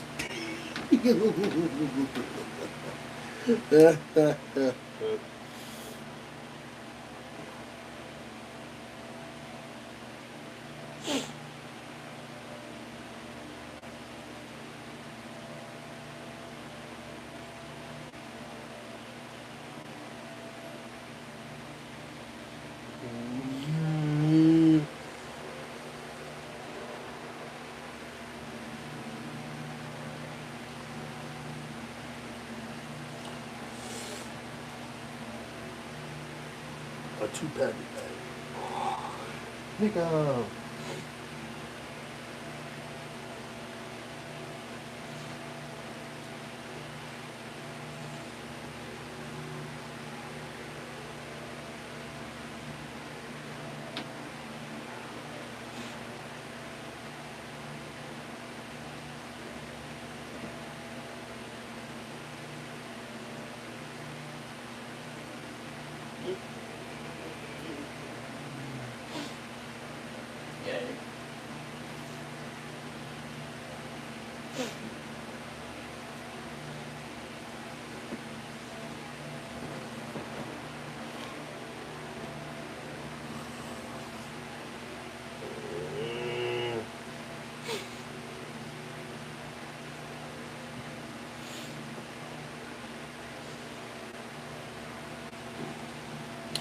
I love this MagSafe charger. It's so good.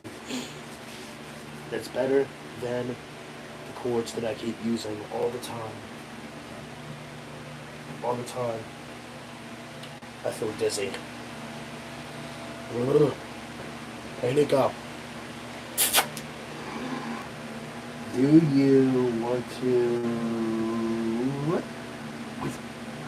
What's going on? What?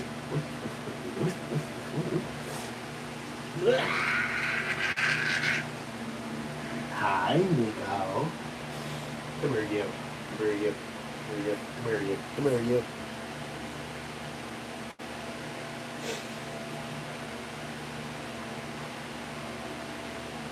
Oh, come on. Really?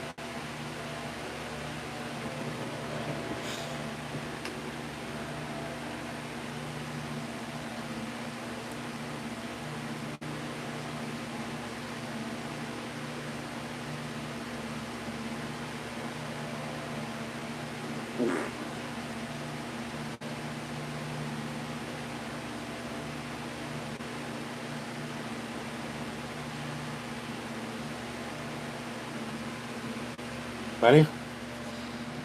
Turn my camera off. Come on, Bob.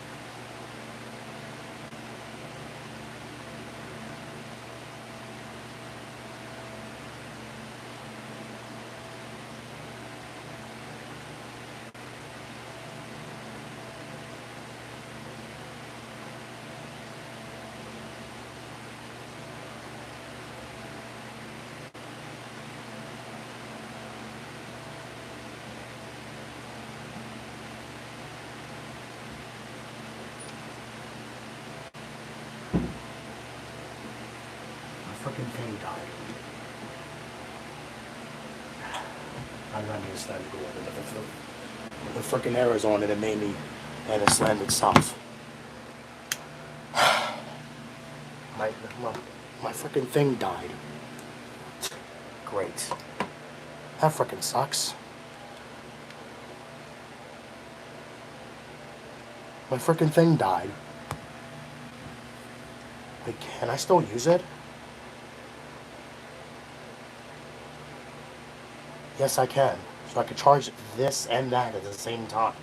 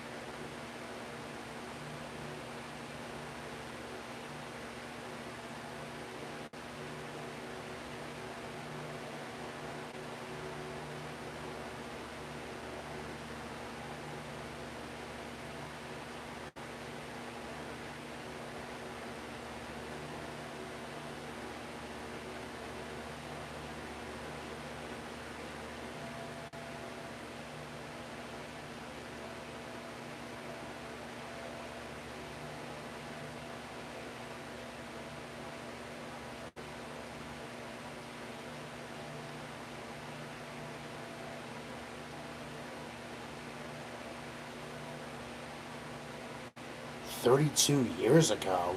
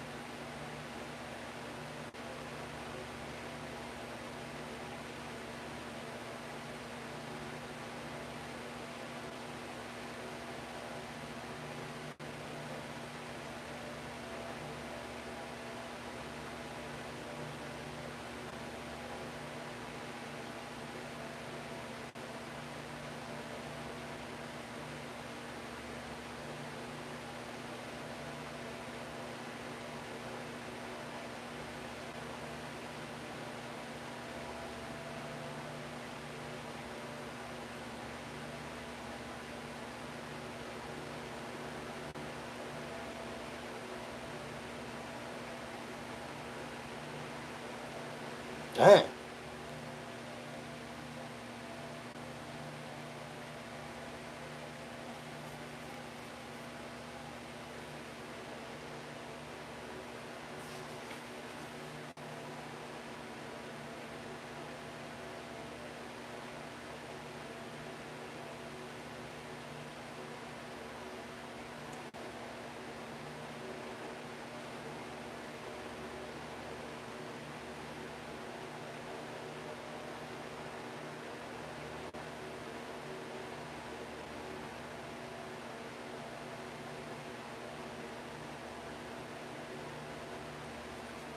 I gotta let my phone charge again. Well, I'm gonna let these dogs in soon anyway, because obviously I did let them out like 9:40ish. I can't even hear the dogs barking. I can't hear a cat barking. Well, looks like I'm saving that for tomorrow then. Freaking my mailing door for 100. This stinks. I gotta let my thing charge. Phone's stuck at 59. No, I'm not trying to charge it a lot, but you know. I know it's a slow charger, but I just have to. I just needed to charge my phone. I'm surprised you could charge that and that at the same time.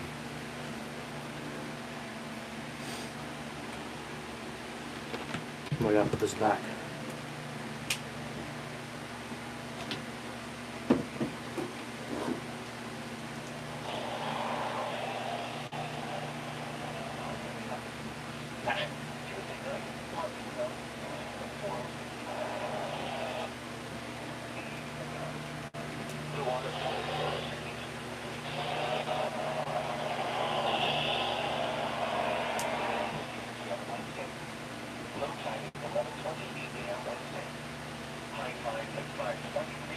That was fast.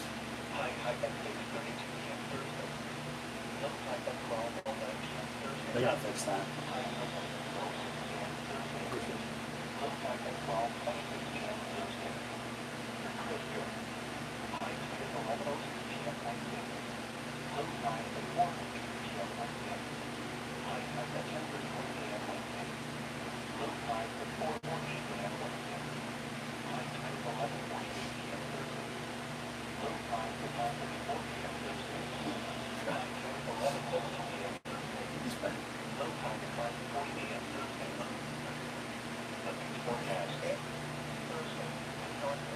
Whoa. 5 feet. Yeah.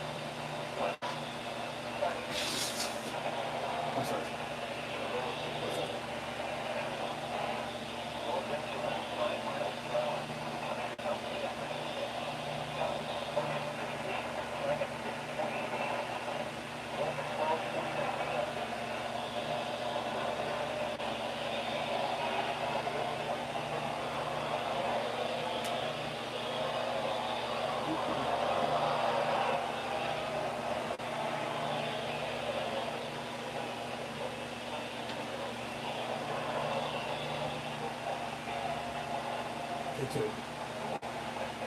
Yeah.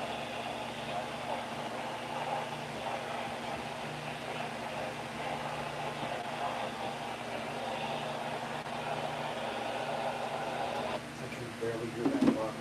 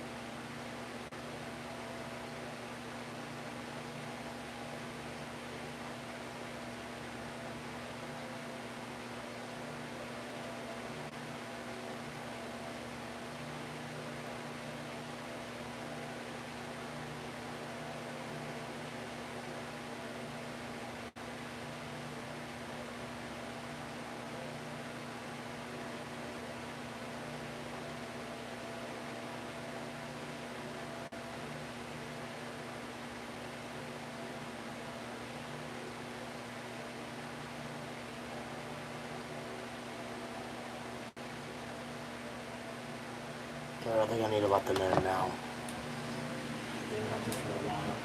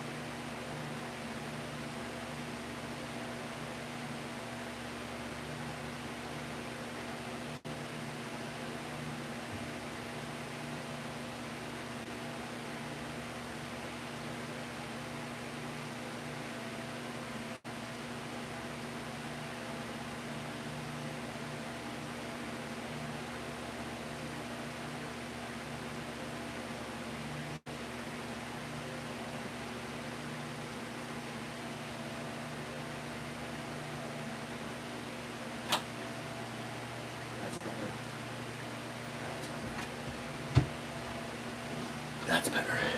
I'm back. I'm actually gonna put this on front first. Still here. Yep.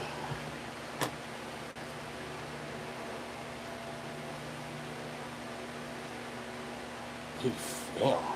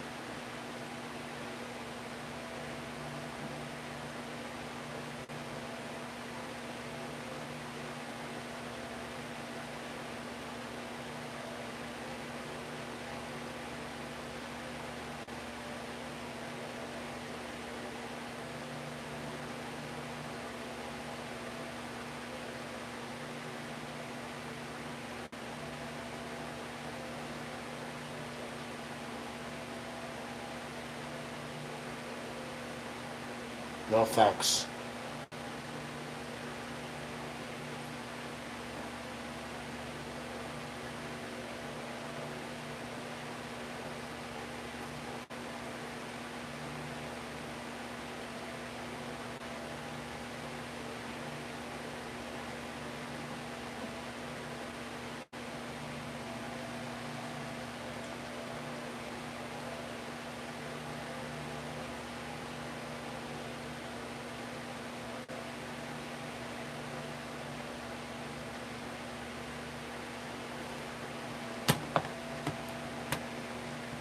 I honestly don't know what else I can do.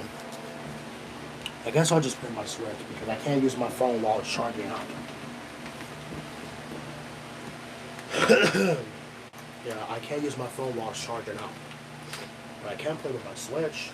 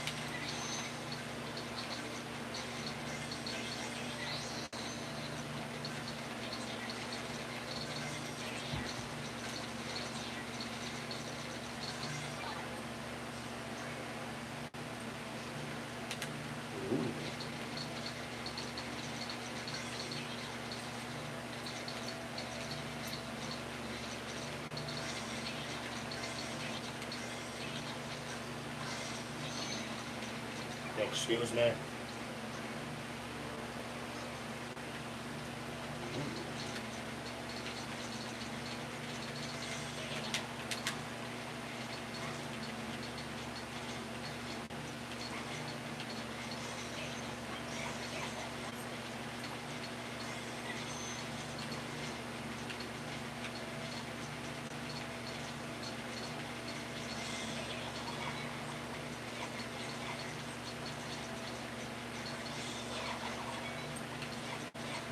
Honest.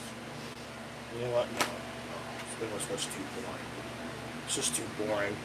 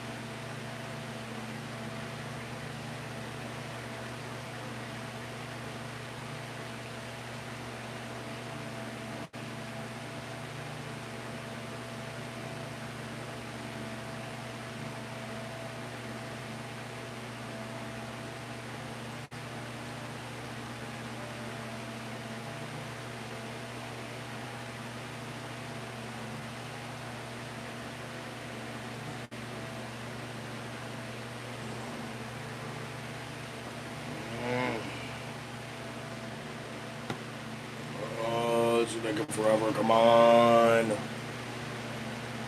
Really?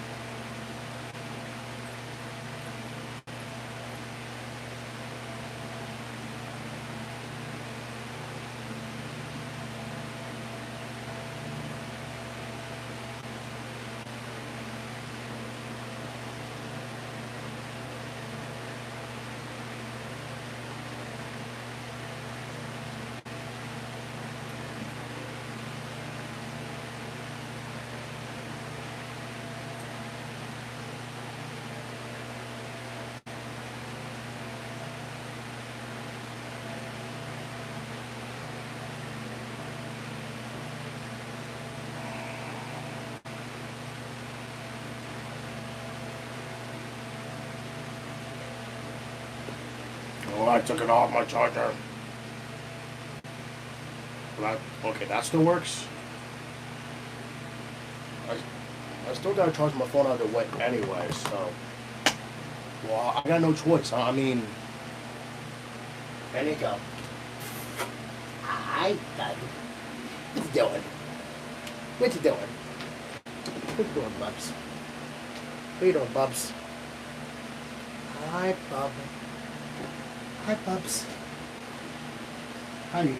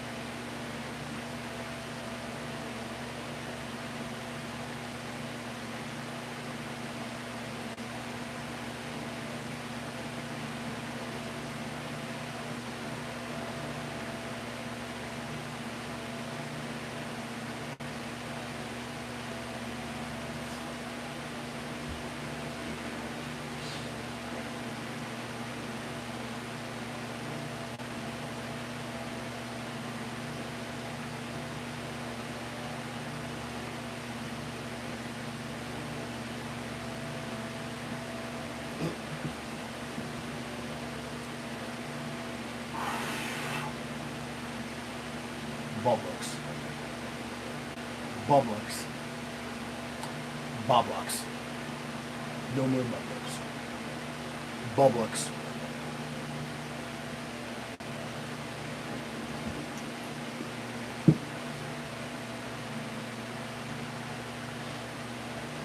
Bubblux.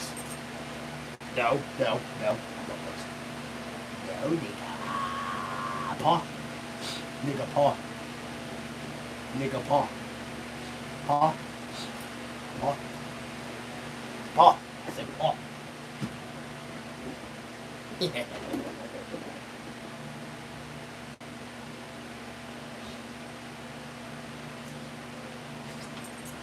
Off. Did you slip?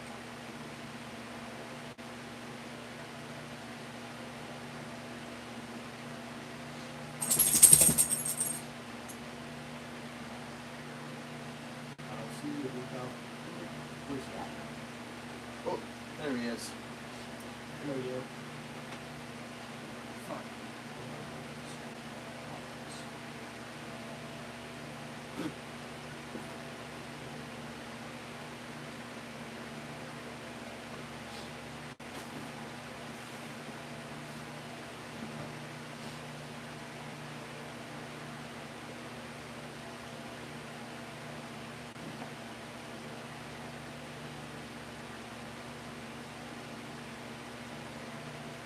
What are you doing, Nico?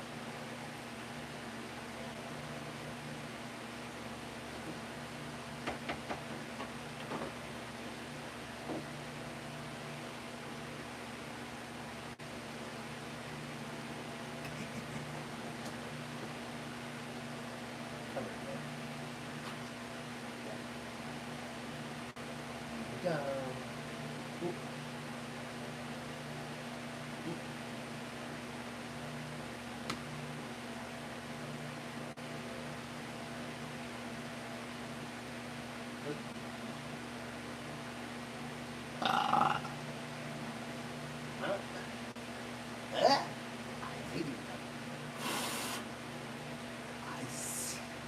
I see you, Nico. Ah.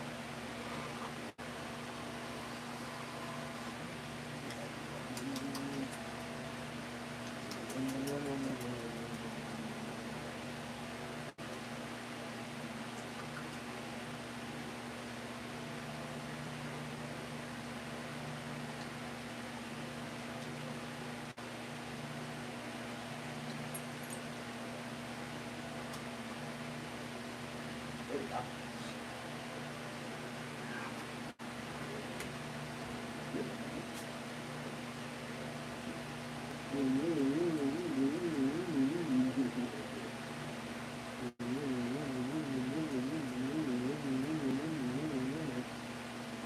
we go.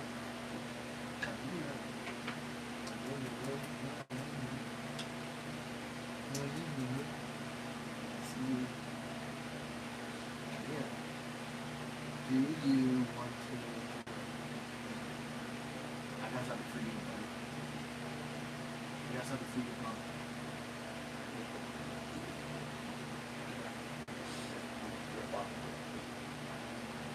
10:21. Uh-oh. I know, do that.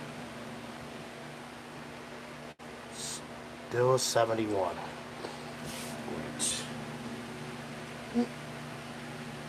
Hi, bud. Hey, what are you doing?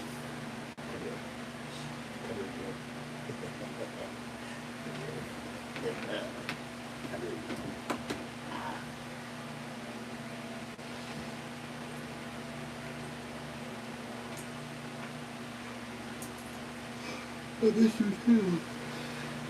There you go. Nico, look. Look. Nico, look.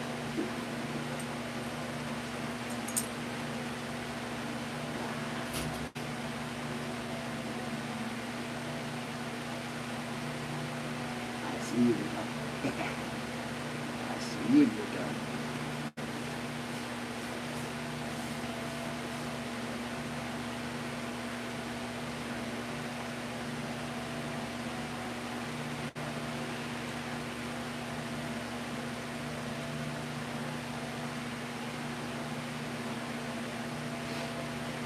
Look, Nico.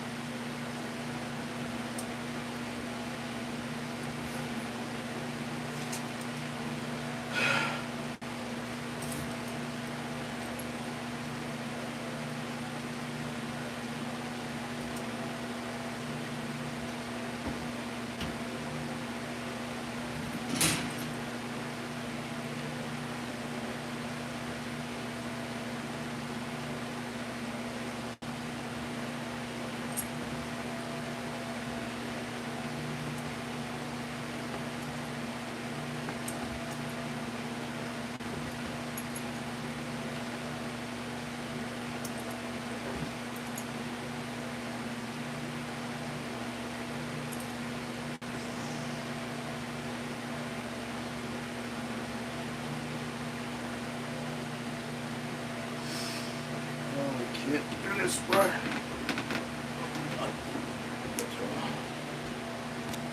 Okay, well then, 75.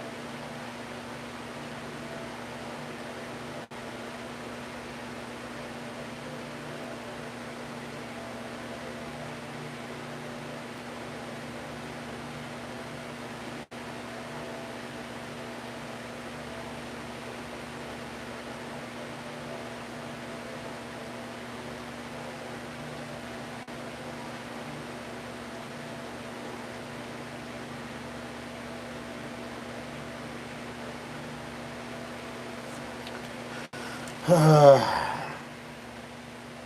know what?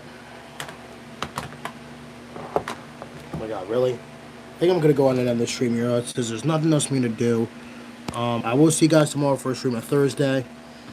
And I will hopefully see you guys then. So have a great rest of your Wednesday night. Yeah, as always, peace and out.